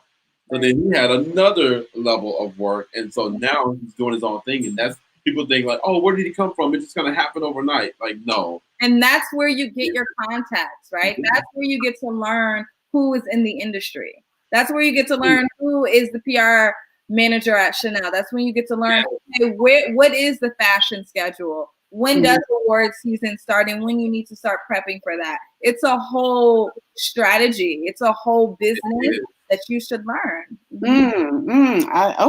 Okay. Guys, I don't know if you guys hear that little bit of chirping. I think my fire alarm needs its battery changed. And then, of course, it happens right now. And I'm like, oh, gosh. So don't worry about it. Bear with me on that. I can't go change it right now. So, hey. Okay, so book recommendations to build inspiration for styling. Also, do stylists have contracts? If so, a quick overview and key takeaways when building one with clients. As far as contracts, my grandmother always told me, baby, it ain't nothing better than understanding. Yeah. So I always make sure that everything is in black and white. A cool conversation over the phone, I love having them, but we're going to have things written down. And it's honestly, it doesn't have to have all of the fancy verbiage in it. If you could just find something that you can literally say, this is the agreement. This is what I'm offering, and this is what you're offering. And you sign here. That's the agreement, but you make sure that you're covering what you're agreeing on. So yes, I will be supplying over 10 to 15 looks. Yes, I will be on set with you for 5 hours max. Anything that goes over 5 hours is an additional amount of money. You know what I mean? So like literally being as thorough as possible is the best thing when it comes to any contractual agreements. But don't feel like you have to hire an entertainment attorney when you're starting off as a stylist. To now, if you can't afford one, then do what you do. Right. But if you can't, then just make a great agreement. And there are places like I think it's a place called there are places virtually online that you can go and they'll assist you and help you with verbiage when you do contracts or anything. I think the name is Blur, but if it's not, then I'll do my assistant to figure it out so I can share with you guys. Yeah, contracts are extremely important. Before I take any job, I want to understand what I'm getting paid, what I able to provide to any assistants that I hire, and what are the needs. Because things change when you're in a job. You need to be able to pivot your contracts. One of the best things, if you don't understand contracts, I have a lot of friends who are agents or work with agencies. I'm not represented, but I would always recommend getting coffee with an agent, understanding what is going on out there, how you can put together your own contract. When I send out contracts, my letterhead is on it, what the service that I'm providing is on it, and we are signing away what we're giving, right? And you're signing away what you're giving to me. Contracts are very important. What was the other question? Books.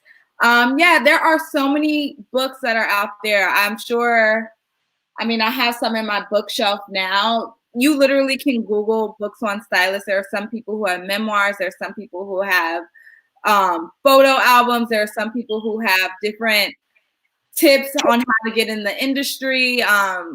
Yes, there's so many. I remember when I first started coming into the industry, Teen Vogue put out a handbook. Handbook. This is definitely something for people who are super junior, I would imagine, but it's great information. And that's what helped me figure out, okay, I wanted to go into fashion journalism. Okay. All right. Next question. As an entertainment publicist, what would you need from us to make the process of working with our clients much easier and smoother? That is a great question.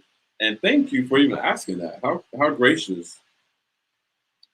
Wow, what do we need from the PR team? Honestly, really knowing what the client wants or what the actual project is. The more information we know about the project, the better we're able to come in and lay things out to give this visual, this mood board that we really want to share with them.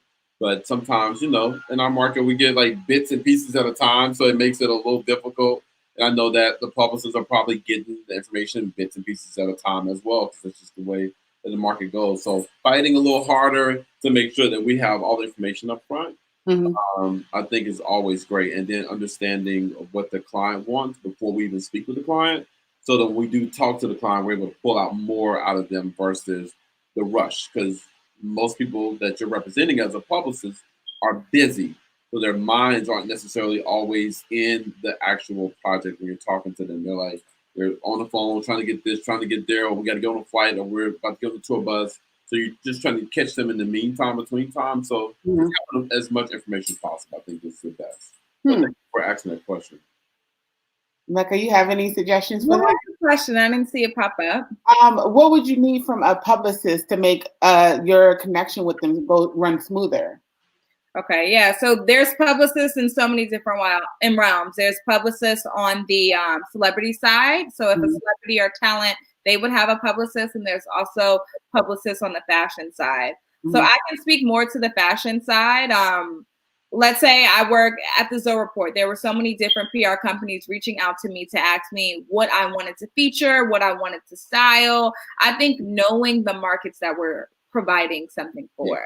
There are so many different publicists that have reached out to me like, hey, we're selling this $4.99 underwear or X, Y, and Z. And I'm like, that's not the market that we're providing to the industry. So know your industries. I also love phone calls. I mean, from fashion PR people, I think these long served emails can be a lot and they kind of just get lost in the email. If you call me and say, hey, Mecca, I have this new sunglass collection and I think your artist would be great, or this would be amazing for this photo shoot, I'm going to send you the lookbook right now. Simple. It takes out all of the other things and you can simply just give me that one item. Okay. Next question, please. What's a good way to go from e-com styling to celebrity styling? That's a great question. Yes. I think I can answer this because I've been in e-commerce styling. I worked at Net-a-Porter as what was my title? I think I was the deputy styling editor, and I worked at opening ceremony as a stylist there. Those were e-commerce.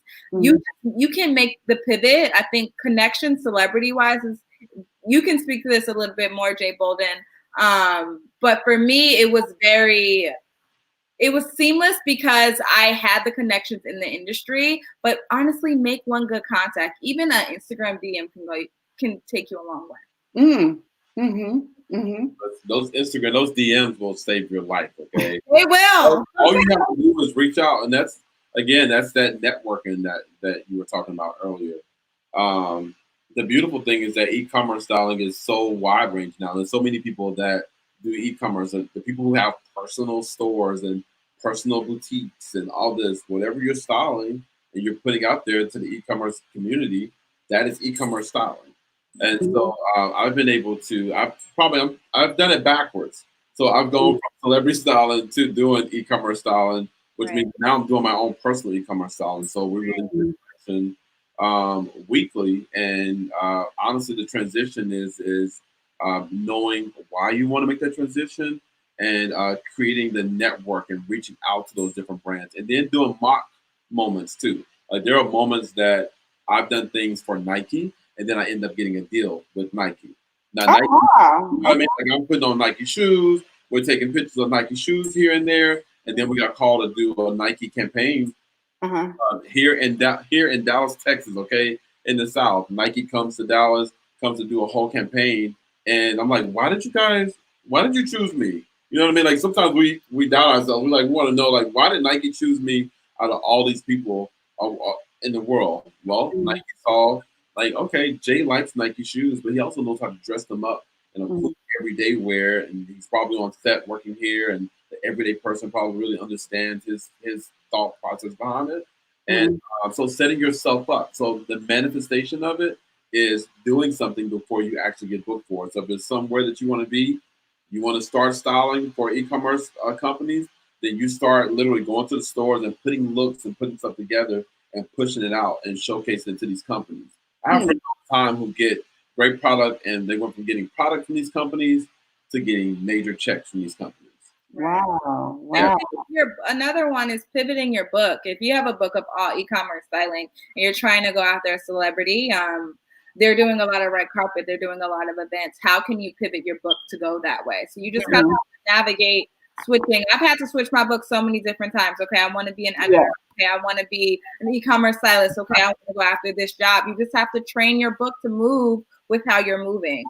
Another question. So guys, if you guys have questions, make sure you drop them in the chat box, because this is great information. When are you guys gonna, get this? You have two stylists here. We gotta utilize their time. Okay. Everything we need to know. But I do have a question for you guys.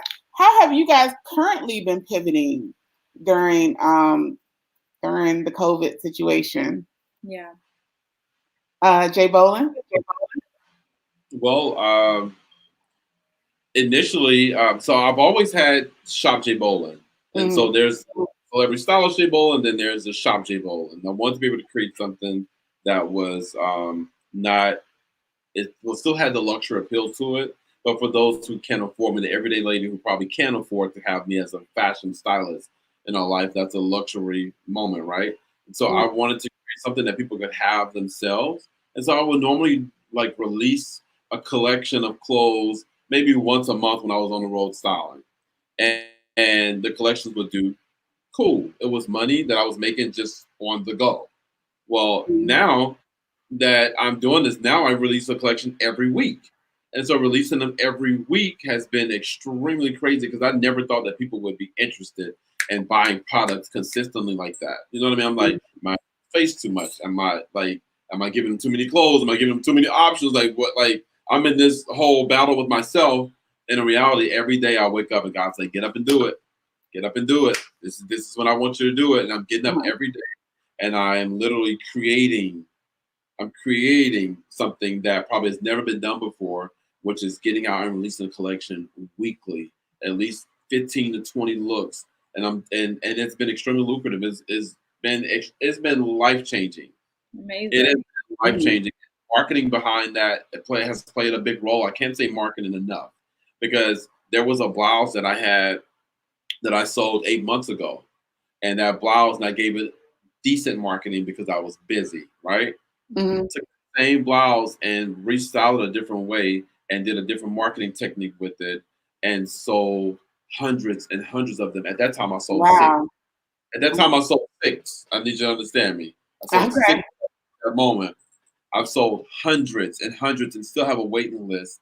And it was just because of the amount of time and passion that I put in it and the marketing on it. And when your consumers can really see your passion and your heart behind the product that you're putting out and the marketing that you're putting behind it, then people will trust you and people will give their dollars to you.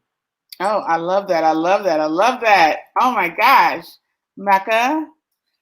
Right now I'm pivoting a little bit more and collaborating with brands. A lot of brands, I have so many different relationships with brands and now they want me as talent. Yes. I'm working with Everlane, The Real. Yes. Being like, hey, we'll send you something. Can you shoot beautiful content? Also doing that in the capacity of home. Some people will send me candles. They'll send me different things and I'm going to shoot that for a certain price. So yeah. Yes, I love that. And guys, like, please, if you haven't already, please follow these two because their Instagrams are off the chain. Okay. Like Mecca, your Instagram, it's just like, it's a vibe, you know? It is a whole vibe. Like, I wanted to go through all neutrals for this moment. I was like, I bet you have on all neutrals. Her page is so yummy and they feel good. And it's a whole entire vibe. Yeah. Yeah. I'm like, oh, it's cozy up in there. Okay, let them know. My home is nice. And when this all went down, I was like, okay, I'm going to be going back home. I'm not going to be traveling. I love my home. And that's a good thing. And that's one of the things that I teach on It's Apartment 4, creating a space that you love. Yeah. Create a space that you love. Being trapped in it isn't so bad, you know? Yes. Okay. We have another question. What are your biggest personal challenges as a Black stylist? Who wants to go first on this? I mean, like, I feel like you guys have both kind of been pitching back and forth. So how about we go with Mecca first on this one? My biggest personal challenges, I think getting out of your own way can be one. Not being afraid to go after the things that you want, not being afraid to ask for them. There have been so many times where I'm just like, okay, I'm here. I want to take my time here. But sometimes you just have to jump out. You have to jump out of your own way. So. Okay. I like that. Jay? That's good, Mecca. Like, really getting out of your own way is the biggest thing. I've decided not to really focus on the walls that people may build. I just focus on the walls that I want to tear down. Ooh. Yeah. You know, okay. Somebody quote that. Put that. I wake up in the morning, and the first thing that we normally do is that we normally get on our cell phones. We normally check what's going on our timelines. We normally check what clients are saying and checking emails. And in reality, that's the most vulnerable time of the day. And I feel like that's We normally are beat up by what the industry says we are, by what the market says we are, and we look in the mirror at ourselves, and we're really, really looking at the mirror ourselves like, okay, is anybody young and fresh will come up behind me and take my spot? Are you getting too old for the market? Do you really belong here? And so I've started to wake up and started to like really take advantage of making sure that I'm affirming what God says about me and what I think about myself. You know what I mean? Like here are the things that I know that I know that I have a promise. I know that I'm supposed to be doing this. I know that I'm called to do this, regardless of how odd or how different it may feel or look. You have to understand and wake up every morning, start some time for your day of reaffirming things for yourself, who you are in the market, and then going to sleep the exact same way. If you wake up and you start your day and you're thinking about what the market says that you are, then you'll become that. I can add to that. I think also pivoting. There's so many. I've worked at so many different companies. I work with different publications all the time, and you have titles. People get so caught up in titles sometimes. And if, God forbid, you don't work there anymore. And that's the reality of a lot of people right now. So many people are unemployed. So many people are not at their jobs anymore. But that doesn't define who you are. And I've definitely built my personal brand. So my connection to another brand isn't solely who I am. It's just a part of me, So build your own name. Make sure you have your own name. Is so important. Yes, I love that. I love that. All right, next question. AJ Crimson is in the house. How are you showing your work to new clients? A portfolio, online, physical book, Instagram has been more effective than any other? All of the above. Any way that I can get in your face, I am in your face. Do you hear me? Like, I don't care if it's Instagram. He's stuck. Okay, let's give him a second. Mecca, you want to take this? I love Instagram right now, but I also have my own website, right? I've redid my website earlier. I'm always updating that. So Mecca J, thank you for having it on the screen. My Instagram is a really beautiful way to see what I'm up to. But if you want to see my work and solely my work, my website is definitely that. Okay, gotcha. Let's hold that question for him, and then he's going to come back in. Let's go to the next question, though. On set, what do you need from the hair and makeup team so we could all flow as a unit? That's a great question. Yeah, direction. I think if you have an idea and you see something on my rack, you see me put a look together, and you're like, okay, I know exactly what could go with that. Well, if we can collaborate together and we can be like, okay, Mecca, I can do this lip with that look. So can you do this look first? So I can, it's just a conversation, a synchrony. And I think as a stylist, you really have to understand what is everybody's process that goes into the bigger picture. I need to understand that, okay, Mecca, if I change this red lip now, if I change this lip, I won't be able to get it back. So what looks can you do that can unicize with everybody that you're working with? I think creating a union, creating a conversation is really important. And don't be afraid to ask any stylist or any director or photographer how you can make sure there's a process, because most times people don't know that's essential. Okay. I love that. Next question. So we're gonna Jay is coming back, but let's go to the next question. Let's do it. As a photographer, how do you suggest I approach styling my own shoots on a budget? Great question. Finding people, collaborating with people who can bring to your vision, but aren't going to ask for X, Y, and Z. There's so many times I worked on a project and I'm like, hey, I just want to shoot this. I go to a photographer that I love, that I know I've worked with in the past, and we just collaborate. There are certain times where you don't always have to ask for, hey, this is my rate. This is what I need to get this project done. There's so many different people that I have in my Rolodex that, hey, I just want to create this image. I want to create this shoot. I want to work with you in this capacity. And they're down to do it, and I'm down to do it, vice versa. So build a network for yourself. Build a network of people, of like-minded creatives that you want to work with to help build your book. Gotcha. So Jay is back. Let's bring him back in the I room. am There back. you go. Hey. How are you? All I'm right. good. So the question. So you were saying that you show all three. You're in the face. Listen, I show all three, but what I was thinking about as things were loading back up is that an EPK, like our electronic press kit with all my information in it about me and myself and the brand. So if you guys don't know what that is, it's honestly a 5, 6 page, 10-page PDF of the first page may be a cover page, second page may be a bio about you, third page may be different companies and brands that you've worked with in the past. And then you may want to show some of your work, showing some of your work off. And like Mecca said earlier, customizing it based on the different things that you're applying for. So you don't want to send the most sexiest things over to the most conservative job you're looking for. You know what I mean? So making sure you're customizing it. And creating that great relationship with that graphic developer so that you can call them to say, okay, I need to switch this out. I need to add this on. I need to take this away. Having that relationship is vital.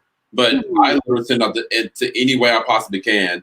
Anytime I update my media kit, I send it out to every person that I text. I need for everybody to have it. There's no need for me to reach out to people that I don't have a reach to and not reach out to the people that are in reach. Yes.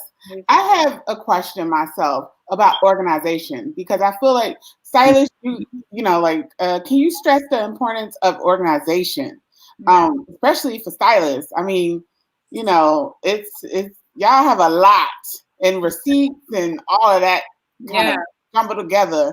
Had to get some help. That's all I'm gonna say. Okay. Honestly, I didn't grow up in the most organized world. Okay. So I never knew what it was like to be organized. I got fired. So Sarah Jakes Roberts is a client of mine, and we laugh all the time about us working together for the first 2 years, and then she fires me. She fires me because I did not know how to be organized. I didn't know how to keep up with receipts. She was asking for receipts and stuff. Her accountants was asking for receipts. I'm like, but I'm here to style you. Like, I got your clothes and we're ready. You look good on TV, so why are you firing me? She was like, that's not the point. The point of it is that you need to learn how to do business, organize. And so I had to learn how to. One of my clients, Pat Smith, ended up telling me the exact same thing, and she ended up paying for me to go and get some classes under someone who was great at business. So learning how to organize, learning how to make sure that those receipts are calculated nicely, kept up with, because they're do or die. Okay. And then that's part of building, keeping that trust with the client. Wow. I can keep going, but Mecca, I'm gonna let you. Absolutely. I think there's organization across the board, right? So organizing your finances is definitely one of them. When you accept that rate from somebody, you have to provide them the receipts, everything on what you use that for. So I have a few accountant friends. I am not afraid to ask them. There are so many also self-employment apps. You just take a picture of your receipt and it uploads there for you. And that's on the accountant end. On the organization end, if you're pulling clothes, if you have 100 bands or 100 sneakers and you need to send X, Y, and Z there, I love spreadsheets. I am spreadsheet queen. If I'm getting 200 or 10 to 20 looks from somewhere, I'm going to know exactly what I'm getting and how, because I love spreadsheets. Organization in your finances, organization in your marketing plan, organization in how you're, just outreaching yourself is super key, because that helps you pivot yourself outwardly. Well, that is okay. So I think that's the last word. Listen, guys, this was a lot of fun. It was. This was a lot of fun. Thank you, guys. I can see y'all like kicking it for real in real life. I'm coming over there. Right? What's up? Like we have a lot to talk about. So thank you, Joy, for the connection. Mecca and are going to be like. I love this conversation. Okay, thank you guys so much for coming. Like, you guys really inspired a bunch of people today. Seriously, like even if they weren't technically in styling, the words and the wisdom that you guys provided today is really like life-changing. So I really appreciate it. Look, y'all, Black people, we're going to keep on going. We're going to keep it keeping on. This like you said, this is just a bump in the road, and we're going to come out even stronger. So guys, thank you guys so much for coming and saying yes. Yeah. I slid into some DMs. Okay.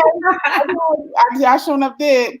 So I appreciate you guys both. And I want to let everyone know the next segment that we have is called Mail It to Them. And we got 2 celebrity manicures coming in the house, and it's gonna be fun. So you guys stay tuned. We'll be back in 30 minutes. Take care, guys. Have a good day. Bye.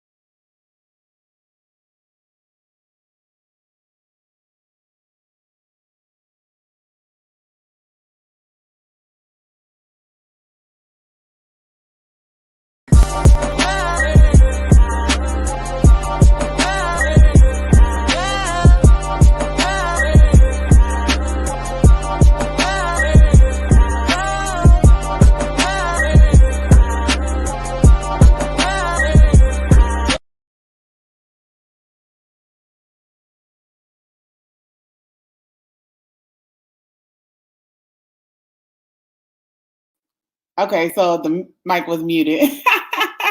Hey y'all, I'm sitting there jamming, okay? This is my jam. My intro video is hot. I can't even lie. I'll be bopping to it. I'll be like, I cannot sing, so y'all don't judge me. Don't judge me, y'all. Look, okay. I want to send a shout out to Imani Hamilton for editing and putting this video together for me. It's so hot. I really love it. I would like for all of you guys, when you get a chance, to please go and follow her, because she is definitely a Black creative to watch. She's on the rise. She's on the grind. And she's also a photographer. She, as you can tell, she does video too. So yeah, please definitely go and support Imani Hamilton for me, because yeah. What did you first of all, what did you guys do during the break? Because I went and I had my dinner. Okay, I was just like, I try to eat snacks throughout the day, but I was like, it's time to come on and get me some like sustenance in my system, okay? Because it was time. I was like, I need a meal. I'm trying to give a little bit more time for everybody to come on in the room, because this next segment is going to be fire. I think it's going to be great. I think these two young ladies that are coming in, yes, the two young ladies that are going to be in the building are making amazing, thank you, amazing names for themselves in the industry. So I can't wait to get all up in there and see what's going on.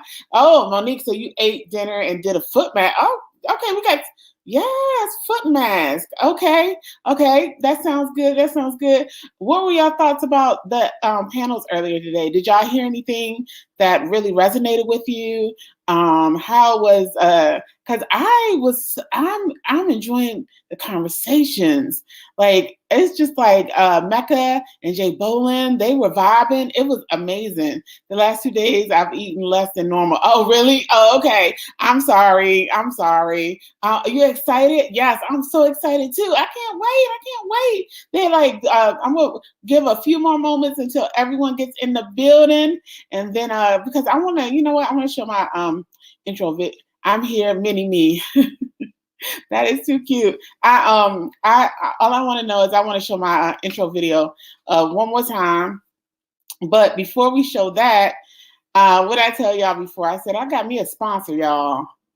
And let me show y'all my sponsor video. Y'all might be sick of it, but I'm not, okay? Because my sponsor, they my sponsors, okay? And I'm going to support as much as I want to. So let me show that so y'all can, get into all of this.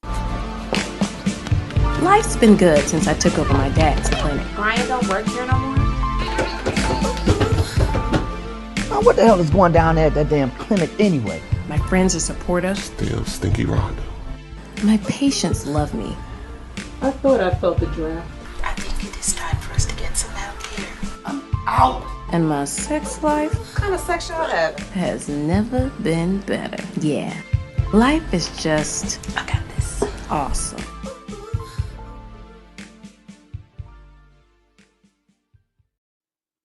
All right. So I want to send a shout out to Pierre Outlaw Entertainment. They're a Black-owned entertainment company. And the great thing about it is, like, it's just seeing Black-owned creatives creating. And that is the whole point of the ABE Summit. I really wanted to showcase Black people creating, because we're dope. We are some dope people, and we create and we do so much out here. And you know what? I want all of us. Oh, thank you. I want all of us to get our shine, okay? And I don't want anybody to like not feel like they're gonna get their shine, because I want it all. We're gonna get it all today, y'all. Yes. So I tried to put a lot of thought into. Thank you, Mike Street. I try to put a lot of thought into every all the panelists that are on.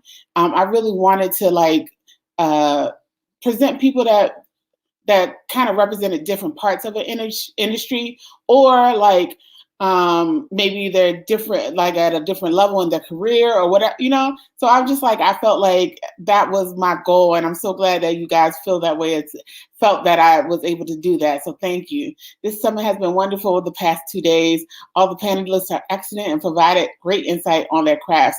Yes. So this is why I really wanted to talk to everyone that deals with the photo industry in some way. So nail artists are like, to me, like, they're the ones that like seal the whole deal, like the whole picture comes together. Once you add like a manicure or a nail artist on set, I think that would be great. So, thank you so much, Urban Late Nights. I like your little avatar. It's so cute. Black Creatives Rock. Yes, that's a great hashtag. Black Creatives Rock. I'm so excited. My manicuring career fueled my makeup career. Nails is and always will be my first love. Currently selling press-ons. Oh, okay, you selling press-ons. Okay, you better make them coins. You better make them. So I ain't mad at it. So listen, y'all. I'm about to play my intro one more time, because I want to start bringing these ladies in. They are backstage waiting patiently for me, which I appreciate. But I'm going to play my intro one more time because I love it. Okay? So don't judge me.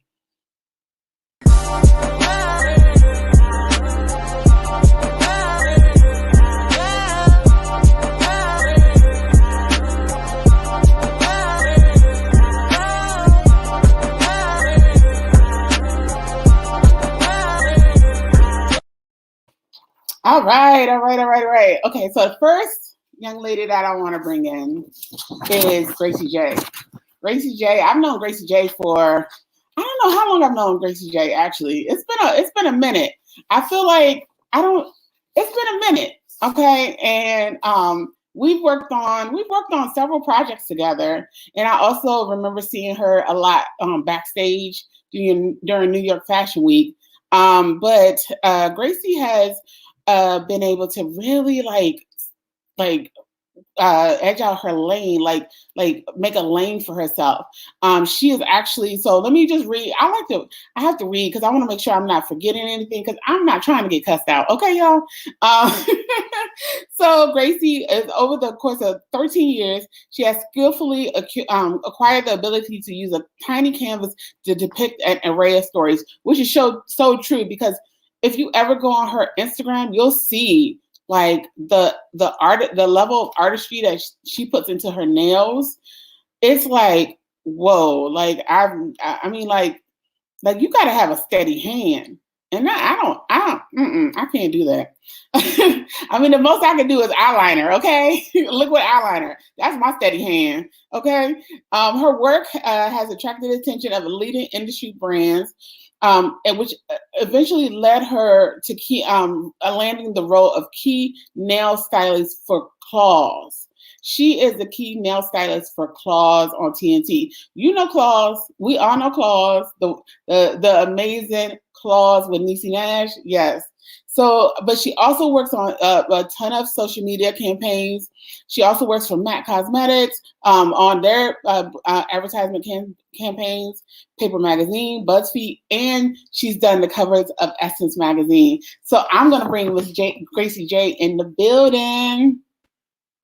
Hey, I knew he was going to come with it. Look at you. My little DIY backdrop. I knew you was gonna come with it. Look at that. You look so cute. I'm loving the stars. Pretty lady. I'm loving the stars. You look so cute. Look so cute. You don't have to show up and show out. Just listen, party at the top, home at the bottom right now. I know. I'm like, please, y'all, don't have me go. Don't make me have to run out of here, because then y'all be like, oh wait, what was you sitting there? No, I'm just kidding. Oh my gosh. So I'm so excited for you to be here, but I wanted to talk to you really quickly. Oh, Delina. Hi, Delina. I'm so excited to see both of you guys. Yes, she loves y'all. I'm so excited because the other night you let us know that you dropped a single. Now, yes. Now I wish I could play it on here, but YouTube copyright. I ain't getting caught up. Okay? I ain't trying to get the AV Summit shut down. Okay, they'll be quick to pull the plug on me. I'm like, oh, so I wanted to talk to you just a second about your single. I didn't know. Okay, so are you a rapper, producer? I didn't know. I'm not a rapper. You have so much stuff.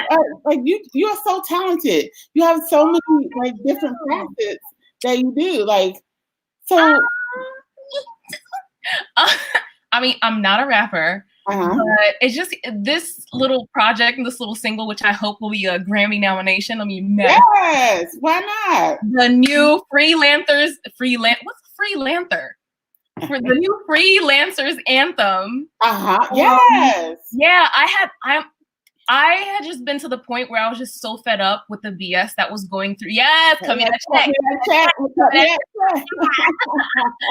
I had just been so fed up with like the industry shenanigans, like the industry politics, and just trying to navigate the industry as a woman, let alone as a Black woman, and constantly being met with the, microaggressions and the passive aggressive behaviors and the racist shit people say to me. So I was tired of that. I was tired of like not being paid on time. Like net 30 needs to go. Like, because I'm like, I know every single one of you that are working behind the scenes, for these big brands, y'all are not getting paid every 30 months. So, and it makes it close to impossible for us as artists to live decently and pay our bills and have things paid on time and to even manage our finances when we're getting paid 30, 60, 90 days. Sometimes you have to harass these people to pay you. I was just tired of people just trying to tarnish my name and tarnish my brand for no reason. Like, yo, I'm like, trying to like make something different for all of us. And, and to really bring everyone in. I was tired of people that were constantly trying to pull the rug from under me when I was, given certain opportunities to bring everyone on board. I was tired of it. And just from multiple conversations, one of my closest friends, her name is Tiff McPherce. She has an amazing brand. She's also a Black woman. She has a wellness brand called Lookin'. And we have conversations all the time about the industry and how certain things in the industry affect us and how it affects, our mental and everything like that. And I was like, yo, I don't, and at certain points I would have trolls come on my page and and accuse me of stealing other people's work. And I'm just like, bitch, where? Because I was like, obviously they don't know your name. Hello. And second, I'm like, I have range. I don't do one specific type of art. I have the capability of doing, a plethora of different things. So I was tired of that. And I just didn't want to give my energy towards the negative anymore. So I was like, you know what? Art is what I do best. And I used to even dabble in poetry. So I think that's why I was able to really throw in together a little rap or whatever. I was like, I'm going to put it back into art. And I'm going to create something that all of us can relate to. And that's how I'm going to channel how I feel about the situation. Like, I can't be giving these people my energy because I'm like, you could be using that energy towards building yourself. I was like, let's turn this around because what I know they can't do is rap like I did. So right. And do that camera pose. You doing a camera pose. I'm like, listen, if you have something to say, pull up. Pull up. Well, look. We're gonna get more into everything, but at first I want to pull in Miss Mimi D. Let me read Mimi's bio as well because I ain't getting in trouble by y'all. Okay. So Mimi D solidified her place in the nail industry by nailing top celebs for magazine covers like Angela Bassett, Yara Shahidi, and Ciara for Essence. Mimi is the one that did that dope Essence cover with Ciara on it. And she also works with Lena Waithe and Tyra Banks. She also participated in MailChimp by MailChimp. That's really cool. Wow, MailChimp by MailChimp. I never heard about that. I gotta check that out. So without further ado, let me pull in Miss Mimi D. Hi. Hi, Mimi. Hey, hello. I love the wall. This is my wall. Wait, are those nails? Oh my gosh, that's so super cute. Yeah, that's so super cute. Can you hear us okay, Mimi? I can. Can you hear me? Yeah, it's just a little bit of a delay, but it's okay. It's okay. Yes, I love it. The nails are so cute. I think you are stuck a little bit. Let me have you go back out real quick and then come back in. Yeah, she's gonna come back in real quick. But yeah, okay. So everyone's on the, everyone's on the internet, so everything's a little crazy right now. I know the internet is kind of crazy right now. So I'm gonna have her. Hold on. Let's see if we can pull her right back in now. Okay, how's that? Okay, let's see if she can just come back in. Let's wait for her. But also, I want to talk to you even more. So you were talking about. Let's go ahead and start getting into some of this juiciness. And when she comes in, I'll definitely want to ask her more about her career. First of all, Gracie, how did you get started in the industry? Well, I've been doing nails as a hobby since I was 13. Mm-hmm. And it was just something that, as a, young teenage girl, that's just what I took interest in. I wasn't allowed to wear makeup, so nails it was. Mm-hmm. And it was never something that I was like, oh, I'm going to do this as a career, because let me tell you, if I knew that I could have done this as a career, these student loans that I have right now would not exist, because I would have been like, college where? Like, and after college, I was just trying to figure out what I wanted to do. And I had kind of like the idea, like nails was just like a constant thing, like that just kept popping and popping and popping up. And I was just like, okay, like, cool, whatever. And it wasn't until I was working corporate at MAC Cosmetics that, well, first I had gone to an event and one of the photographers saw my nails and she was like, oh my God, like, where do you who does your nails? And I was like, I do my nails. She's like, what? So she invited me to come work on set with her. And, from her and the makeup artist and the hairstylist just really pushing me to get into it. I was like, girl, I'm not working at no chop shop. Like, I didn't see the vision at the time. While you're talking, I'm pulling a Mimi D in, okay? But because I want to also ask her too. Hi, Mimi. Better? Yeah. Yes, much better, much better. Thank you so much. I appreciate that. Nice to see you. Nice to see you. Thank you so much. Oh my gosh. I love the nails in the background. I want Gracie, Mimi, before I talk real quick and ask questions, I was asking Gracie about her start. So I want Gracie to finish up on that, and then I want to delve into that with you as well. So Gracie, you were at MAC Cosmetics. Yeah, I used to work corporate at MAC Cosmetics, and it wasn't until one day an invoice came across my desk, and it was an industry manicurist, and she was basically making in a day what I was making in a week. Wow. And by that point, I had already been like messing with nails since I was 13, and I was like, I can do a pretty good job. So I was like, why am I here?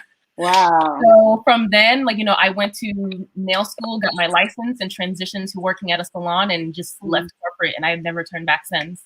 Wow, that's so cool. Wow. Mimi. Yes. All right.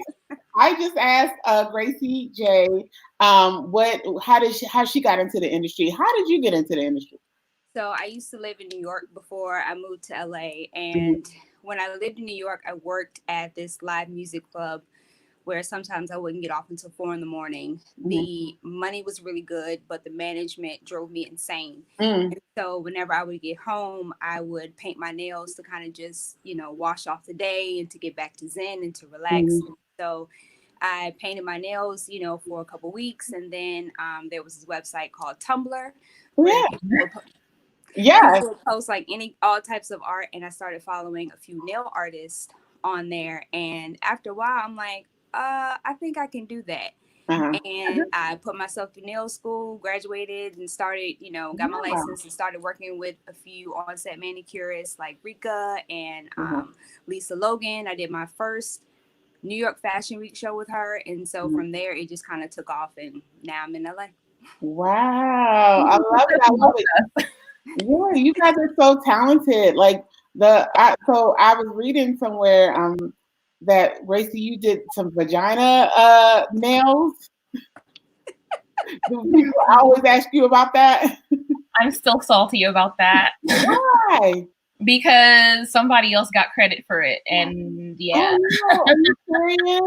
Wow. Yeah, somebody else got credit for it. It's like it's a constant thing. At this point, I'm just like, you know what? I really cannot. Yes, it affects me because I'm like, yo, like, okay, why are the black girl stuff out here being stolen and the white girl being getting credit for it. Okay, so then let's get into it. Let's get raw. This is a raw conversation that I'm open to. I mean, I'm tired of it, Joy. I'm tired. Yes, and that's the thing. It's like I want to talk to y'all because, as a Black creative, like one of the questions I want to present is, first of all, what are some of the challenges that Black nail artists face in this industry? Every single struggle. Like, right. I think the question is what don't we face in the industry? Okay. And I'm at a point where at this point I'm just like about a year ago, I'm like, yo, I don't even want to do editorials anymore. Wow. Yeah. And I'm just like, it doesn't even feel I don't have the same excitement I used to have for it. I'm tired of being haggled for rates. I'm tired of people not being respectful enough to say, hey, we don't have this budget, but we have this. Can you work with that? And what can you do with that? And people just assuming that I'm like, you need me as the artist just as much as I need you as the brand. Like you need people like myself and Mimi because we do add that cool edge factor to your work, and you wouldn't be contacting us if you didn't think that we bring some type of value to the work that we're providing to you. I've had an agent tell me before, and mind you, she went ghost, and I hadn't heard from her for a while. And when I did season 1 of Claws, when I came back to New York, she reached back out to me, and I was like, oh, okay, I see why you're reaching out. You see that, it's a big money bag, and you're figuring that, oh, she may go back for season 2, so let me grab her now. Yeah. Have a meeting with her. And then on my way out, and one of the things she said to me was, and I'm like, and quite honestly, I'm like, I don't even know how that even came. It was not even, I'm like, how did this even happen? She was like, oh, the reason why Asians do so well in the industry is because they're quiet and they keep their heads down. And yeah, and in that minute, I was like, she's like, oh yeah, I don't mean for, and when people usually start with, I don't mean for it to come off wrong, then it's about to come off wrong. And in that moment, it just kind of took me aback, and I was just like, oh, like there wasn't really, I was like, what do I say to that in that moment where I wasn't prepared to buck off? Like, like I wasn't prepared for that. And I'm just like, how much more subservient, how much more submissive do you need me to be as a human being, as a woman, as a Black woman, to fit your little box of how I'm supposed to be? When I show up on set, I'm professional. When I show up on set, I'm minding my business and I'm staying in my lane. When I show up on set, I say yes to whatever it is that you need. So what is it that you need me to do at this point? Because at this point, you're asking me to lay down like a rug for you to step all over me. At this point, I'm just like, I can't take that anymore. I'm like, I come from a household where my upbringing, like with my parent, wasn't really that great. And it took me years of freaking therapy to get through those things. And I was like, I'll be damned if I get into an industry and let people treat me like this, let alone let white people treat me like this. Wow. My work is amazing, not to toot my own horn or anything. And I'm trying to say that in the most humble way possible. I mean, put some respect on our names. Stop haggling us. The same opportunities that y'all give the same 0.0005 manicurists that y'all still, giving notoriety to. We're here too. We're creating the trends too. I'm like, how many times I've seen nails that I've done that I created a trend for that, all of a sudden these white girls are getting, credit for it. I'm just like, okay. I'm like, that's fine. It's okay. Let me bring Mimi into that as well, because it's okay. It's okay. I can definitely attest to having some of those same issues. Sometimes I get to a point where I show up on set and I have to wear shirts like this because people will legit be like, "Oh, are you the hair assistant?" I know my hair is fabulous, but no, I'm here to do nails. So, it's little things like that. And then for me, I experience a lot of the time, not only being a Black woman, but just being the only Black person, period, on set. And then having that be a whole thing because, they play music on set and certain songs have certain words that certain people can't say.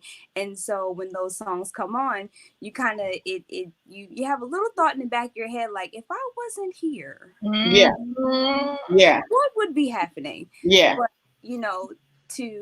from my experiences, I haven't had anyone just outright come at me sideways. I did have a hairstylist kind of just keep questioning what I was doing because number one, I know I look young, but I'm not. Number two, why are you worrying about what I'm doing? You're here to do hair, so do hair. I'm going to do nails, and I'm not going to ask you about what you're doing. You do what you need to do. Yeah. Worry about yourself.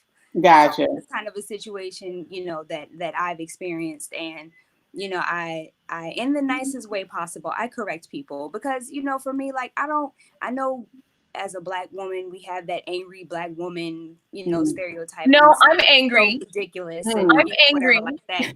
But, you know, whenever I go to a situation, I try to just be chill and be cool like everybody else. And until you put me in a situation where things are disrespectful, I'm going to be chill. Gotcha. I have what's called resting bitch face. I lived in New York for 6 years. It's on my back. I can't really help that. But, you know, if you start a conversation with me, I'm chill. We can laugh and joke about the same things that everybody else does. But, you know, just working on set and having those little situations, like most people don't really think about that. You know, like for me, when it comes to stuff like budget and about payment and this, that, and the third, and it's like that used to be very irritating. But now I have an agent who deals with all of that. Like, don't you take that to him. You let him handle that. Like I don't need to have any other conversations about money and whatever else. You know, people will ask me, oh, you know, I found you on Instagram or I found you on your website. We're having this, we're putting together this photo shoot. You know, are you available for this day? And I respond, yeah, what's your budget? Oh, well, we were wondering what your rate is. No, what's your budget? What's your budget? Absolutely. Yeah. Absolutely. So with that said, let me ask you guys this. So as you guys have so eloquently said, it's a lot of issues. But how do you guys combat that? How can we combat that to where you're on the other side of it? You know what I mean? So do you guys have any suggestions for that? I'm gonna go with you first, Mimi.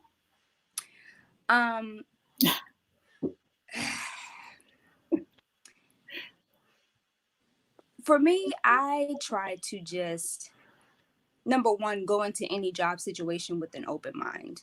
I don't necessarily want to automatically assume that certain people are going to be a certain way. And so when those things do happen, number one, I'm an Aquarius, so I'm always in my head. So anytime anything happens, I'm immediately like, what does this mean? What are you trying to say? Do I respond? Do I snap? Do I be quiet? What do I do? What do I do? And people will say things real slick out their mouth, but I'm real slick too. But I'll be slick, but I'll be polite. Okay. So the first time something happens, I will say something, you know, just snap back real quick, like, girl, step back, get back in your place. Okay. And then the second time it happens, okay, now we're going to have a conversation off to the side. And then the third time, now you're going to get all the craziness because you warranted that. You know, during that conversation, I'm going to let you know, hey, listen, I don't appreciate how this went down. You know, I think we can come to some sort of solution where we don't have to use those types of phrases or we don't have to use those types of words, or you don't have to talk to me in that tone. And I think another thing that has eliminated that completely for me in my situation is that I'm a mom. Okay.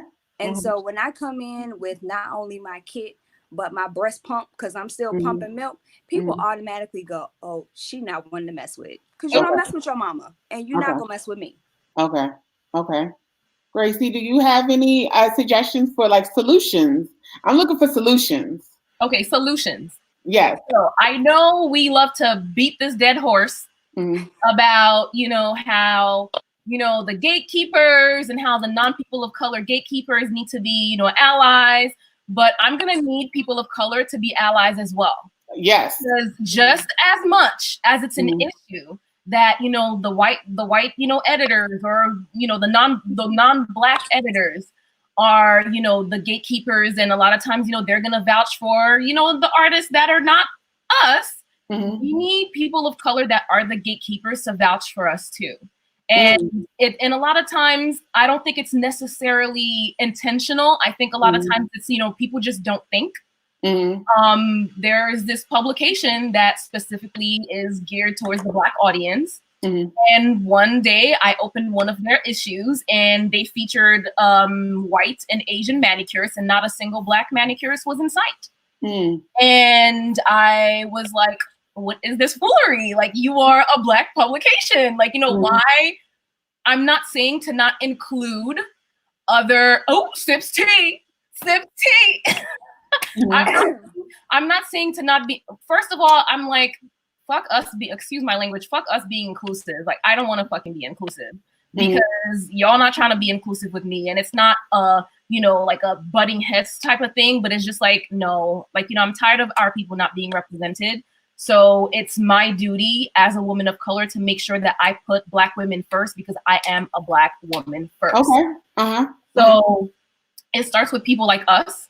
It starts with our people of color gatekeepers to look out for us, because slip ups like that in a Black publication cannot be happening. And I was so disturbed by it that I even reached out to them and I was like, hey, what is this? Like, what's going on here?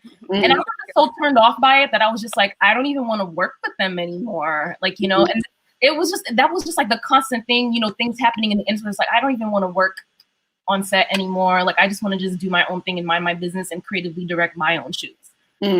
So, having people of color. I think that that's a solution, though. That is a create your own work, because people create your own work, and people seem to think the only way of being successful in the industry is like by just working editorials.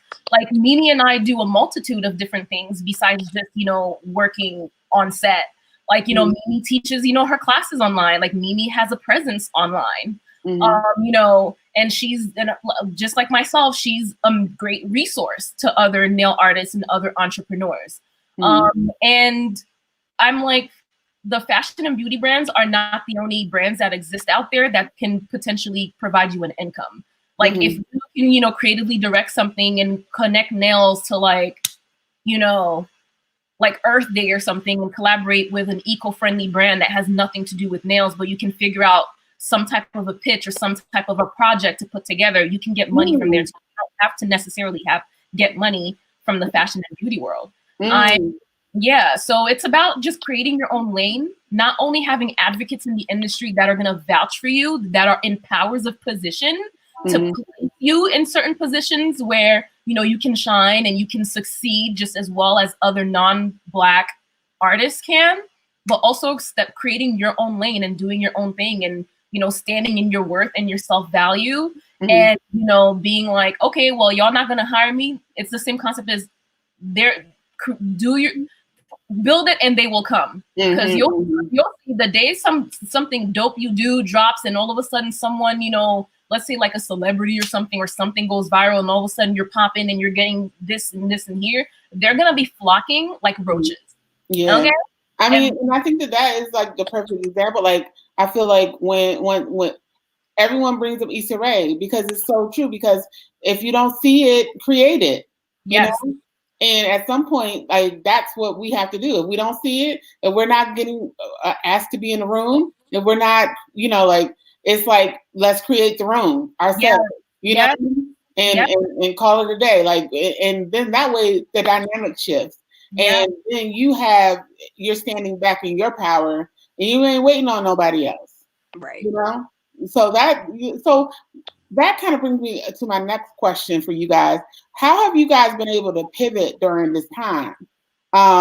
Gracie, have you been able to pivot with your, because I know like a lot of salons and a lot of people aren't booking their artists in person.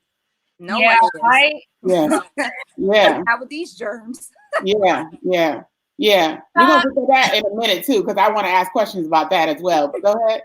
I within like the first 2 weeks, I just kind of needed a little bit to kind of get my mind right and really kind of mentally and emotionally like ground myself. And then my boyfriend was like, why don't you just like start making your press-ons again? Like, people are gonna start like, really getting into it. So I started that, and I started doing that, and I was like, okay, I'm gonna start illustrating. So then I started an illustration page, because like art has always been a major part of my life. I started my illustration page. One of my friends, like, she's commissioning me to do work for her. And Honey Pot Co. like hit me up and they're like, hey, we want you to do work for us. So I'm just like, okay, I'm like in my bag. So there's that, and then there's the press-ons, and while I'm doing that, I'm also like going back to blogging again because I really do love writing, and I express myself best when I write.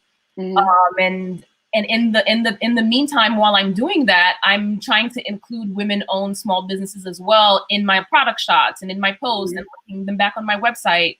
Because as a woman-owned small business, it's hard out here. Like it's easy, it's not easy. Like so, that's how I've been able to shift, and I've always been pretty like good on like being a chameleon just throughout life, and just like when life shifts, I have to shift with it. I have to move motion.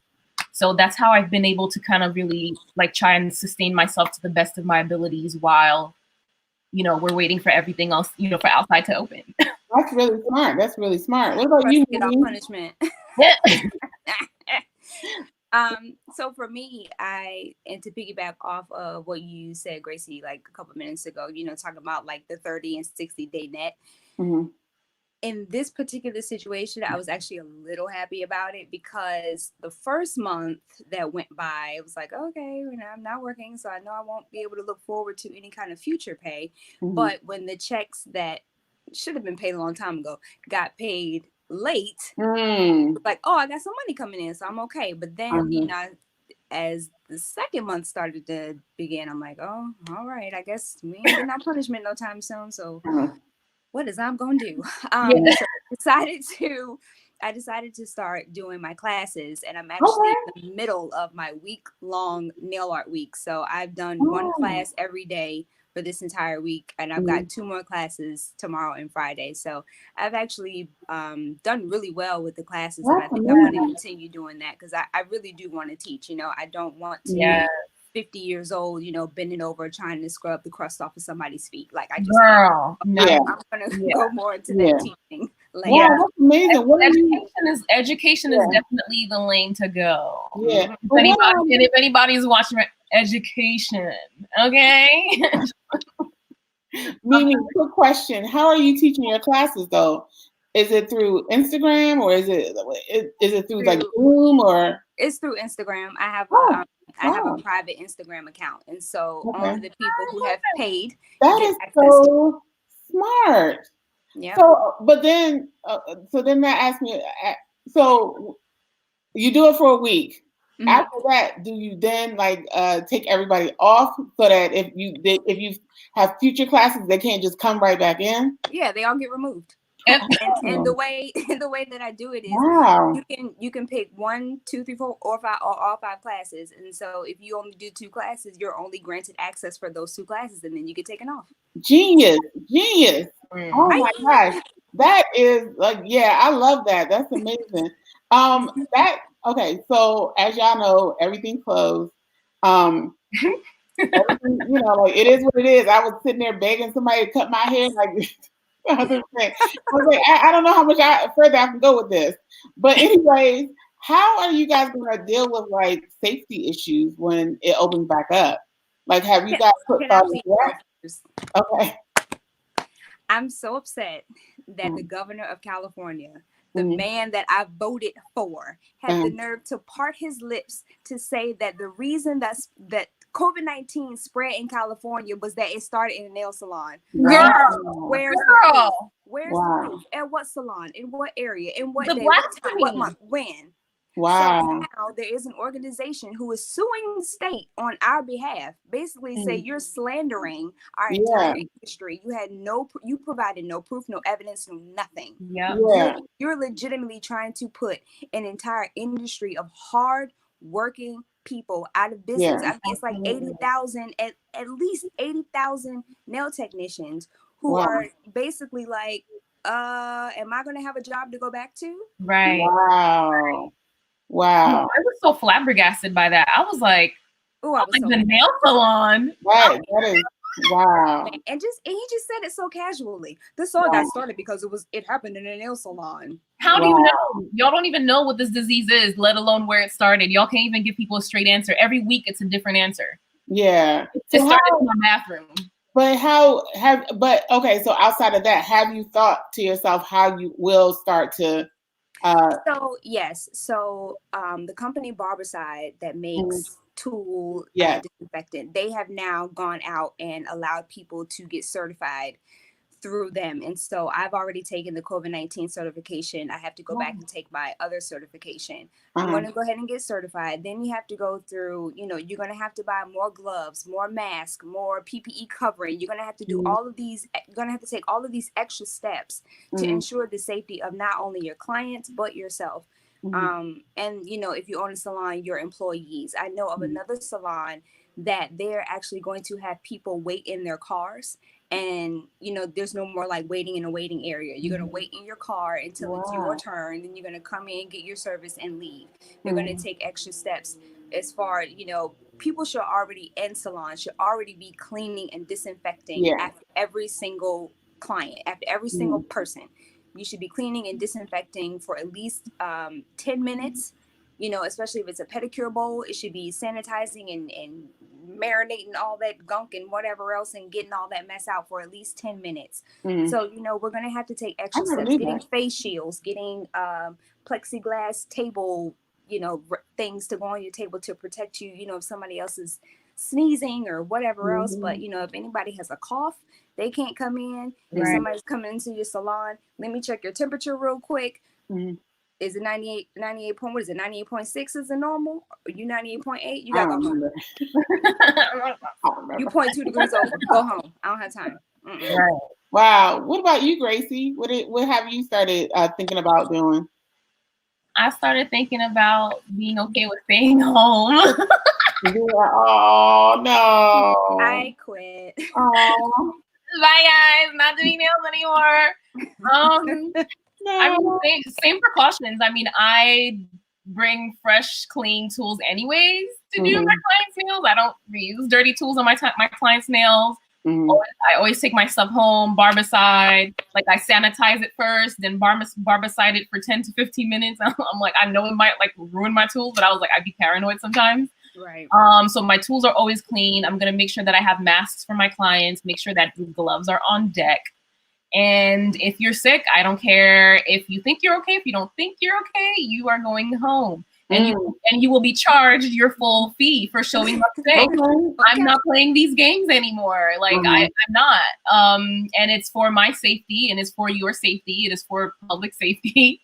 And making sure that, clients are not, I'm going to try to space clients appointments out, and so they're not coming on time. So it's like, okay, you can show up like 10 minutes late just so people are not crossing over. Right. So yeah, just gonna be extra tedious with my cleaning and wiping down with let me not drop no names, I ain't getting paid for it. Wiping down with, disinfectant spray from head to toe after each service. Clean. I mean, well, it's not like I use dirty gloves anyways. I'm gonna be using my Okay. I think I had a little moment just now. Okay, girl. But yeah, just practicing safe sanitizing, disinfecting methods. So one of the things, as you guys, Gracie knows, I'm a makeup artist. I feel like, I don't know, I kind of feel at the same time feel sad about that, because one of the things we do is that as creators is that we pick people as our canvas, and not to be around that human touch or to be able to interact with people like that. How does that make y'all feel? Does it make you feel kind of sad? I know it makes me feel kind of sad. I think it's different with makeup artists because you're actually touching someone's face and you're like in someone's face. For me, when I'm working on set, there are other people around, so I don't really have that one-on-one interaction unless it's like a house call or something like that. But when I'm on set, I'm usually in the mix of other people anyway. So for me, I don't really think it's going to be. I'm not really sad about that because not too much is really going to change for me. Okay. What about you, Gracie?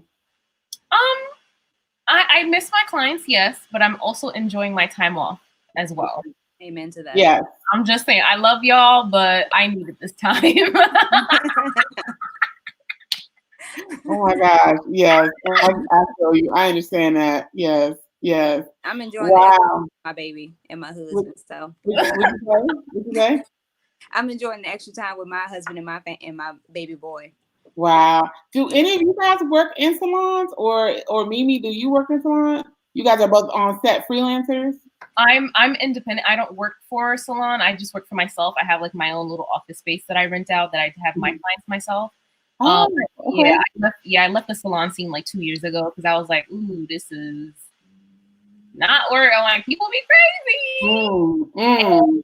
Salons, a lot of it's the nail industry is a very lucrative business. And what I have noticed over the years is that people want to make money in the lucrative business, but they have no experience or any empathy for the artists.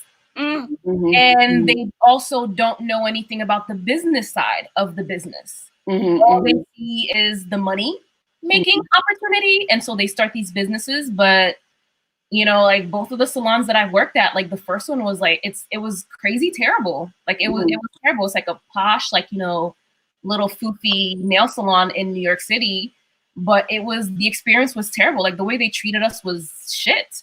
And we were not allowed to speak. And that was during the time that I worked there. That was during the time when that expose came out in the New York Times. And we were not treated well. Like our pay was trash. We were constantly being disrespected. You know, it was just a plethora of things, and we were not allowed to speak out about it. And when, you know, industry people came to do interviews about how we were being treated, they didn't interview us, they interviewed the owner of the salon, which made no sense. So left that place. The other place, just people be crazy. And so I was like, not the environment that I need to be in. And, you know, I want to be somewhere, you know, where I can build myself and hopefully in the future have my own salon, and I can foster, you know, independence and artistry and respect among artists. And team and working together amongst artists. And it's just not the environment that I thrive in. I mean, I've learned a lot of amazing things from these places. I've learned a lot of amazing things of what to do and what not to do. You guys both pretty much, y'all work pretty heavy in the celeb world. How's that experience? Mimi, you want to go first? Sure, why not? Okay. The experience is good for me. I haven't had any terrible experiences. I need wood to knock on. All of my experiences have been really great. One of my clients during the time that we've been on punishment has actually sent me money. Oh, hey, like I know you're not working, you know, here's some money, do what you got to do, whatever. And you know, it came late at night, and so when I saw it, it threw me for a loop, and I legit shed the thug tear because I just couldn't believe that there were, you know, you think of celebrities as like these like larger than life people, but in reality, they're just people. Right. Just people who have these jobs where more people know them. And that's really exactly how I treat them. I don't go in going, oh my God, I love you. Can we Right. Yeah. I go in. Which you shouldn't be doing on set anyways, because you know, you won't get called back. You will not get called back. But go ahead. Sorry, Mimi. Yeah, some people don't know that. But, you know, all of my experiences have been really great. The only time I only lost my cool twice. And the first time was when I did Angela Bassett. But it was like after I had already did the job and her nails were amazing and she was shot and she was getting ready to leave.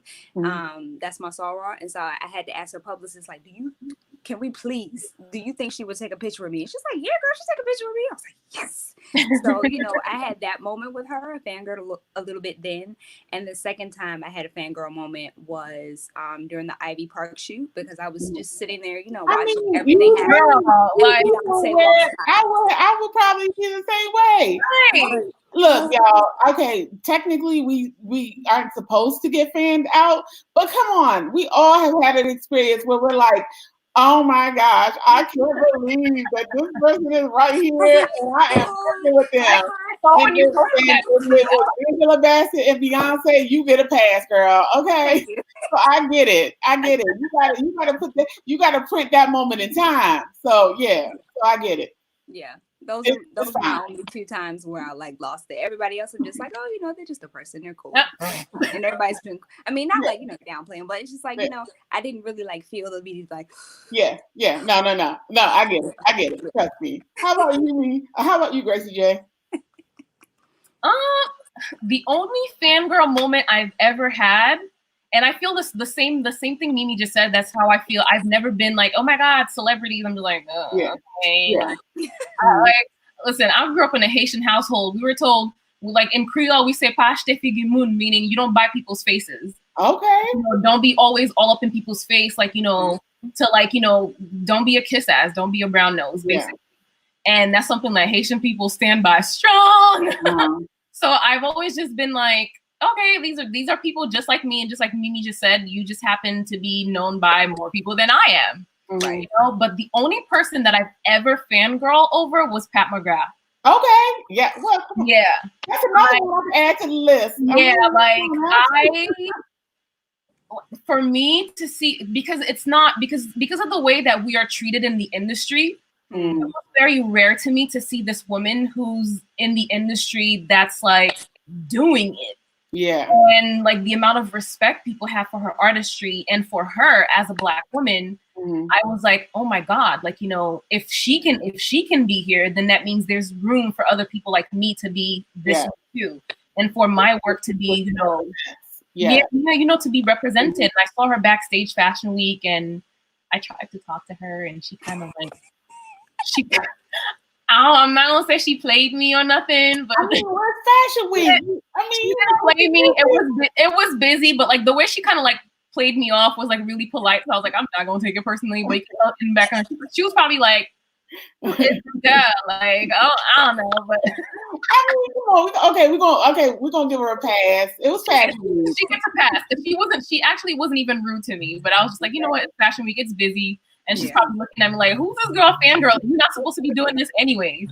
But, I had a little stern talking to with myself in the mirror later on that night, and to myself, I could not ever do that again. We are also creatives where sometimes we get a little emotional about things too. And we're like, yes, I've had plenty of conversations with myself in the mirror too. Like, girl, it's going to be okay.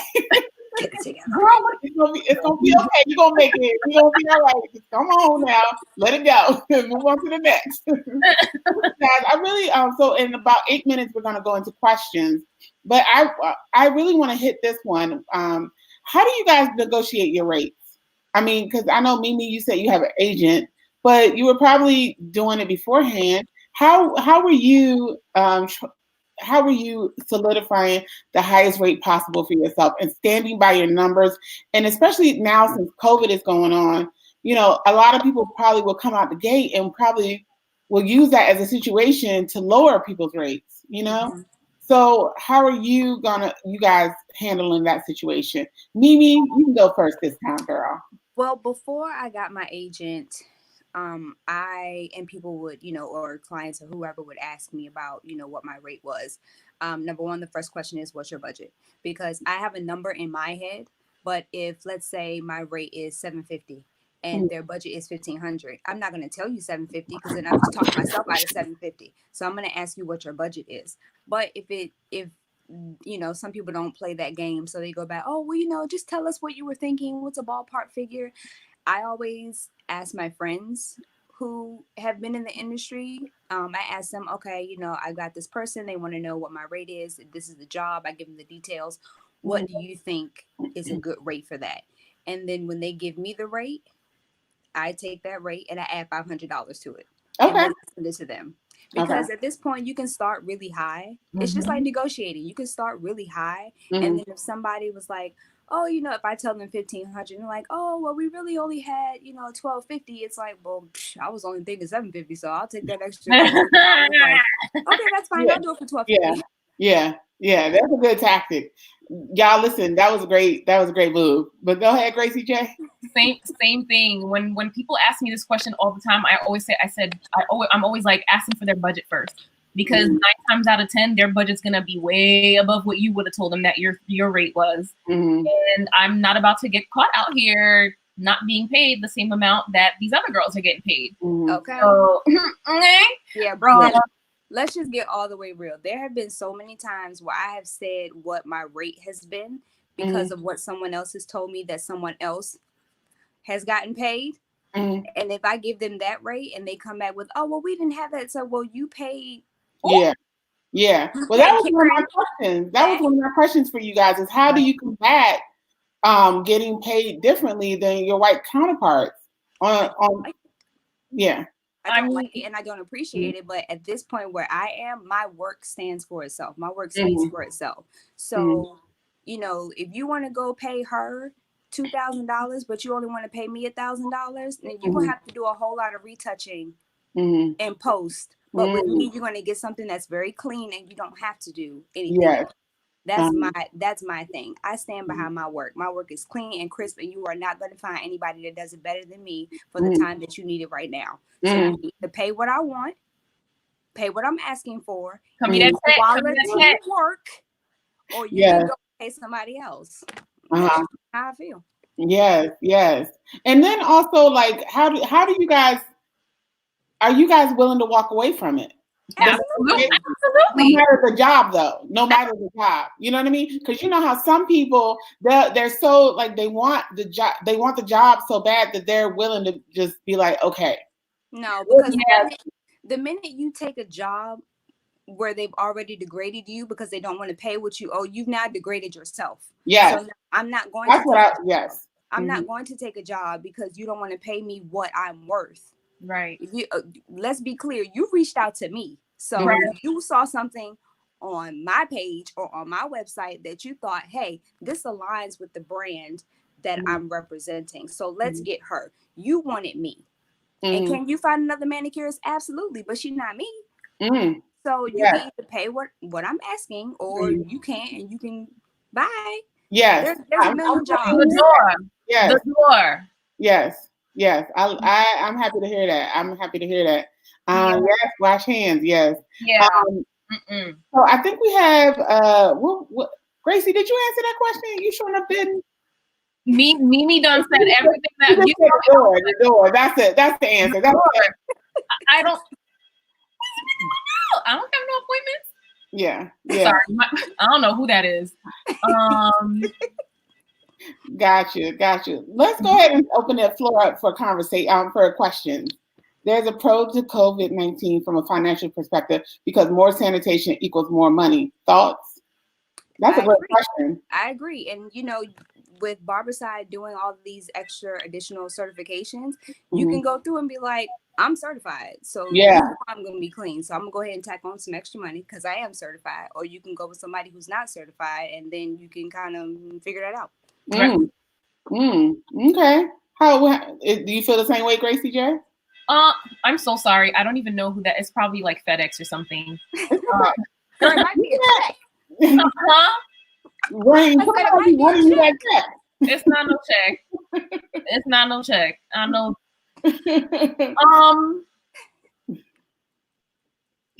I think the pro for me is the fact that the pro to COVID-19 for me is that during this time I've created different passive forms of passive income.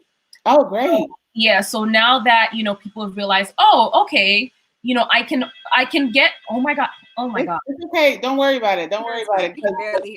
Hey, this is life. We're in our living rooms, basically. Oh my God. I think it actually might be something important because I think they're Well, go ahead. If you got it, hey, go it is. Girl. Yes. Hello. Yeah. How about this? How about I do this? So you feel comfortable. How about that? Real life. Yeah, pretty much. Handle your business, Gracie J. Like, you gotta do it. We are in real life situations. We are literally in the middle of our living rooms having conversations. Right? Exactly. Yeah. Somebody wants to ask pros and cons of being independent versus being a part of an agency for nail artists. Okay. Pros and cons. Let's start with independent. The pro is you get to keep all the money. If you're with an agency, they will take anywhere between 10 and 20%. So that's one situation. A pro to having an agency is that they will do all the negotiating. So you don't have to worry about what's your rate, what's your budget, they do all that. Like anytime my agent comes to me, he's like, hey, here's the job, here's the rate. Do you want to do it? Yes or no? And it's like, yes. So, for me, it's very easy to just scroll through an email and decide if I want to do the job or not. So that's a pro. I'm gonna bring Gracie in while you're. One second. And then, another thing is, agents are able to get in touch with clients that you may not be able to reach. So like, if you don't have connections with production companies or whatever, you might not be able to, let's say if you wanted to work with Nike, the agents are able to reach out to Nike for you. Like me, if I didn't have an agent, I may not be able to reach out to Nike and be like, hey, I'm a manicurist, I did this, I did that, let me know if you got any shoes coming up or whatever like that. An agent will be able to be like, hey, Nike reached out, they like your book, they want to work with you, you want to do it. So the agents have, more connections with those larger brands than maybe I would be able to get on my own. Yeah. Gotcha. What about you, Gracie? Pros and cons of being independent versus being a part of an agency? I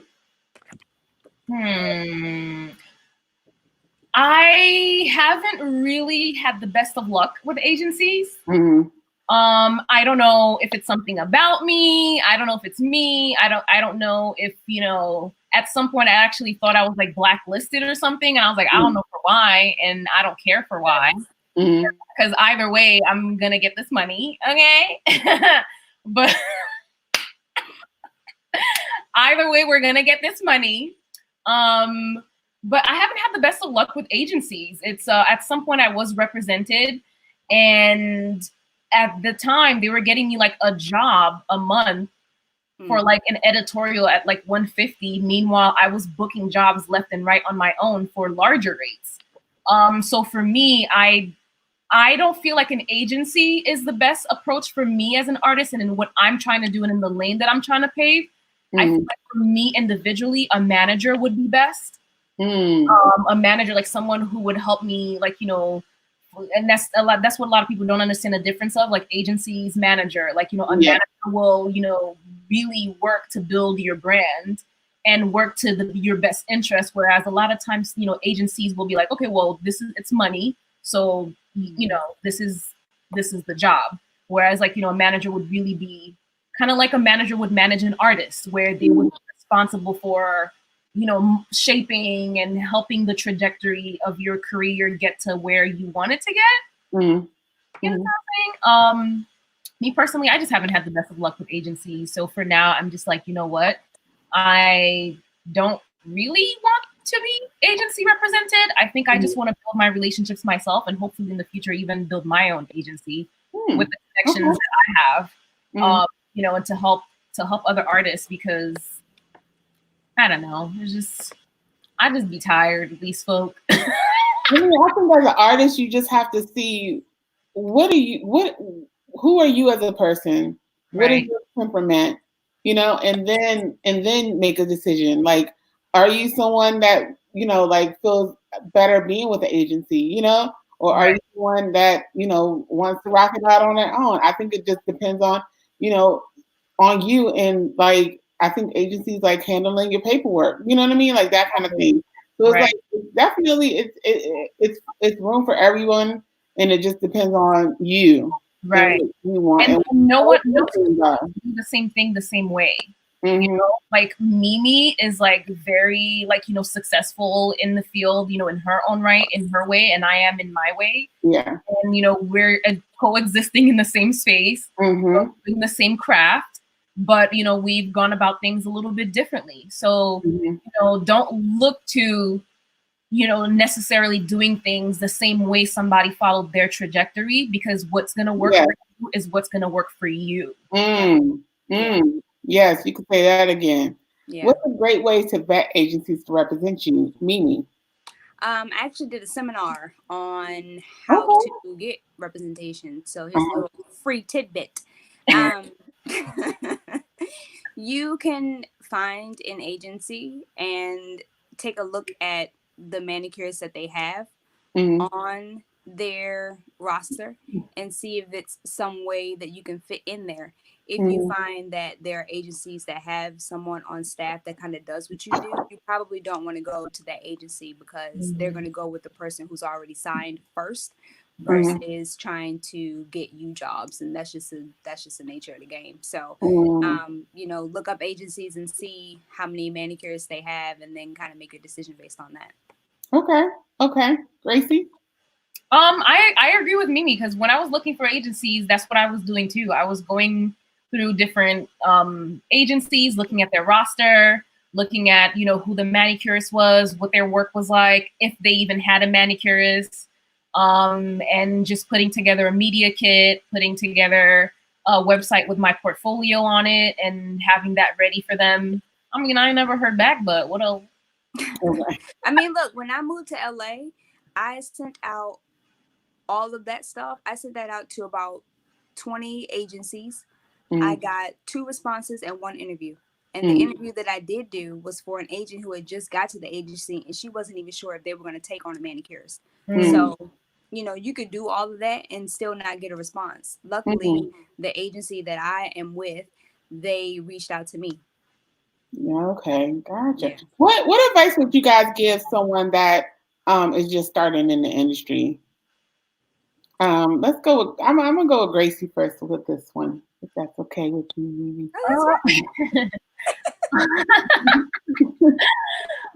For someone just starting out in the industry,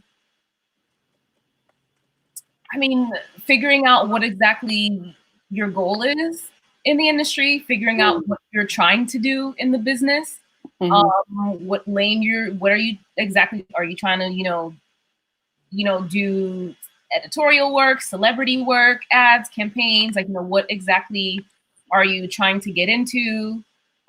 Figuring out what you're not perfecting your, I don't want to say perfecting your craft because I don't think you can ever really be perfect because I feel like when people, you know, feel like they're perfect, then, you know, there's no room for growth.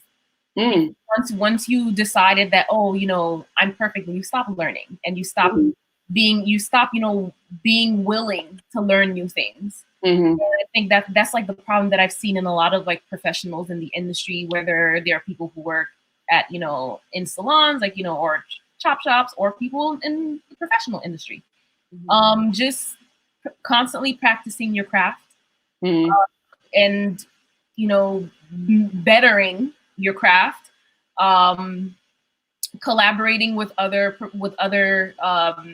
artists, like makeup artists, hairstylists, coming up with your own ideas of like, you know, shoots that you would like to put together. And showing, you know, you want to show people in the industry, hey, this is what I can do. You know, reaching out, I'm like, what? I'm like, my words are getting so jumbled. I'm like, I can't even think right now. Yeah, collaborating with other artists, supporting other artists, because if you're not supporting other people, then people are not really going to want to support you. Being, you know, trying to, you know, be polite and trying to be humble, like, you know, in the industry. I mean, I know we all have our days. I've had my days. But just, you know, just trying to stay humble, trying to be open to, you know, other artists and them working with you and collaborations, and just, you know, just taking everything a day at a time. Like, nothing's gonna come to you in 2 seconds. Like, you know, I'm thankful enough that within the 6 to 7 years that I've been in the industry, like I've been able to really have like a really, like, you know, quick trajectory, because for some people it takes a little longer. But I've been lucky enough that I started my career during the age of social media, and that has helped me a lot. And you know, when social media started, I really jumped on there and I figured out a way to really work the system. That's how, you know, how I've been able to, you know, be where I am now. So just taking everything a day at a time. Like, what you're supposed to be doing 10 years from now is not going to come today. Being patient. Being patient because I have to remind myself of that every single day. Yes, yes. I love that. Yeah. What do you think, Mimi? I think the only thing that I will add is if you're fresh in the industry, you need to assist. You need to absolutely assist as many manicurists as possible. You're going to learn so many different things from so many different manicurists. You're going to learn what to do, what not to do. You know, even me now, I still assist when I can. There are other manicurists who have been in the game longer than me. And so anytime any of them call like, hey, I got a job, I need my assistance, you know, do you want to come on? Absolutely. I mean, number one, I get to see people that I look up to. I get to talk to them. I get to pick their brain while I'm working. Right. I also get to learn. And, you know, at this stage where I'm kind of in the middle, you know, I'm not necessarily at the top, but I'm not at the bottom either. So I'm somewhere in the middle. And so now, you know, I have people who assist me. And so it's kind of just like a trickling down situation. Yeah. You know, they teach me, I absorb it, and then I teach it to somebody else because you have to keep the industry moving. You have to be able to passing on the knowledge. And so, you know, if you're fresh in the industry, you need to be out assisting as many times as you can. I love that. I love that. Okay, so the chat is on fire. We have more questions rolling in. I'm not a POC, but I strive to be the best ally I can. Is there anything I can do to help my fellow ladies get paid the same? How do I stand up when it comes to equal pay? All right, Laura Mitchell, I see you, girl. Come on with it, Laura. And I'm gonna go ahead and jump on this real quick because there was a situation where I believe the actress was Jessica Chastain, and she was on a job with Octavia Spencer. They were on a show, and she realized that they weren't getting paid the same. And so she reached out to, you know, producers or whoever and said, hey, like, you need to be paying her what I'm making. And I love that example. The only downside to that is we don't really talk about rates on set. That's kind of like one of the staples is we don't talk about rates. Yeah, it's like a secret. It's like everyone holds their cards to themselves. And that might be a way to start empowering everyone in the industry, is that everyone starts saying what their rates are. Right. And then that way, when one person agrees to something smaller, you're like, no, this is what it needs to be. A lot of people are not going to want to do that because they don't want to give up their spots. Yeah. So, you know, they don't, and it's not even about giving up your spot. Like I refer other manicurists, like I get like tons of celebrity requests, and a lot of times I really hate doing house calls just because I'll do it, but you know, it takes a toll on my body. It really does. Like, you know, I'm like I'm 5 foot and like 110 pounds. So, and my kit is heavy. And I live in Brooklyn and I have to take the subway. So carrying heavy kit up and down stairs and doing this. And sometimes I'm just, and I get requests from celebrities all the time. And I just be like, I'm just going to pass it on to this person. And 90% of the time I'll pass it on to a Black male artist just because, you know, we're not getting enough of those jobs in the industry. So I want to make sure that my people are taken care of. How do you think though that people like Laura can be an ally? Do you agree with Mimi and what she said, or what are your thoughts on that? Yeah, I mean, I have when people reach out to me and like, hey, you know, what should I ask for a rate for this? I have no problem discussing that whatsoever. I have no problem, you know, somebody getting a job over me. I'm just like, okay, if they get this job, then I wasn't supposed to have the job. Like there'll always be more jobs. You have to be. I agree with what Mimi's saying. I agree with what with Laurel said. You know, but it takes a certain person that, you know, that's very secure within themselves to know that, okay, if I share this, you know, I might lose out on the thing here or there, but as a collective, we're all winning. And so that's another way, like, you know, people could be allies too, just kind of elevating their thinking a little bit, you know, and also, you know, being open to forming relationships with other artists, and for us also to, you know, reciprocate the respect. Because I've been in a situation where, you know, I was presented a major opportunity and being on set, and the whole time there, it was like the manicures that was there to assist was like stepping on my toes the whole entire time. And I was just like, this is not proper set etiquette. Like you don't do that to your lead, like, you know? And it was just a constant thing, just like this person just, you know, going into my, you know, bringing out stuff from my kit and, you know, bring it on set and working openly on set in front of the celebrities to kind of like, you know, upstage, like, you know, me and stuff like, we can't do things like that. We have to create, you know, a certain rapport. And meanwhile, the whole time I was advocating for her to get, you know, certain jobs and to do this. And I'm just like, can you not make it hard for me to be supportive of you? So that mutual respect needs to exist amongst artists. And, you know, I think once we establish that mutual respect, then I think people will start being more comfortable, you know, wanting to help each other. Gotcha. Okay. Next question, please. How do you feel about the lack of Black hands models on social media? Wait,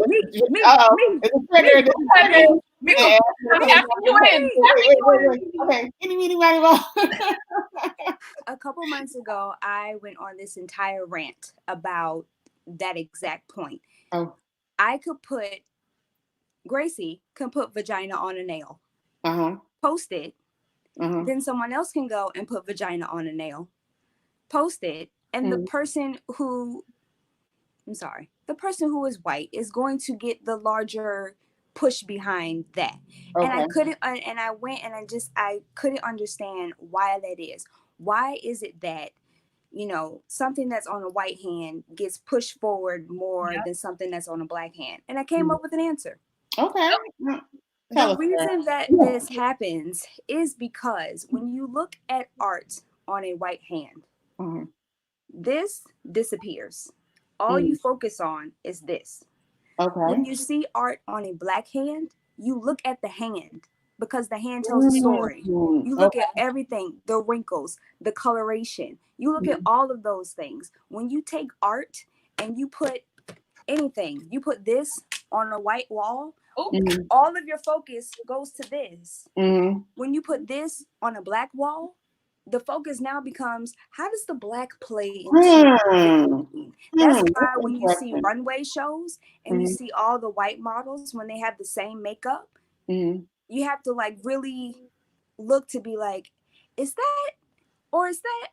But when you put that same makeup on a Black model, you now pay attention to the model and you don't pay attention to the clothes, which is what the designer wants you to look at. They don't want you to pay attention to the clothes. They want you, they don't want you to pay attention to the face. They want you to pay attention to the clothes, which I think that's one of the reasons why a lot of designers don't use Black models. To go back to the original point, when you put something on when I've been on set and I was trying to match a full coverage nude shade on a beautiful dark skin model, could not get a color right. Because if you look at just the finger alone, this shade is different from this shade. That's different from this shade. That's different from this part of your skin. That's different from this part of the skin. There's like 5 different tones in my one finger. And so you pay attention to all of that because all of that goes into the look that's on the nail. When you put that same look on a white finger, you don't pay attention to the finger. You pay attention to the art. I don't. We're gonna have a spirited conversation. Yeah, I agree that that's like the excuse that they use. Absolutely, but that's the excuse that they use. But I'm like, I don't agree because there are a million Black nail artists or even artists like myself, and I have tons of clients that are people of color who are either Black or brown people, and a lot of the art that I create on my clients' nails, you see their beautiful dark hands, but a lot of the art complements their complexion. The way, like the color of the person's, like that beautiful chocolate skin goes with that, that color, palette. It looks amazing. I think that's the excuse and the cop out that they use, because I've had hand models sit in my chair and have conversations with me about being on set and, makeup artists, non-Black makeup artists or producers making comments about how ugly their hands are because they're dark. Okay. Wow. That's a cop out bullshit excuse. I'm sorry. It's excuse though. Right. It's a bullshit excuse. And that's the excuse that they're going to keep using to not, be inclusive, which is another word that I'm sick and tired of hearing in the industry. Like, to be inclusive, of, bringing Black folks and including Black hand models and stuff, in their productions. Because they just don't, historically, Black skin has not been considered appealing to them. Okay. Like Black skin historically to them is not beautiful. We know we're beautiful. Like Absolutely. My first experience of seeing Black representation, and I'm so thankful for this, was being a young girl. Because when I was young, I used to want to be a fashion designer. So back in the day when they used to have runway shows, they used to feature it on those non-cable channel feeds on television. Yeah. And I used to watch those religiously as a 10, 11-year-old kid, just wanting, if I watch this, I'm going to learn. My first experience of seeing Black representation was Alec Weck.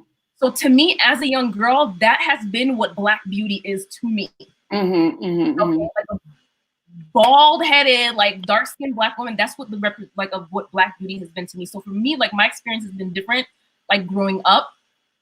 And I'm just I don't understand, why, you can't.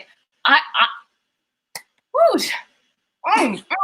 My question then is a lot of brands. I actually stopped following a lot of the polished brands, and which all I see in magazines that I see white hand white. I'm like, same. Yeah. Are those the only three artists? Yes, I know that definitely keeps y'all up. My question is this: what is the solution? How do we?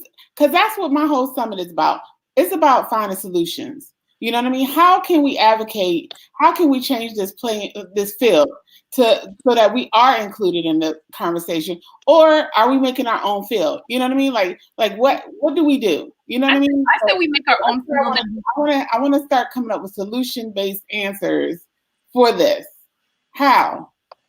Mimi? I think one of the first solutions, which I think is so very simple, is for photographers, hairstylists, makeup artists, set designers, and whoever else to start tagging us in pictures. That's number one. Okay. I can't tell you how many times I've gone and tried to find pictures, or I'm scrolling and I'm like, oh, I worked on that. And they tag everybody but us. But you. Right. You're right. That's a great solution. Yes. Okay. Listen, y'all, makeup people, hair people, stylists, everybody, start tagging your nail artists on set. Because this is real, y'all. These are just even text, digital text. It's tag everybody. Why not? Right. Absolutely. Yeah. Absolutely. It's so disheartening, and I'll move on. But it's so disheartening when you're a part of an entire set, and you go and you've add this beautiful nail, and the model is doing one of these numbers. And I mean, nails are clearly visible and they don't tag you. So number one, start tagging us, please. I'm tired of having to go behind and, it be a month later and, they've got all these thousands of followers and, I'm here with mine. And I'm like, can you please tag me in the picture, please? That's so stupid. It puts a very uncomfortable situation where you find yourself being a nuisance for something that you shouldn't be bringing up in the first place. Yeah, exactly. No, I totally agree with you on that. Gracie, what's your solution? My the same thing that Mimi just said, being conscious that this whole team was here and I was a part of that team. You have a call sheet. My name is on the call sheet. My title is on the call sheet. My information is there. And that's what the call sheet is there for. So you can credit people appropriately with their titles, with, their handles or whatever. Credit people for their work. It's simple as that. It's not that complicated. Credit people for their work and really just, and also, like I said before, having people of color that are also allies. Allies don't just stop at white folk. We need our people of color too that are going to advocate for us. Because look at how Corona hit us, and and how people are going crazy that their nails are not done. But y'all didn't think we were important though. But y'all out here trying to risk your lives talking about, can you come do a house call? But y'all wasn't tagging me on your social. And another thing too is there was this huge blow up She goes, just hilarious, just a mess. Just hilarious now. She went on this whole rant about, getting on black manicures because we don't do feet. Mm-hmm. I just want to say real quick, until you have worked in a salon doing 6 pedicures back to back to back, and you have scoliosis, and you have now hunched over for like 4 hours or 6 hours at a time, don't come complaining to me about wanting to not do a pedicure. No, I'm not going to keep bending over and putting my back that I have to live with for however long I'm going to live with. Right. I'm not going to do that. You can go somewhere else and get a pedicure. It's not dead that weight. deep. It's dead weight. It's dead weight, and it's not. It hurts. Exactly. It's physically exhausting. Okay, so then that is what I'm hearing. I'm hearing that people don't really understand what you guys do and really respect what you bring to the table. And I think that is what I feel like is a problem. It's time to like really, because I feel so at the end of the day, to have, in my opinion, to have a proper shoot or a successful shoot, you've got to have all the elements in place. And in my opinion, if nails aren't there, then it is only, but like it's successful, but only if you don't show hands. Right. So I understand. I feel you guys. I see it, y'all. Y'all need to rise up, y'all. We are here working too. Like we do so much of the work, and all of our work is so physical. Like you want me to sit here and do a pedicure, and you want me to hold your foot up and scrub the bottom of your feet with all your dead weight that's taxing on my body. You want me to do all that? Like and I'm so glad you brought that up. People really do not understand that it's not just painting nails. I'm literally going through and cutting away dead skin, and I need you not to move and not keep talking so that I don't slice your finger open and now you looking at me because now you're bleeding. Like I really need you, sit still and relax your hand. Y'all. A final thought.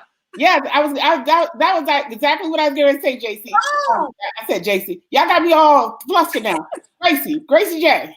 If y'all could give me final thoughts, Gracie J, please go first because I can see it in your face, and then Mimi. Okay. I am sick and tired.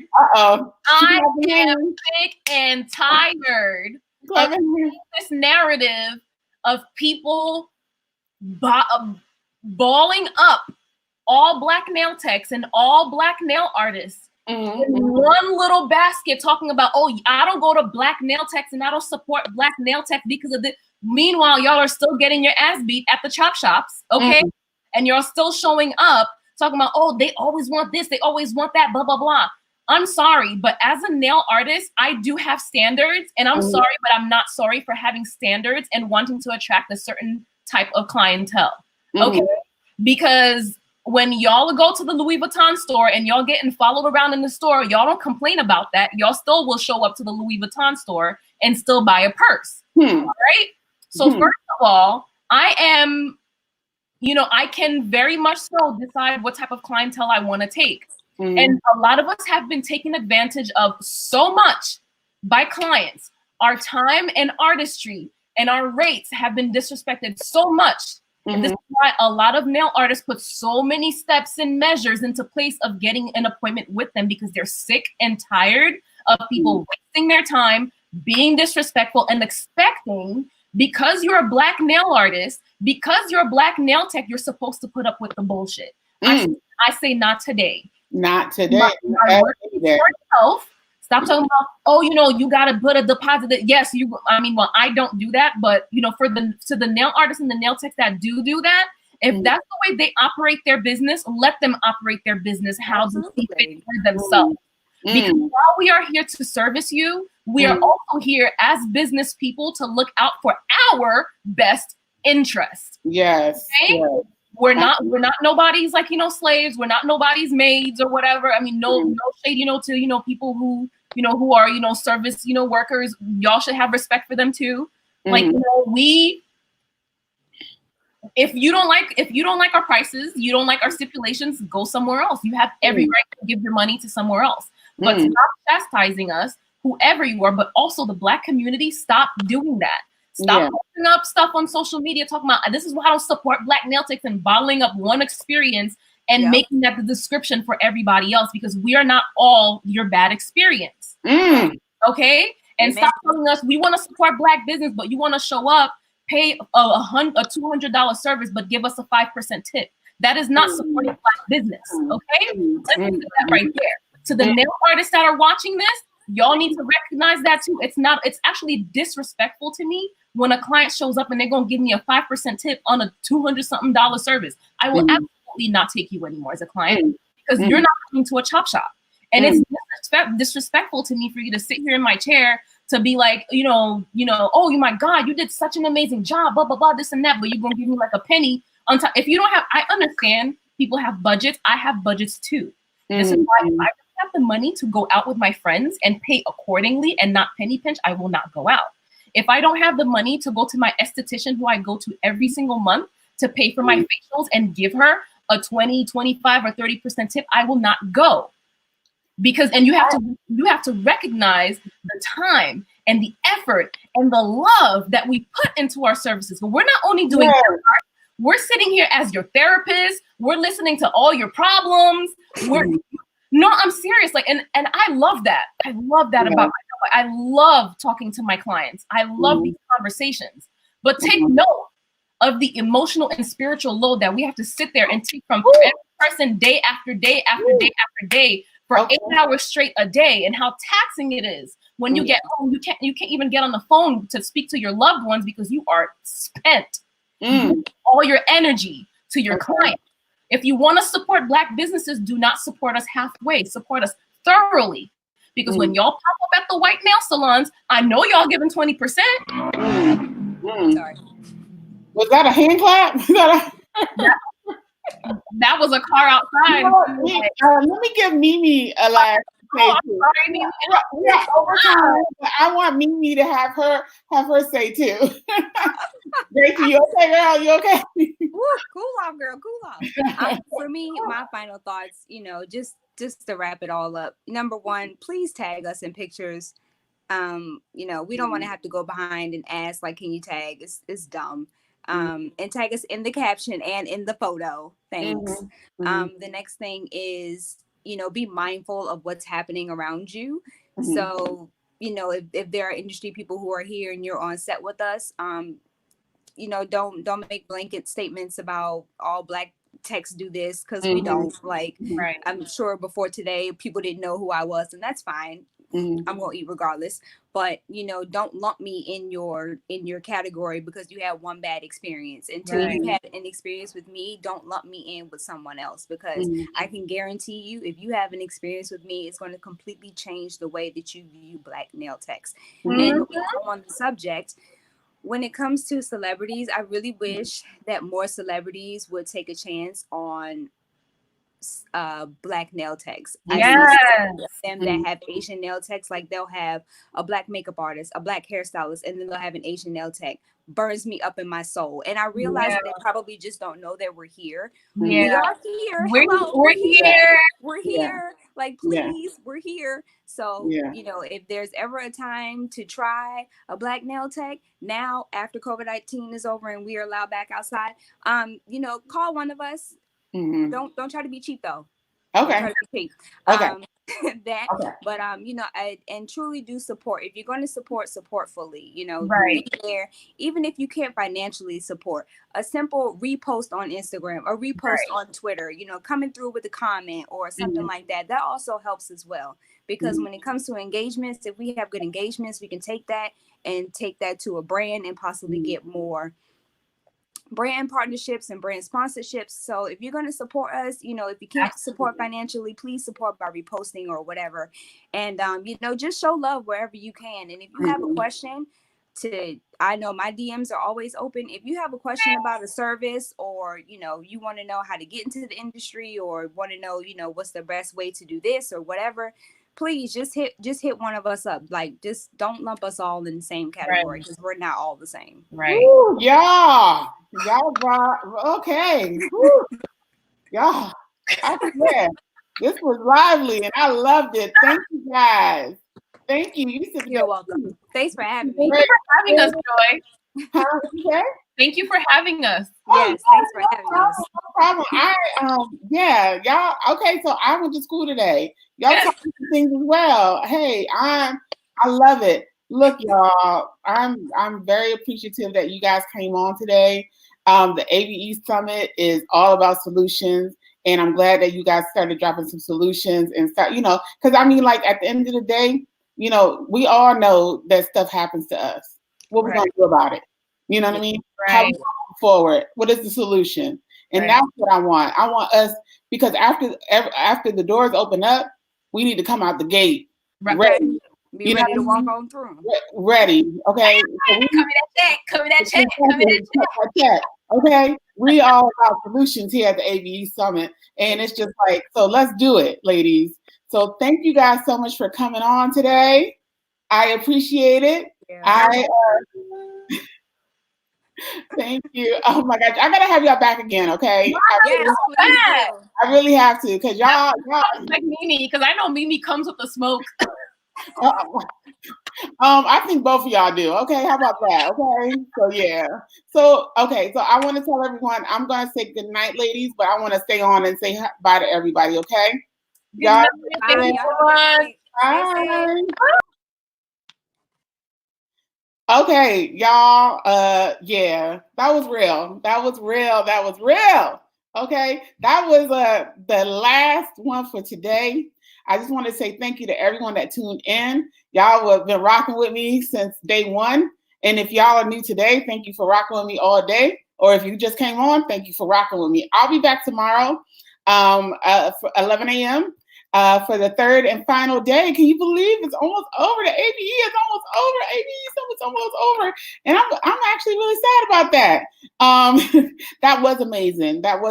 Listen, y'all go and follow Gracie J and Mimi D. We put up their Instagram handles. Follow them. If you guys see their work, make sure you tag them in the work, okay? And let them know that, show them some love. Because it's all that, okay? Make sure you also, when you go on Gracie J's page, make sure you listen to her Cut That Check single, because it's fire. It's fire, y'all. So I just want y'all to know, y'all have a good night, and I will see you guys tomorrow. And yes, I am going to play my intro as my outro too, because what? Why not? Good night, y'all.